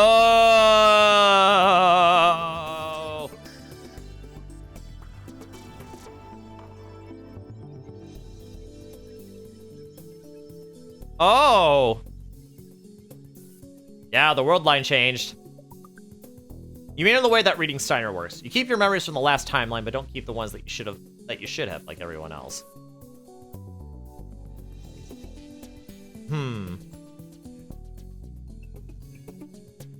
So those memories should be somewhere? Maybe. I mean, I guess it depends on who activates the... I don't know, man. I don't know. Guess we'll have to see. I mean, there are still multiple timelines. It's just that they have the tendency to converge onto at specific points.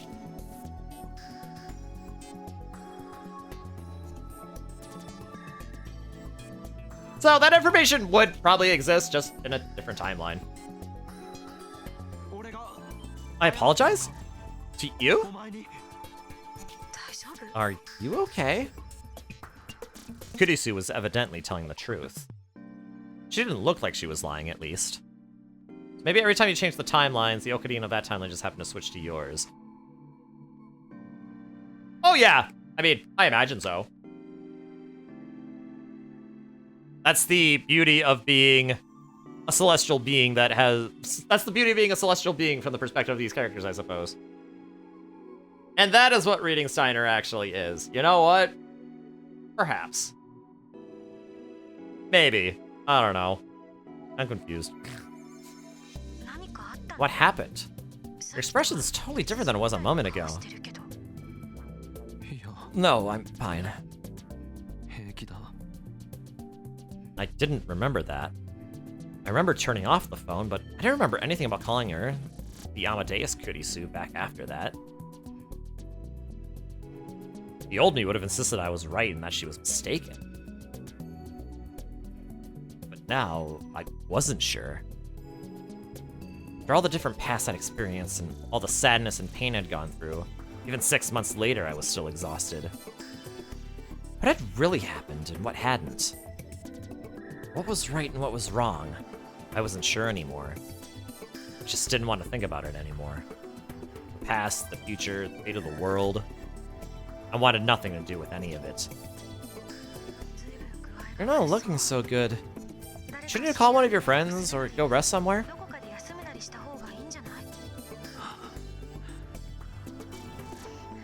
Okabe? Hey, Kurisu. Can I ask you something?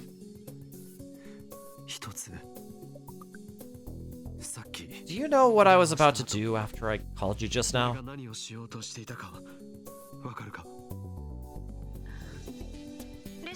You're going to meet with Dr. Leskinen and Maho, right? You're supposed to talk about me. Evidently, my memories matched hers in that regard. I see. Should I tell Maho about you in advance? I'm fine, really. Sorry to worry you. Don't push yourself too hard. I don't want to be the last person you ever talk to.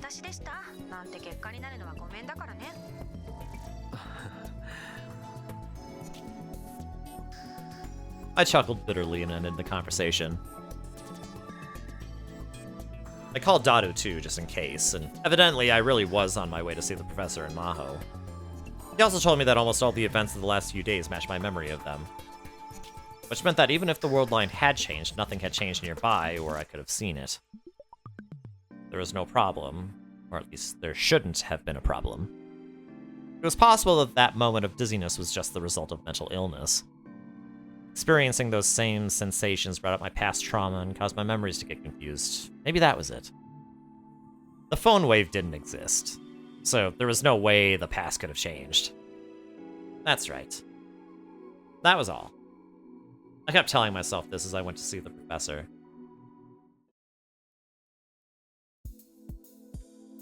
More of a theoretical question on time travel in the series. Like, for instance, right now he knew he changed timelines but didn't know if Mayuri was alive or not. Because due to reading Steiner, he has memories of the previous timeline, but he is in the body of an alternate Okadin who should know whether Mayuri is alive or not. So how does that actually work? Where does that mind go?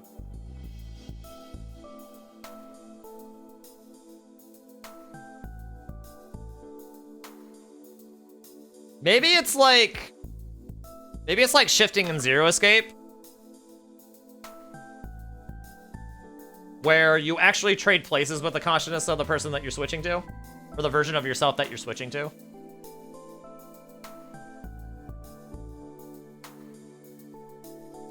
Yeah, maybe that's it. Maybe that's it. I met with Maho and the professor in the hotel. So then, Rintarou, you say that your communication with Amadeus is going well so far? Yes. The conversations are always smooth and coherent. Well, I'm at it. What about the distance between you and Kurisu? Distance? What do you mean? Do you find yourself getting closer to her as you talk more? But the way it works through time travel, it implies this Okadin used time travel to switch himself to where you are. Well, perhaps. Maybe. But the problem, though, is that he himself didn't cause any, like, he himself didn't send any D-mails. to cause that world line shift. Since it isn't a supernatural power like shifting, well, I mean, on the one hand, I disagree with that.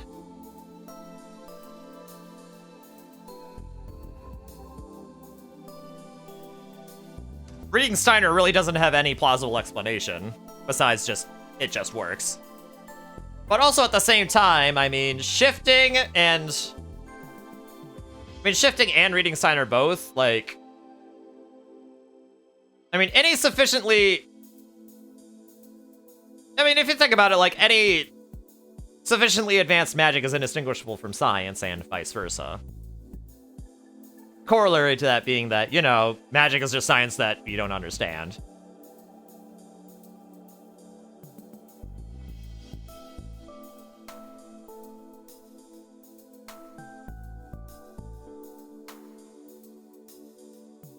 But yeah, it is interesting to think where his original mind goes, but also possibly it just gets overwritten.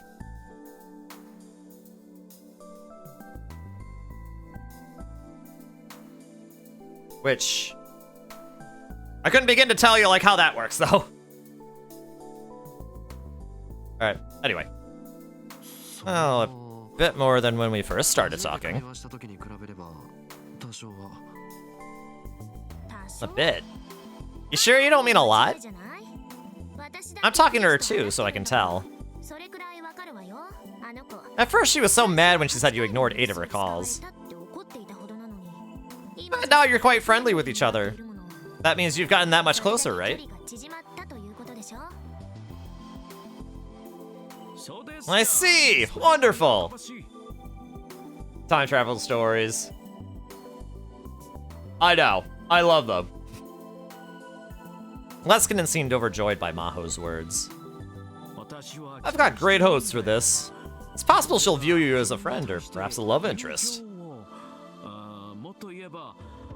A love interest? You don't need to shout, do you? What? She's an AI, right?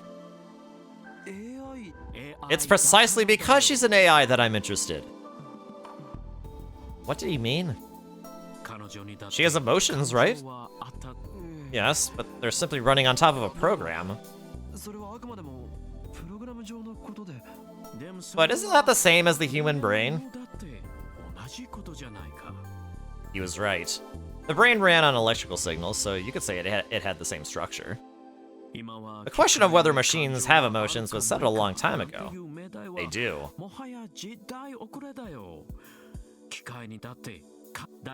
And anyway, Amadeus was designed to mimic the human brain. Wait, so it was settled by whom? If the structure is the same, and so is the process, shouldn't that lead to identical results? Which means it's quite possible she could fall in love.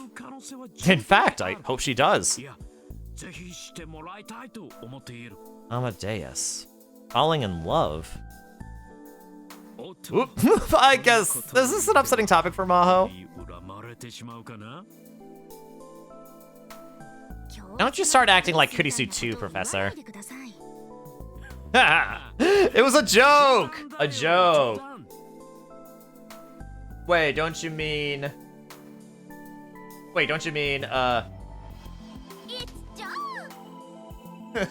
Yeah. Maho's scary when she gets mad, so be careful.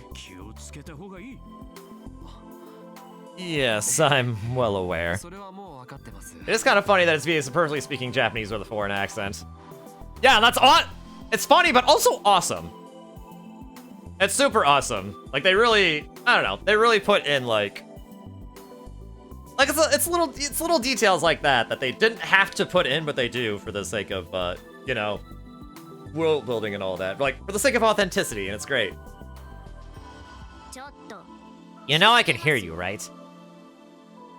Oh, I forgot I need to call Judy. Lintalo, I'll be right back.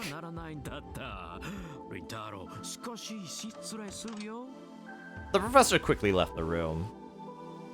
He ran away, didn't he? Okay, that's really funny. Christ. Kurisu first and now the professor. Why do they have to make everything about love? Got that right. Of course, that was always the type of girl she was. Oh right, Okabe. I had a question. Do you know any words that Kurisu really liked? Words. Or numbers or something? Anything that could be a key? What, are you trying to break a password, she said? That's exactly right. I'm impressed. I was right? Is that her work computer or something? No, her personal laptop. It was at her home. Why do you have something like that? Her mom gave it to me, so I'd have something to remember her by. I'm trying to figure out what's on it, so I'm looking for a way to crack the password. I thought you might know something. If it's got a password, that means she didn't want anyone seeing it, right? That's true, but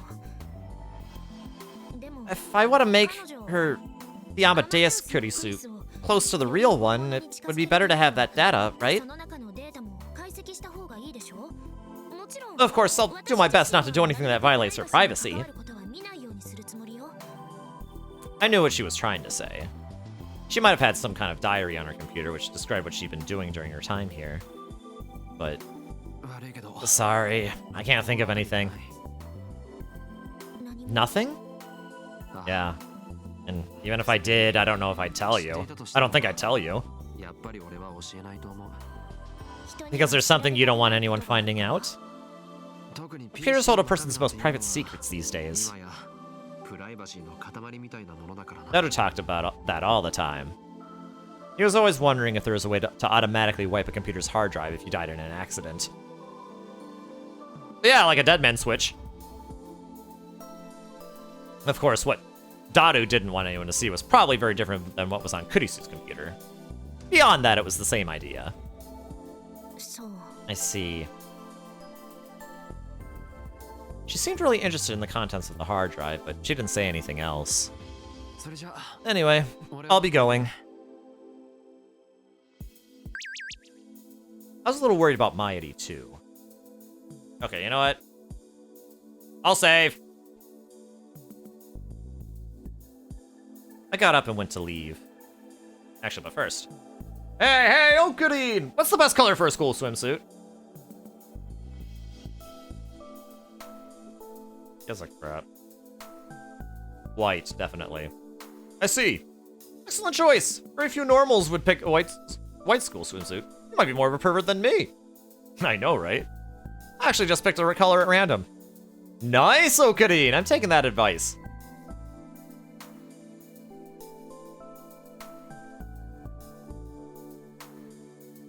Stop with the commentary.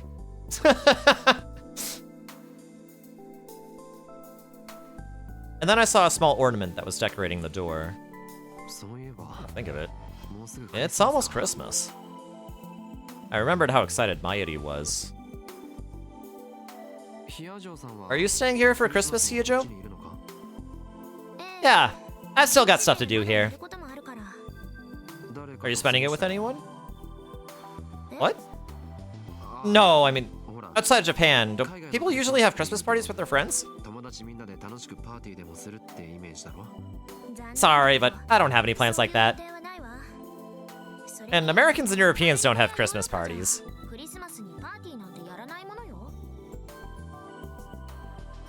That's a lie!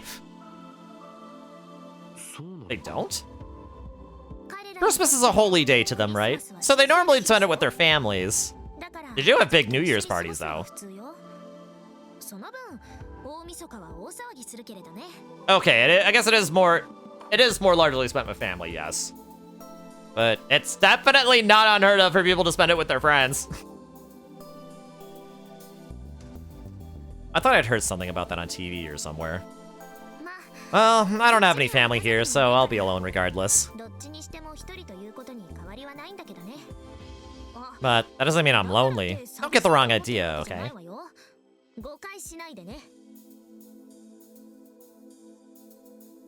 Or so she said, but being all alone on Christmas in a bustling town was probably pretty lonely. Of course, she'd probably get mad if I told her that, so I didn't.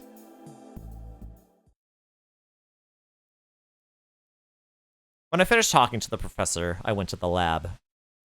I confirmed on the phone that Mayuri was just fine, but I wanted to see her for myself. I could see from the outside that the lights in the lab were on. I ran up the stairs to get away from the cold and opened the door. Mayuri, you here? I felt a small impact on my chest when I opened the door. Oh, sorry. No, I should have been looking where I was going. I'm sorry. Evidently, he was just about to leave. Lukiko looked up at me, apologetic. For some reason, he was blushing a little. Only Daru and Lukiko were in the room. There was no sign of Mayuri or Suzuha. I'm glad. If I'd gotten home a little sooner, I would have missed you. Hmm? Were you waiting for someone? For something? Yes, but it's nothing important. I just brought you some snacks. You brought us some steamed manju buns, man! Daru had already eaten about half the box. Someone gave them to us, so you can share them with everyone. I see. Thank you. Hey, Lukashi, you good on time? Oh. Lukiko looked up at the clock and started to fidget. We're having guests visit at home tonight. Guests? Of yours? No, guests of my father's. For some reason, I was asked to be there as well. Normally, he brings people over who have the same hobbies as he does and talks with them for a long time. It's all too complicated for me to understand, so usually I just bring them tea. I'm not sure why he wants me there. Does he talk about religion and stuff? Lukiko's family ran the Yanabayashi Shrine, one of the oldest in Akihabara. Evidently not. Last time he was talking about Ariake and something about the era of Harumi. Harumi... Ariake. Aren't those places...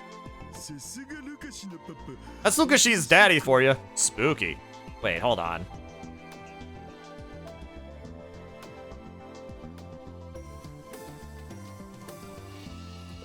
You two know what he was talking about? Yeah, I think so. But we can talk about it another time. If you got company, you should head home. Oh, then I'll be going. I'll see you soon.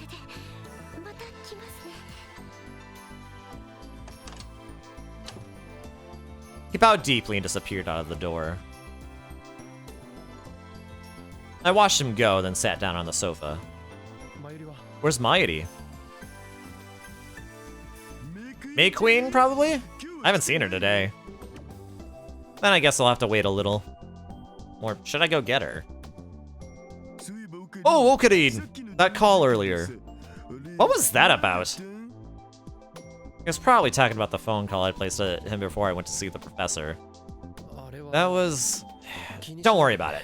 I was probably just mistaken. You sure? Okay, then I guess.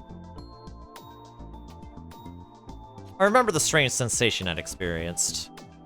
I'd wondered if it was a world-line jump, but several hours had passed and nothing had changed. Actually, I wasn't even sure if I'd really experienced it anymore. Memories were like that. Especially for me. Still hot of me, huh? Lukashi's daddy is a real veteran warrior. What's this about warriors? Suzuha got back before Mayuri did. Brother Luka's father is a warrior? How come he gets to be brother when I'm stuck being Uncle Okarin? That's right, warrior among warriors. Man with a history of many battles, you could say. I see. But I thought his family were all holy men. Oh, I see. They say some holy men can also be warriors. She convinced herself. Brother Luca really was amazing. I can accept that.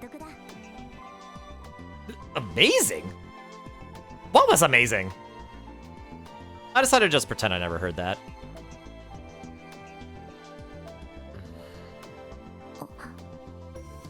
It still felt awkward looking at Suzuha. I'd avoided coming to the lab mostly to avoid seeing her. Uncle Okarin, don't make that face. Evidently, she could read my thoughts just from the look on my face. She seemed upset. I can tell you're avoiding me. You know, it's not your fault, though. Wait, Suzuha. Where have you been for so long? Oh! Were you on a date with some boy? Never! Your father won't let you make some random guy your boyfriend! No, it's nothing like that. Really? I thought it was a joke, but evidently he was serious about it. His tone was far less joking than usual. Must be hard being a dad. It's true. Then look me in the eye and tell me. Come on. Do you of all people get to say that, Dad? What does that mean? You keep playing those weird games when you need to be spending more time with Mom. That's because two-dimensional girls and three-dimensional ones are different. Didn't you say it didn't matter if a girl was 2D or 3D? Oh, Kadeen! Did you have to say that right now? How could you betray me like that? I'd never been on Daru's side when it came to his hobbies, though. Anyway, if it wasn't a boy, then tell your dad what you were doing today. What I was doing? If it wasn't something bad, there should be no problem. Suzuha glanced at me, then sighed in resignation. I was looking for someone. Someone? So it was a boy after all? I told you, it's not like that. A little girl. No, she'd be older than me now, I guess. That was a strange way to put it. I glanced over at Daru, who looked back at me. Actually, there was another girl in the time machine when I came here. What? Wait, Suzuha! This is the first I've heard about this! I never told you. She was looking down at her feet, and I could see she regretted bringing it up. Who is she? Where's she now? I don't know what she's doing now. You don't know? We got separated, you see. In 1998, here in Akihabara. 1998? That would have been 12 years ago. So it wasn't just Suzuha who came from the future. It took some time for the meaning of that to sink in. What happened? You know you went back to 1975 to find the IBN 5100, right, Uncle? I nodded silently. We somehow managed to get the IBN 5100, and then we went to 1998. Our mission was to avoid the Y2K problem. The Y2K problem? That was one of the big events at the end of the last century, along with Nostradamus' prophecy. In the end, after all the fuss made by the media and pundits, nothing really happened. Was that because John Titor had come from the future to fix it? If that was the case, then wow. I ran into some trouble in 1998, then got separated from her. And you used the time machine before you could find her. I didn't have a choice. She ran out of the time machine on her own, and... She must have remembered something, because she swallowed her words with a bitter expression. Of course, I looked for her. I did small jumps, as many as my fuel would allow, and looked everywhere for her, but...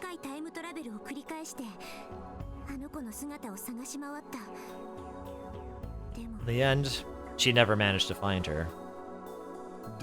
I guess I understand, but why'd you keep something so important from us? It was my fault that I lost her. I wanted to take responsibility for bringing her back myself.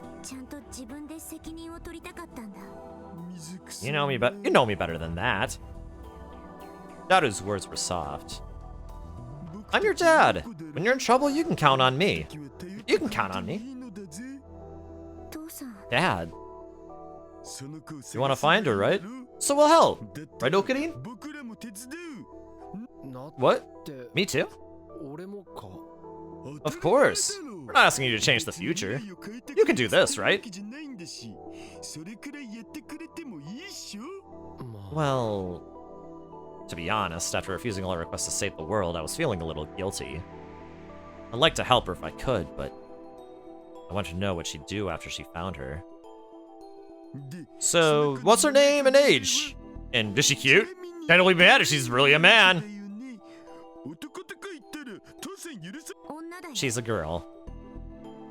Okay, and give me her name and measurements too. I don't know her measurements. When I last saw her, she was 10.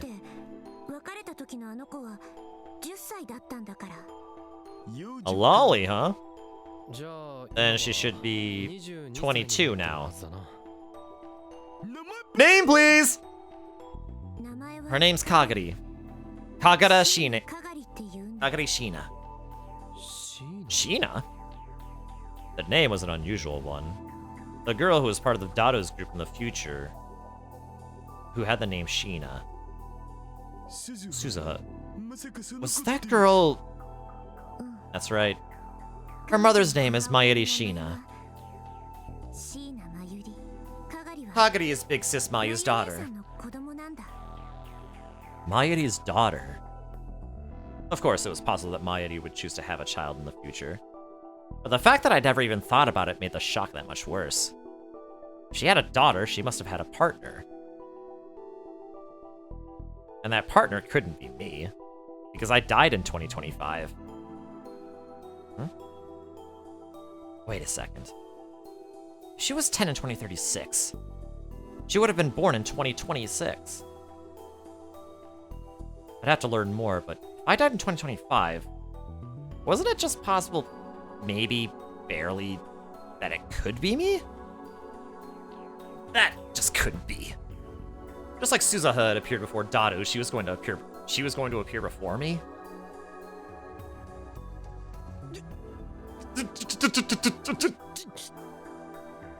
Who was the dad? I couldn't ask. Huh? Wait a second. If her name was Shina, then that means she didn't change her name, which means... Kagari was a war orphan. She had no relatives until Big Sis Mayu took her in. That sounds like something she would do. I realized that I was relieved in more ways than one, and I hated myself a little for it. Even if she did marry someone else in the future, as long as that made her happy, it was for the best. Big Sis Mayu told me to take care of Kagari, so this should never have happened. She was always clinging to Big Sis Mayu, and she doesn't know anybody in this time, so I'm sure she's lonely. How'd you get separated? You said there was some kind of trouble. If she'd come to a new era in the time machine at 10 years old, Suzuha would have been the only person she could rely on. There's no way she'd leave Suzuha and run off on her own. I don't know either. But she got really unstable after we jumped to the past. That made sense, come to think of it. A young girl, just 10 years old, suddenly taken to a world where she knew no one. Of course she'd be scared. Do you have any pictures of her? Oh, yeah. She showed me a tattered picture with two girls in it. One was an adult woman. I couldn't see her face, but maybe it was Mayuri 20 years from now. Hiding behind her was another girl. Was that Kagari Shina? Now she's 22, huh? It's hard to imagine. That is, if she was still alive. Even if Japan was a safe, peaceful country, it would be hard for a young girl to get by on her own. If she was lucky, someone might take her in and give her to an orphanage, but if she wasn't... Suzuha is probably well aware of that possibility, so I did bring it up. Hey, Okarin. Help us out, okay? She's Mari's adopted daughter, right? I'd like to help. Don't you the Dolomoshi batch? Dang it, Monokuma! Why? Why? Just why? How are you doing, Monokuma? What, are you okay with that, Suzuha? With me helping? I felt sure that Suzuha was disgusted with me. I had a chance to save the world and I'd given up. Would she want help from a person like that? 6-7, 6-7, 6-7, 6... Gosh dang it. Bruh. Gosh dang it. Gosh dang it to heck. F me. If you're okay with it, Uncle, the more people the better. Let's see. Then I'll help. Of course, I didn't think this would make up for that. Thank you. What's this about Mayushi's daughter? Everyone turned around at the sudden voice. Do-do-do! Okarin, you really did wait for me! Mayuri. What is it? The moment I saw her, I finally relaxed. I'm so glad, Mayuri. I took her small hand in mine and felt the warmth. She was alive. Okarin? Sorry. No, it didn't bother me, so it's okay. Excess Mayu. How long were you here for? I just got here. I was careless. I was so focused on what Suzuha was saying that I didn't see Mayuri come into the room. Hey, I heard you were talking about Mayushi's daughter. What were you talking about? You just answered your question. You missed it? Well, you know what? Okay, understandable. Have a nice day. Well, that is... Crap. Mayuri knew that Suzuha was from the future, but telling her about her future daughter would be going too far. I need to change the subject. You were saying that you look so young, you could be my daughter. Huh? Oh, right. Right. Why is she a cute young girl? Yeah, people tell me that I got a young face a lot. I want to look grown up like Yuki, though. Well, you eat enough for 2 grown-ups. That wasn't a compliment, Mayuri. That was enough to distract her, evidently. Oh, speaking of food, is there anything you want for Christmas? Christmas? You mean the party? Yep. Anything's fine. As long as it's food, though. A Christmas party, huh? Have you never been to one, Suzu? Where I come from, we really didn't have time for parties. But I think there was one time when Dad got us a really good chicken from somewhere. Princess Mayu said she'd cook it, but Dad stopped her. Suzu was looking at Mayuri as if she was remembering the past, or future, as the case might be. It really wasn't much more than we usually got, but it did make me happy.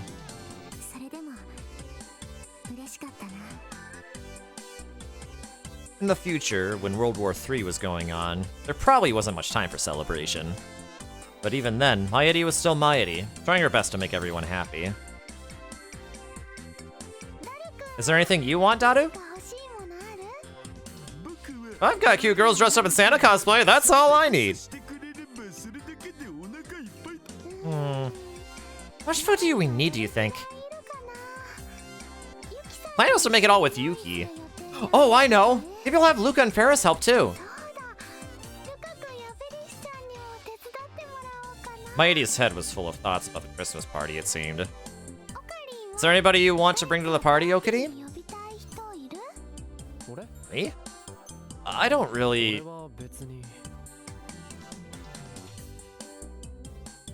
I almost said no, but then I remembered someone. Maho Hiyajo. She said Christmas is something you'd always spend with your family, but... Okarin? No, not really. How's she gonna spend her Christmas? It was after I walked Mayuri home. The second I was alone, I started thinking about this afternoon. If that really was a world line change, then what was the cause? The most likely possibility was that someone had succeeded in developing something like that, like the phone wave. We were able to make one. There's no reason someone else couldn't. Another possibility was that... No, there's no use in thinking about it. I was just mistaken. Even if the world line did change, we weren't the cause. We didn't have anything to do with it anymore. Whenever I was alone, I always ended up thinking about things that wouldn't do me any good. I took the phone out of my pocket and tapped the icon. Hello. Kurisu's expression was as self-satisfied as ever. Why are you calling at this hour? Nothing. I just felt like talking. Did I bother you? Not really. Talking to you is good for me, you know. She was an AI, after all. She wouldn't be bothered no matter the hour. You met with Maho, right? Yeah. What did you talk about? What? I just gave her my report about our conversations. Is that all? You didn't invite her anywhere? You still going on about that? You better not tell that to Hiyajo. She'll get mad at you. But this is her big chance! I don't want her to waste it. Kurisu seemed insistent on getting me and Maho together. Sheesh. Doesn't she have other things to think about? Things to think about. Would she have anything to say about that other matter? Hey, question for you. What's the best way to find a missing person? That sure came out of nowhere. Some friends and I are trying to find someone. But we don't really know what to do, you see. Tell me the details. She leaned forward, suddenly interested. She really was a curious girl. Well... You can't say anything? I'm not the only one involved. But I can't really help you like that, though. You're right. If you could just give me your general thoughts. Well, the best option is to go to the police. That was the obvious and correct answer. Or a private investigator, possibly. Or look at old newspaper articles, but I guess you're already doing that. Private investigator, a company that investigates corporations or individuals. Most commonly used to do background checks on prospective marriage partners or clients, or to see if a spouse is cheating. I don't know about that. You don't know? You're trying to find someone and you haven't even done that? I just heard about this today. I'll find out later. Kagari was from the future, and Suzuha didn't have any personal documents in this era either, which meant that it was unlikely she'd gone to anybody in the government. Some people in America use dowsing and clairvoyance to find people, right? Don't tell me you believe in that stuff. It has no scientific basis whatsoever. No, it was just something I thought of. Good. If you said yes, I was never going to speak to you again. She really was just like Kurisu. Thanks. That's a big help. I'll be praying you find her. Oh, and what? No, it's nothing. What? Now you've got me wondering. It's nothing, really. So anyway, I'll talk to you tomorrow or something.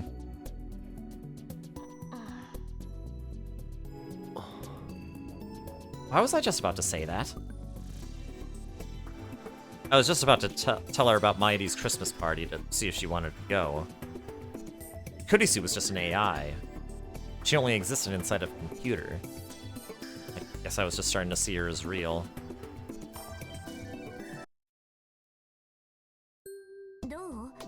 Well, Dad, any luck? Nope. Sorry. Nothing. Amadeus is back! Woo! Yes. Also, don't speak of that. We're back in December. We're back in December of 2011. So yeah, while we were gone, we got an ending.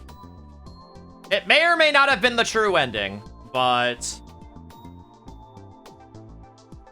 we still have 4 endings to go, man. There's still quite a bit of information that is left to be uncovered.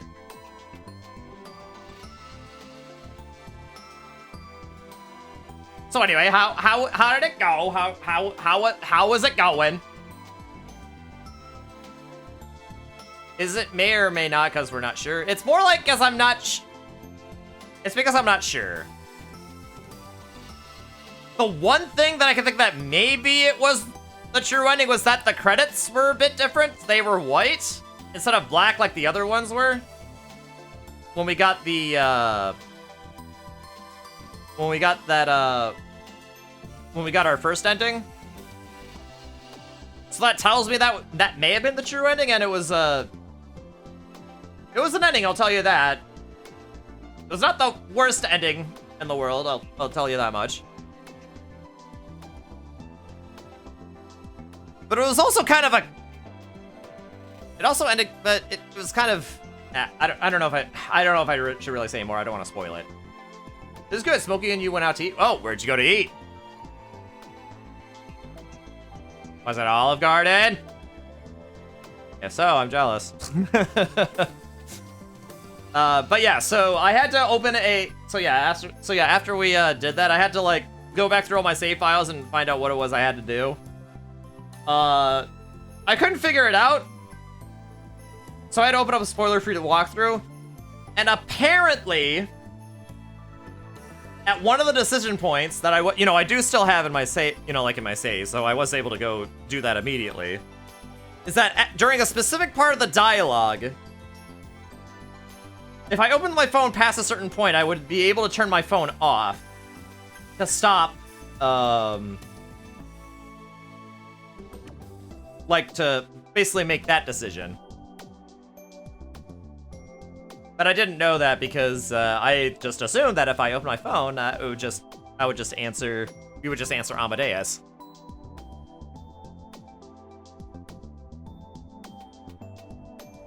Okay, it's local place. That was an option, but Smokey chose the other place. Oh, okay. Sounds good. Sounds good. Local place, huh? I hope it's good. I hope it was good. It was good. A decision to turn off the phone? Yeah, to just turn it off. It wasn't even a matter of not answering. Because if I just left it on, he would have answered anyway. But no, after a certain point in that dialogue, if I opened my phone, there would be like a little dialogue box up saying, do you want to turn the phone off? And like confirming, and then you confirm whether or not you do want to do that. And turning it off, it now leads to this timeline. Yeah, I didn't know it was an option in the first place either. Boo! You stink! Yes, I know, Yubi. They do stink for making that kind of a hidden option a little bit. But then again, it is Steins Gate. This is actually far from the most egregious, like, example of, like,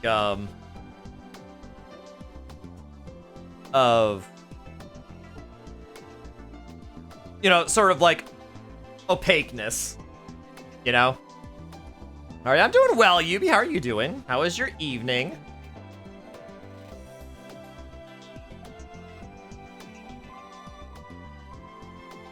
Ba, ba, ba, ba, ba.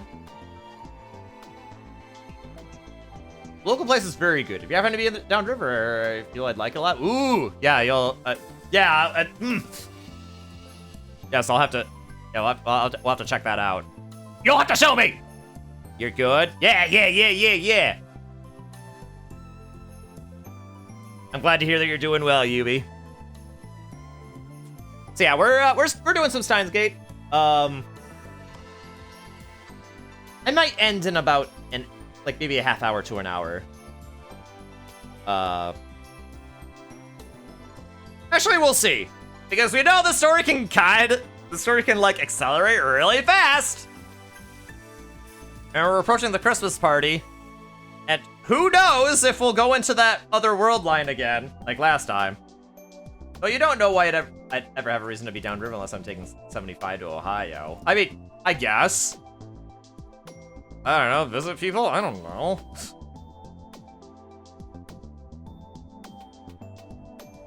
It would be the same reason why I'd be going to 75 to Ohio would be to visit people. So why not? Anyway. Nope, sorry, nothing. I see. The search for Maete's future daughter, Kagari Shina, was taking longer than expected. Let me ask you something. Did you go to the police? Yeah, I did. There's no official missing persons report. I was right. In order to submit a missing persons report, you needed to have ID to prove who you were. That's why Sousa hadn't done it. And also, I later learned that the only people who could submit a search request were the people like family and significant others who were close to the missing person. Is there anyone downriver for me to visit? You. Smile. Smiley face. Yesterday I did some light hacking of the police database, but I didn't find anything. Aside from you! Smiley face. I actually don't know if I have any other friends who live downriver. I'm not sure. I don't think I do. But I could just be... I could also just not know where some of my friends live. Anyway. Yeah, I'm sure. Did you look too then? I didn't look at any internal data like you did, Dadu, but yeah. And also aside from reading, you know what? True. That is also true. Wait, does he live? Oh yeah, he probably does live downriver because you know where he lives.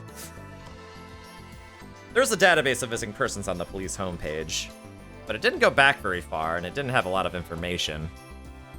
All it had was age, sex, clothes, and sometimes possessions they were carrying. Since we knew nothing about Kagari Shina, we had basically nothing to go on. You know, this world may seem peaceful, but there sure are a lot of people who go missing. It sounds like 15, 20 minutes away. He's real close. Okay, yeah, that is actually quite close. I thought the same thing. Each year, over 100 unidentified bodies are found in Tokyo alone. If you expanded that to cover all of Japan, then went back 12 years, you'd probably have a pretty big number. The number of missing persons was far greater. Each year, almost 100,000 people went missing. And 1 out of every 5 was in their teens. Of course, most of them just ran away from home, and 70% were found within a week after a report was filed. But if 70% of them were found in the first week, that meant that 30% of them weren't. In fact, 5% of them were never found at all, and no one ever knew if they were alive or dead. Perhaps Kagari Shina was caught up in an accident or killed, or perhaps... I sat up, then got off the sofa. Okarin, where are you going? I thought I'd do a little more research. School would be on break soon anyway, and it wasn't like I had anything to do. And while I hadn't been very interested at first, at some point I'd become really interested in the whereabouts of Kagari Shina. And more than anything. Thank you, Uncle Okarin. No, it's nothing really. No, thank you anyway. As long as I was looking for Kagari, Suzuha probably wasn't going to bother me about the future. Having her bring up the same thing every time we met was hard for me. If I could get her focused on something else, that would make things easier.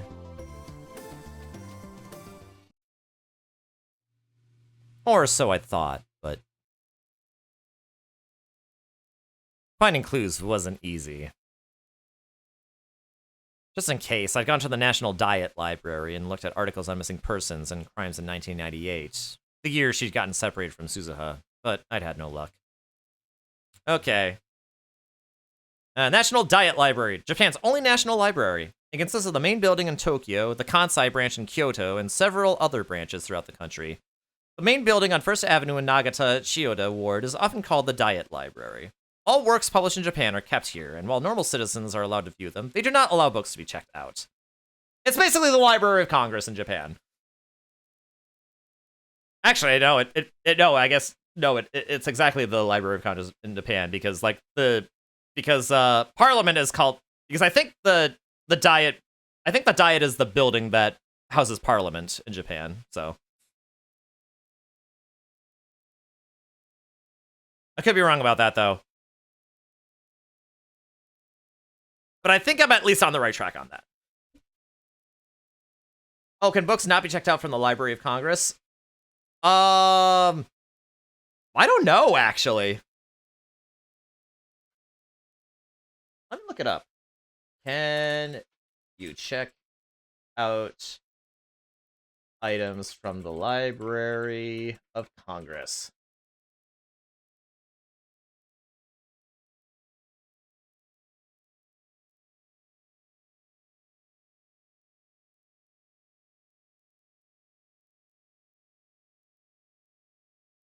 Okay, apparently no, you cannot, but you can go in and read from there.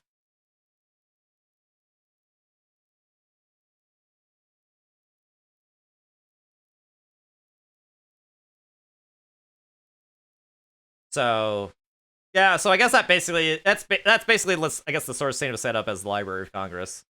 So, which I guess makes sense because, you know, after World War II, the United States kind of had a large influence on how the Japanese government, you know, operates. But I couldn't help but feel a little tired and disappointed.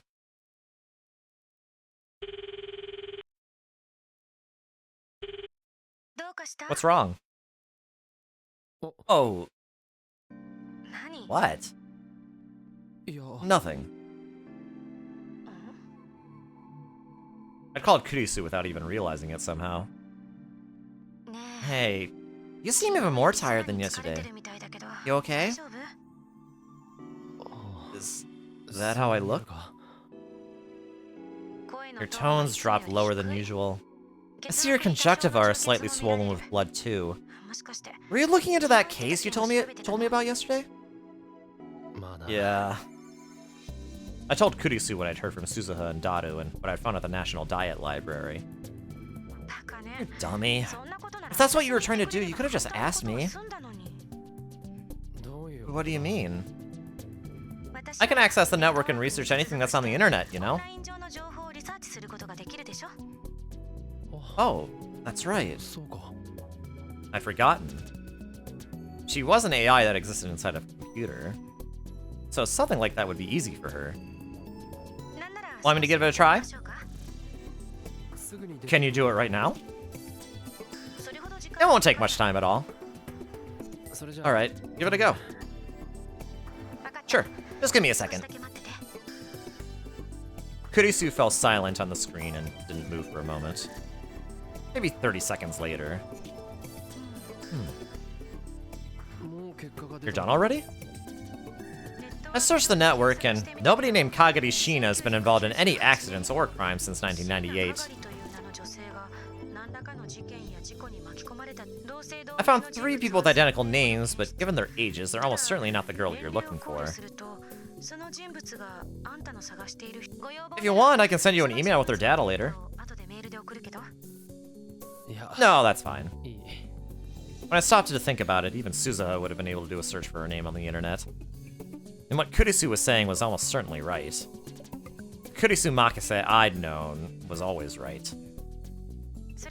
I think that's all I can do then. Now it's up to you to do what only you can do. What only we can do?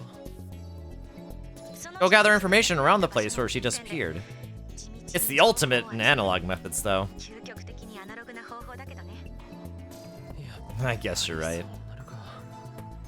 Souza had been doing that forever, so I couldn't imagine I'd find anything new. But if that was my only option, then that was what I had to do. Meow? Kyo! I mean, Okarin? I spun around when I heard a voice behind me. I knew it was you! What are you doing here? Ferris, and... Hello, Okabe. It's rare to see you two together. We just happened to run into each other over there, and Lucanyan was carrying a heavy load, so I decided to help him. I took a closer look and saw that Lukiko was holding bags in both hands. If you added in what Ferris was carrying, it was quite a lot. He was trying to carry this all alone? Lukiko? Hey, excuse me. Did you just hear something? No, this isn't... I quickly hid the smartphone behind my back. Hey, are you listening? Hey! There it is again! Is that who you were talking to a minute ago? No, this is... It shouldn't matter if they found out. Hey, wait! But I still felt guilty, so I closed the Amadeus app. Were you on the phone? I was asking an acquaintance for some advice. Advice? So that was it! When I saw you from behind, it looked like you were mumbling to yourself. So I was a little worried. Did I look like she needed to worry about me? But, well, if she saw me talking to my smartphone in a place like this, I guess I could understand that. Anyway, if you're in trouble, you should have just come to Ferris. That's right. I might not be able to help, but I can at least listen. Thanks, really. But it's nothing. No, wait a second. Both Ferris and Lukiko had lived in Akihabara since they were born. And both of their families had important positions here. Maybe asking them wouldn't be such a bad idea after all. I'm actually looking for someone. You're looking for someone? I told him that I was looking for a girl who'd gone missing 12 years ago in Akihabara. Of course, I didn't tell them that she was from the future, or that she was Maeri's daughter. I'd be really interested in knowing why she went missing. Sorry, but I can't tell you that. Meow. If you could ask if anyone has any idea, that would be a huge help. Got it. I'll go ask Kuroki. Kuroki was her family butler. I met him several times. In the same way that Ferris naturally looked like a maid, Kuroki was just naturally looked like a butler. Come to think of it, it was rather strange for a maid to have a butler for a servant. Oh, and I'll ask the masters at May Queen Yan Squared. I'll ask my father as well as our parishioners. Thanks, that would be a big help. Both Kuroki and Lukiko's dad knew a lot of people, and they had a far better chance of finding someone than we did. I hope they could at least find some small clue. Anyway, Lukiko, what's all this stuff? What's all this stuff? Oh, remember how I said I had guests coming yesterday? One of these guests is going to be staying at our house for a while. So we gotta get the things they needed. If they were a guest of Lukiko's father, they must be fairly old. And from what I'd heard yesterday, they probably had some unique hobbies. That's rough. No, it's actually kind of fun. Fun? Lukio shared the same blood as his dad, so perhaps he had some latent interest in those hobbies. Don't get too into it, okay? Okay. I gave him that warning, then went to leave. Well, I tried to leave, but... Got it. I've got it. I got it. Lucanyan, you okay? You're not even walking straight. I'm fine. This is nothing.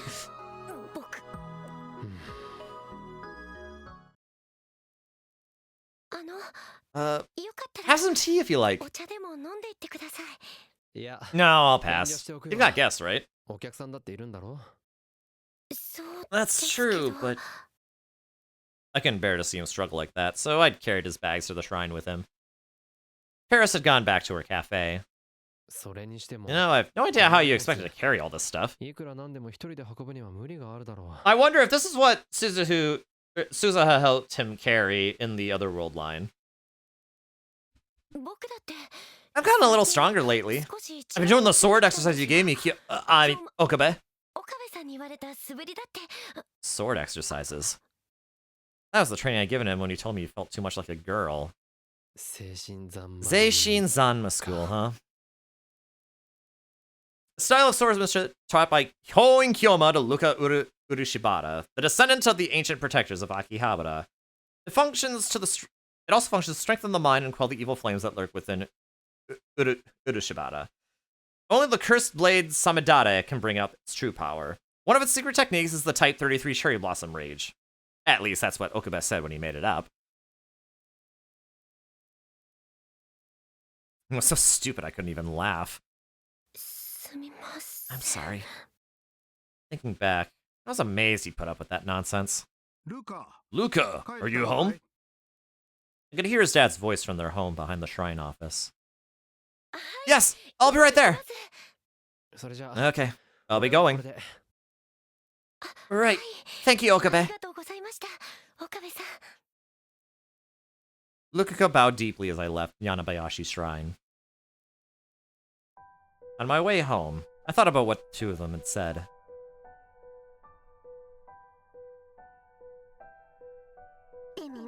Anyway, if you're in trouble, you should have just come to Ferris. That's right. I might not be able to help, but I can at least listen.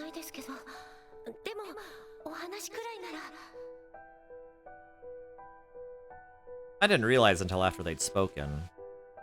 I'd gone to Kurisu before I'd gone to anyone else. I'd brought up the yap and started talking with her before I even realized it. She wasn't the real Kurisu, but that voice, the way she acted, all of it reminded me of Kurisu. All of it brought back the emotions I tried to hide. There was an incoming call on my phone. I'm guessing it's, I'm guessing this is a required phone call, so I'm just gonna let it answer, or let it go through. It was from Kurisu. She's just probably there to complain about me hanging up on her earlier. That would be just like Kurisu.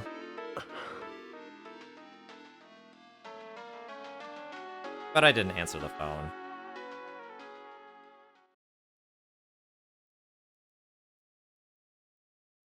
I didn't answer any of the other calls that came that day either.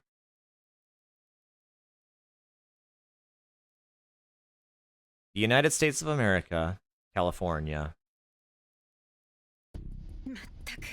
Christ, why do I have to do this report?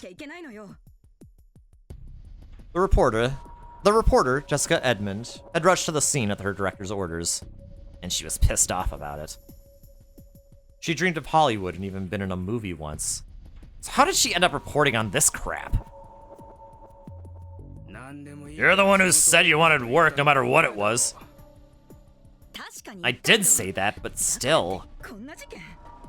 I'm giving a bratty failed actress a chance to do something productive with her life. I expect gratitude, not complaints. What did you say?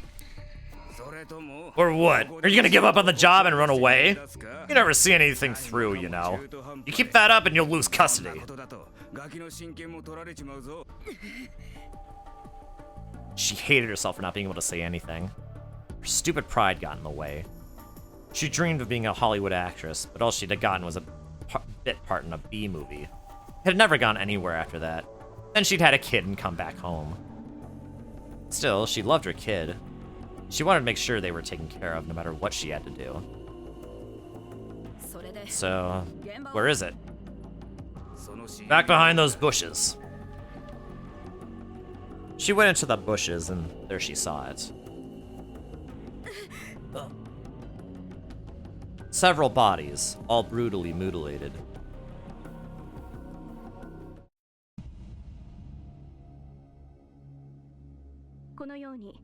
5 scientists have gone missing this year, and 3 of the 5 are believed to have been researching artificial intelligence.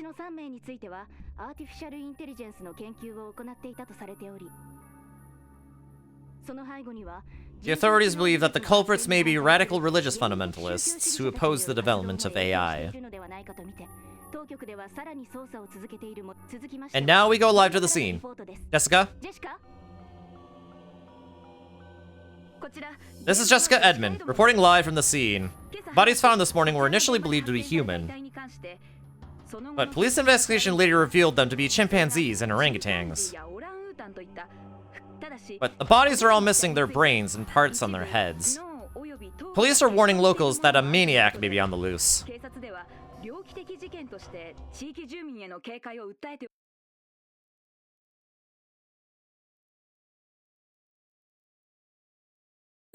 That's ominous. Okabe, got a class after this? No, I'm done for the day. Then you want to go get some food somewhere? You just want curry again, don't you? Kitchen Tokai? Kitchen Tokai. It's a long-established Western-style restaurant in Jinbocho. It offers delicious food at a reasonable price, so at lunchtime it's filled with salarymen and students. The curry is especially popular. I got a bit of an extra bonus yesterday, so maybe I'll splurge and go to Mondi. Yeah, Mondi. Curry restaurant in Jinbocho. It's famous for its full-bodied European-style curry, but it's a little outside the price range of a college student. It comes with endless fries. Oh, I never thought of having curry with fries before. That sounds good. I'll pass. I'm a little tight this month. Okay, maybe next time then. Sure. I was talking with my friends after class. I'd really started to get used to this. Before the summer, I'd felt really out of place at school, but now it didn't seem so bad. Back then, I thought I was special. But now I knew better. As long as you make the effort to fit in, you can find a place to belong. People can change. No, they change whether they want to or not. It's too late now, but I learned something about myself. It really was too late. Anyway, time to go home. Huh? As I headed for the exit, I realized that I recognized one of the people passing through my field of vision. That was Dr. Leskinen. My college went out of its way to attract exchange students, so it wasn't unusual to see foreigners. But still... He's gone. I hurried after him, but the person I just saw was already gone. Was I just mistaken? Come to think of it, the professor being here wouldn't be strange. He might have come to meet with my advisor, Izuki. Izuki had wanted to get to know him. Next time I see him, I'll ask. I glanced in the direction he'd gone and then left the school for Akihabara. When I came out of the turnstile, the radio building was right in front of me, like always. The time machine that Suzuha had used to come here was probably still on the roof. Even if people didn't go up there often, it was still amazing that no one had found it after so long. Wait, Hobby Lobby Tokyo! Ew, homophobes. Of course, that was all thanks to Ferris. She'd rented out the roof of the building and sealed it off. Of course, I hadn't come here to look at the time machine. I'd gotten messages from Lukiko and Ferris after I'd left the lab last night. Both of them had asked, and neither of them were able to get any useful information for me. It made sense when I thought about it. If there was a missing persons report, somebody might remember the police doing something, but there wasn't. But Ferris had said something interesting.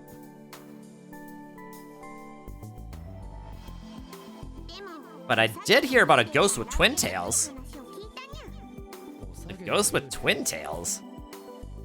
Yeah, that's right. Supposedly it appears every few years and asks people if they've seen a little girl. No matter how many years pass, its appearance doesn't change, so people call it the ghost with twin tails. Just talking about Suzuha. That was definitely Suzuha. What would she do if she knew people thought she was a ghost? I held back a laugh as I tried to imagine it, and then headed for the radio building. My goal, of course, was to find information on Kagari. This is where she'd vanished, which meant this was where I was most likely to find clues. I went around to each store inside the radio building and asked, but didn't learn anything. Of course, Suzuha would have done the same thing, so I didn't expect much. But that didn't mean I could just stop. Heart shops. Commercial facilities. Even the back alleys. Even after all that, I went all around Akihabara asking people about Kagari. But I didn't learn anything useful. Some people told me the same story, about the ghost and twin tails, but no one knew anything about Kagari. If a little girl was kidnapped or got into an accident, somebody might witness that. But going missing was a different thing. Kagari Shina vanished of her own free will. All anyone would see was a 10-year-old girl walking down the street. Nobody will remember that 10 years later. I tried to think again if there was a better way. If the police and government weren't of any use, that left someone connected to the underworld. The underworld, huh? As soon as I said it aloud, I drove the idea from my mind. How stupid. That's something the old me would have thought of. I'd given that stuff up. Come to think of it, I'd run all over Akihabara looking for something once before. I wasn't looking for a person then, but a thing. The IBN 5100. 6 months ago in the Alpha World line, I'd gone looking for the same thing that Suzuha had searched for in the past. Back then, that's right, Kurisu was with me.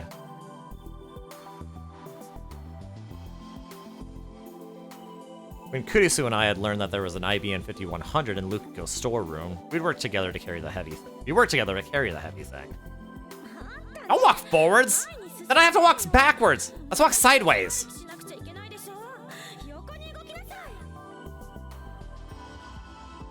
Thinking back, all she'd ever done was complain. She was strong-willed, bratty, and hated to lose, but she was still so lonely. Once again, I'd taken my phone out of my pocket without realizing it. Amadeus. Since I hadn't picked up any of her calls yesterday, she hadn't called at all today. I stared at the Amadeus icon for a moment, and then put my phone back in my pocket.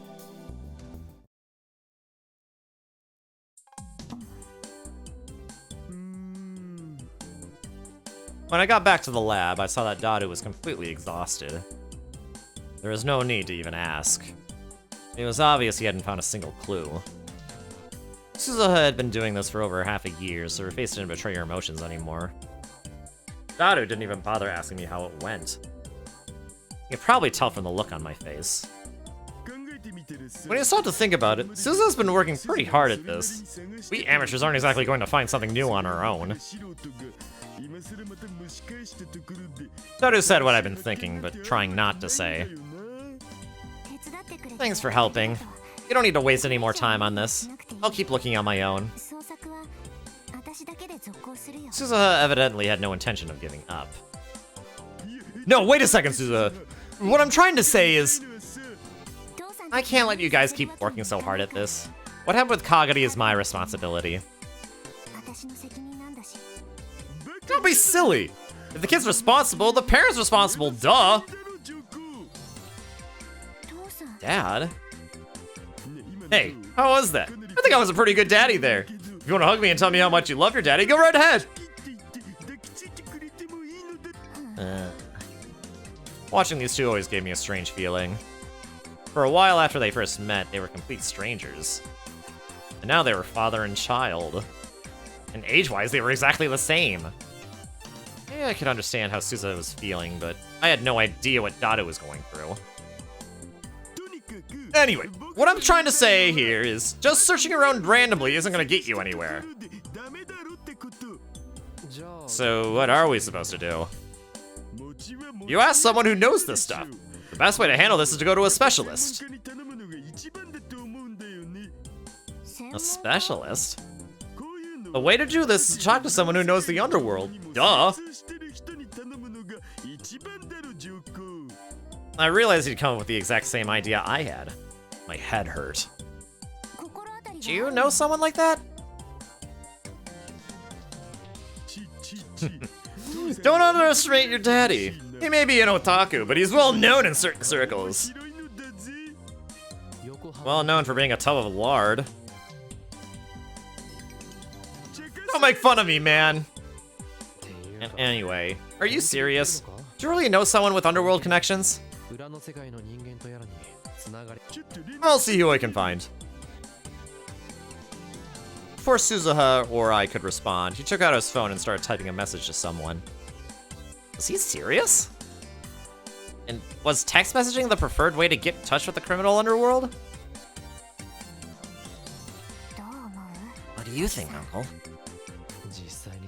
If someone like that really exists, it can't hurt to ask them. In fairness, being a hacker was a pretty underworld sort of occupation too. If I knew someone like him, it was quite possible that the person he said he knew really existed. Okay, sent. Now I just wait for a response. Hmm? Oh? Huh? It's back already? Yeah. So she's on her way. She's pretty fast, isn't she? Better than slow, isn't it? That was true. Dadu was sending another message. He was probably telling her where we were. Now all we had to do was wait for her arrival. And then the phone rang. Oh boy, you know what that means. Fish. Not Dadu's phone. My phone. Was it Kurisu again? I picked it up and it was Lukuko. That was rare. When he wanted to talk to me, he always went through Mayuri or sent a message via text or Rhine. Or, wait, Dado's underworld contact be Lukuko? Maybe there was top secret information network connecting all the shrines in Japan and Lukuko was one of its members. Nah. Hello, Lukuko? Oh, Okabe. Sorry. Are you free right now? Yeah, what's up? Actually, there was something I wanted to talk to you about.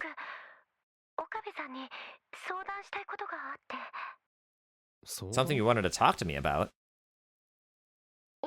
Can I come over now? Now? Is this something you can't say on the phone? Yes. Kind of. Right now? Would it be okay to leave this to Dado and Suzuha? Sorry, someone's coming over now. I was interested to see what kind of person Dado's friend was. I see. Can I wait until after that? I've got something to do later. I see. So, how about... Just as Luko was about to say something.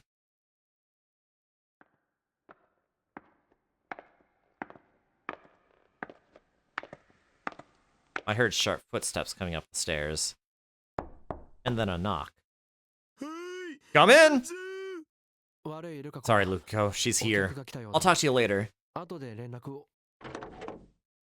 And then I stopped. The person who had opened the door, it was... her? Again? I knew it. It was Moeka Kiryu. I hadn't seen her since the ATF seminar. Okabe? What's wrong? Okabe?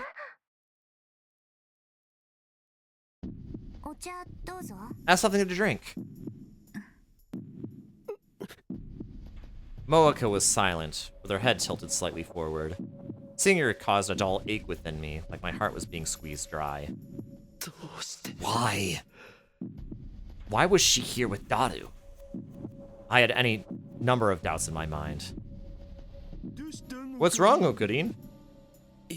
Nothing.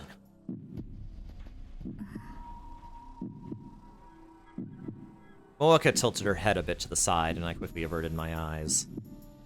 There was no connection between Sir and us anymore. So she wasn't going to kill Mayuri. She wasn't going to kill Mayuri. She wasn't going to kill Mayuri. She wasn't going to kill her. I said it to myself over and over again and finally started to relax. Uncle, you look pale. You doing okay? Don't worry about me. Anyway, Daru, can you explain what's going on? Oh, this is Kiryushi. She's an edit pro writer. Editing production. Editing producers do special projects and editing work for a variety of publishing companies. Okay. Moeka Kiryu. She silently handed me her business card, which had the name of a company called Arc Rewrite on it.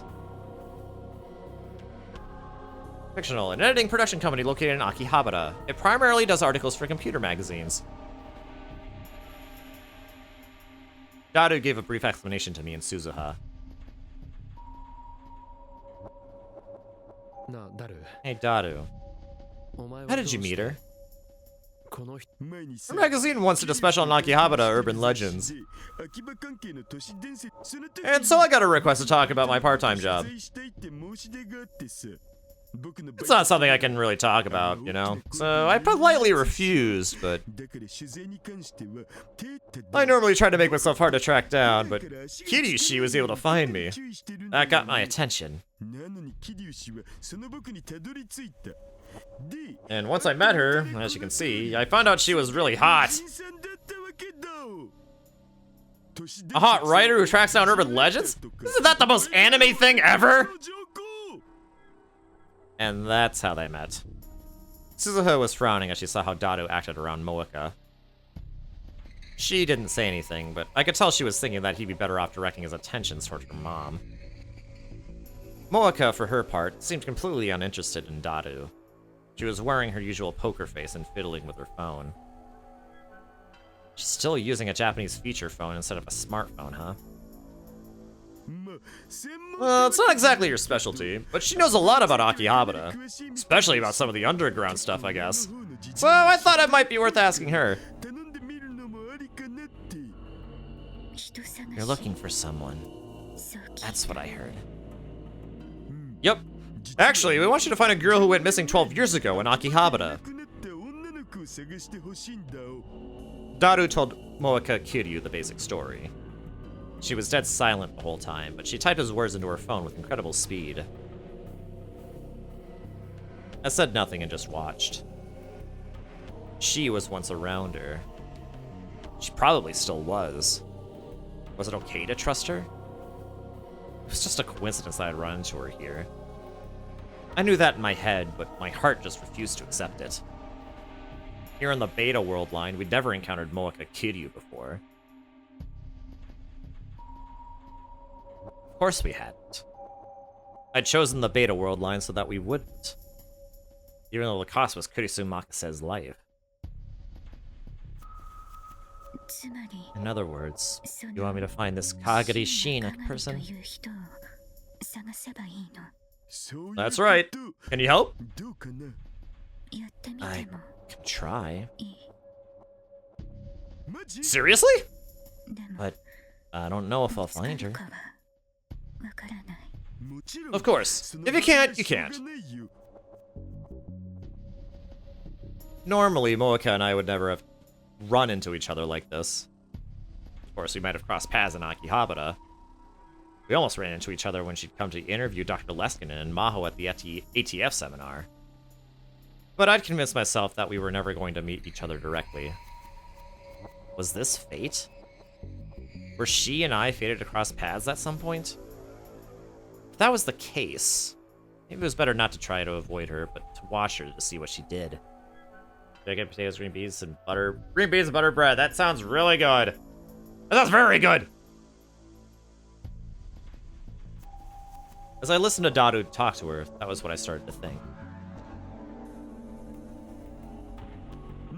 So we'll pay you if you succeed, and then any other necessary expenses. Okay? No problem. Okarin, Suzuha, you two okay with that? If she can help, I'm not going to complain. I don't mind either. It's a deal then.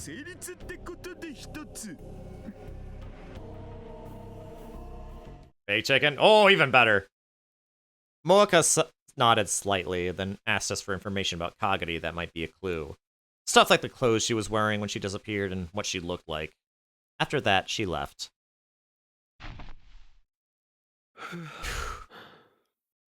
All the tension suddenly drained from my body as I sank into the sofa. Uncle, are you sure you're okay? I'm fine. I was just a little nervous. It was a little late, but I took some anxiety meds out of my pocket and swallowed them. Uncle, you knew that Moeka Kiryu girl, didn't you? Huh? She could tell? Seriously? When did that happen, Okarin? Why did you think so? I could tell by looking at you. I guess you have to be pretty sharp to survive on the battlefield. No, I don't know her. Did you know her in the Alpha World line? Okay. I won't ask any more, but I'll do my best to keep an eye on her. That's enough. For now. What are you guys talking about? I got nervous is all. I understand that.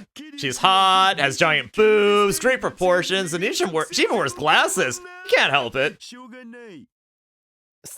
That's right. Yeah, let's go with that. If she was a part of my life now, I would just have to use her as best I could. Maybe it was because she was gone now, or maybe it was because of the anxiety meds, but I'd calmed down enough to start thinking that way. Of course, who knew if I'd feel the same way the next time I saw her face to face.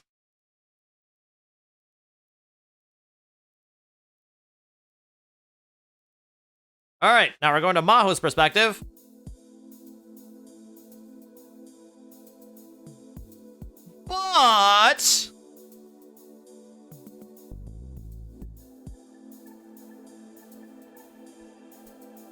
But I think we're gonna end things off here, actually.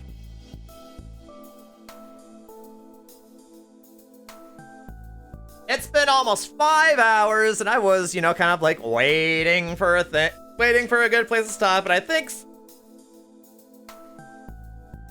switching to Maho's perspective, is probably a pretty good place to do that.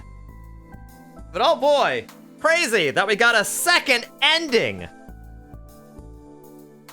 A second one. Oh boy, I can hardly wait what's gonna happen next, though. Surely, I don't know, man. I want to get all the information I can, because, I don't know. I really do like how Steins Gate Zero does feel a little bit more like an Ushikoshi game. Where, like, going down a different path actually kind of leads to, like, a more, significant route. In the original Steins Gate, some of the alternate endings that you could get were usually, like, just pretty short, like, relatively short sequences. Like, it was, like, the alternate ending you got was often pretty fast from what decision point you made.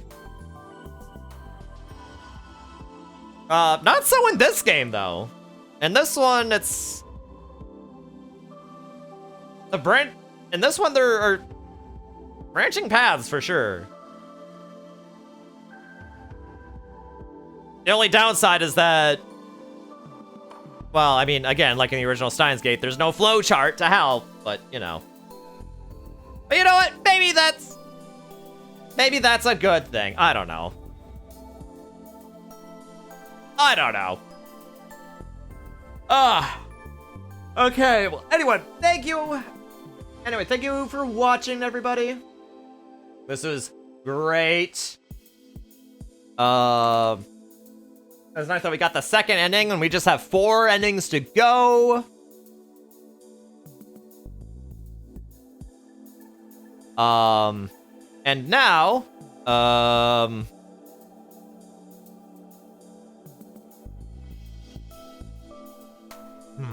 what next? What do I do next?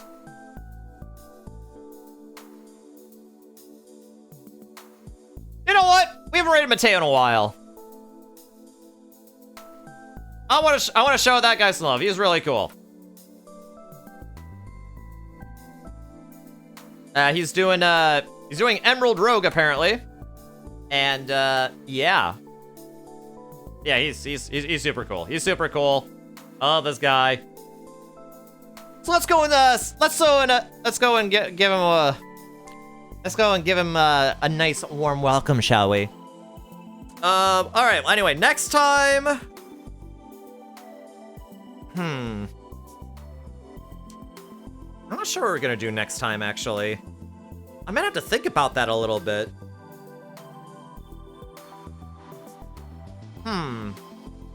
Actually, no. Next time, actually, yeah. Okay, now I remember. Next time is probably gonna be Pokemon Legends ZA.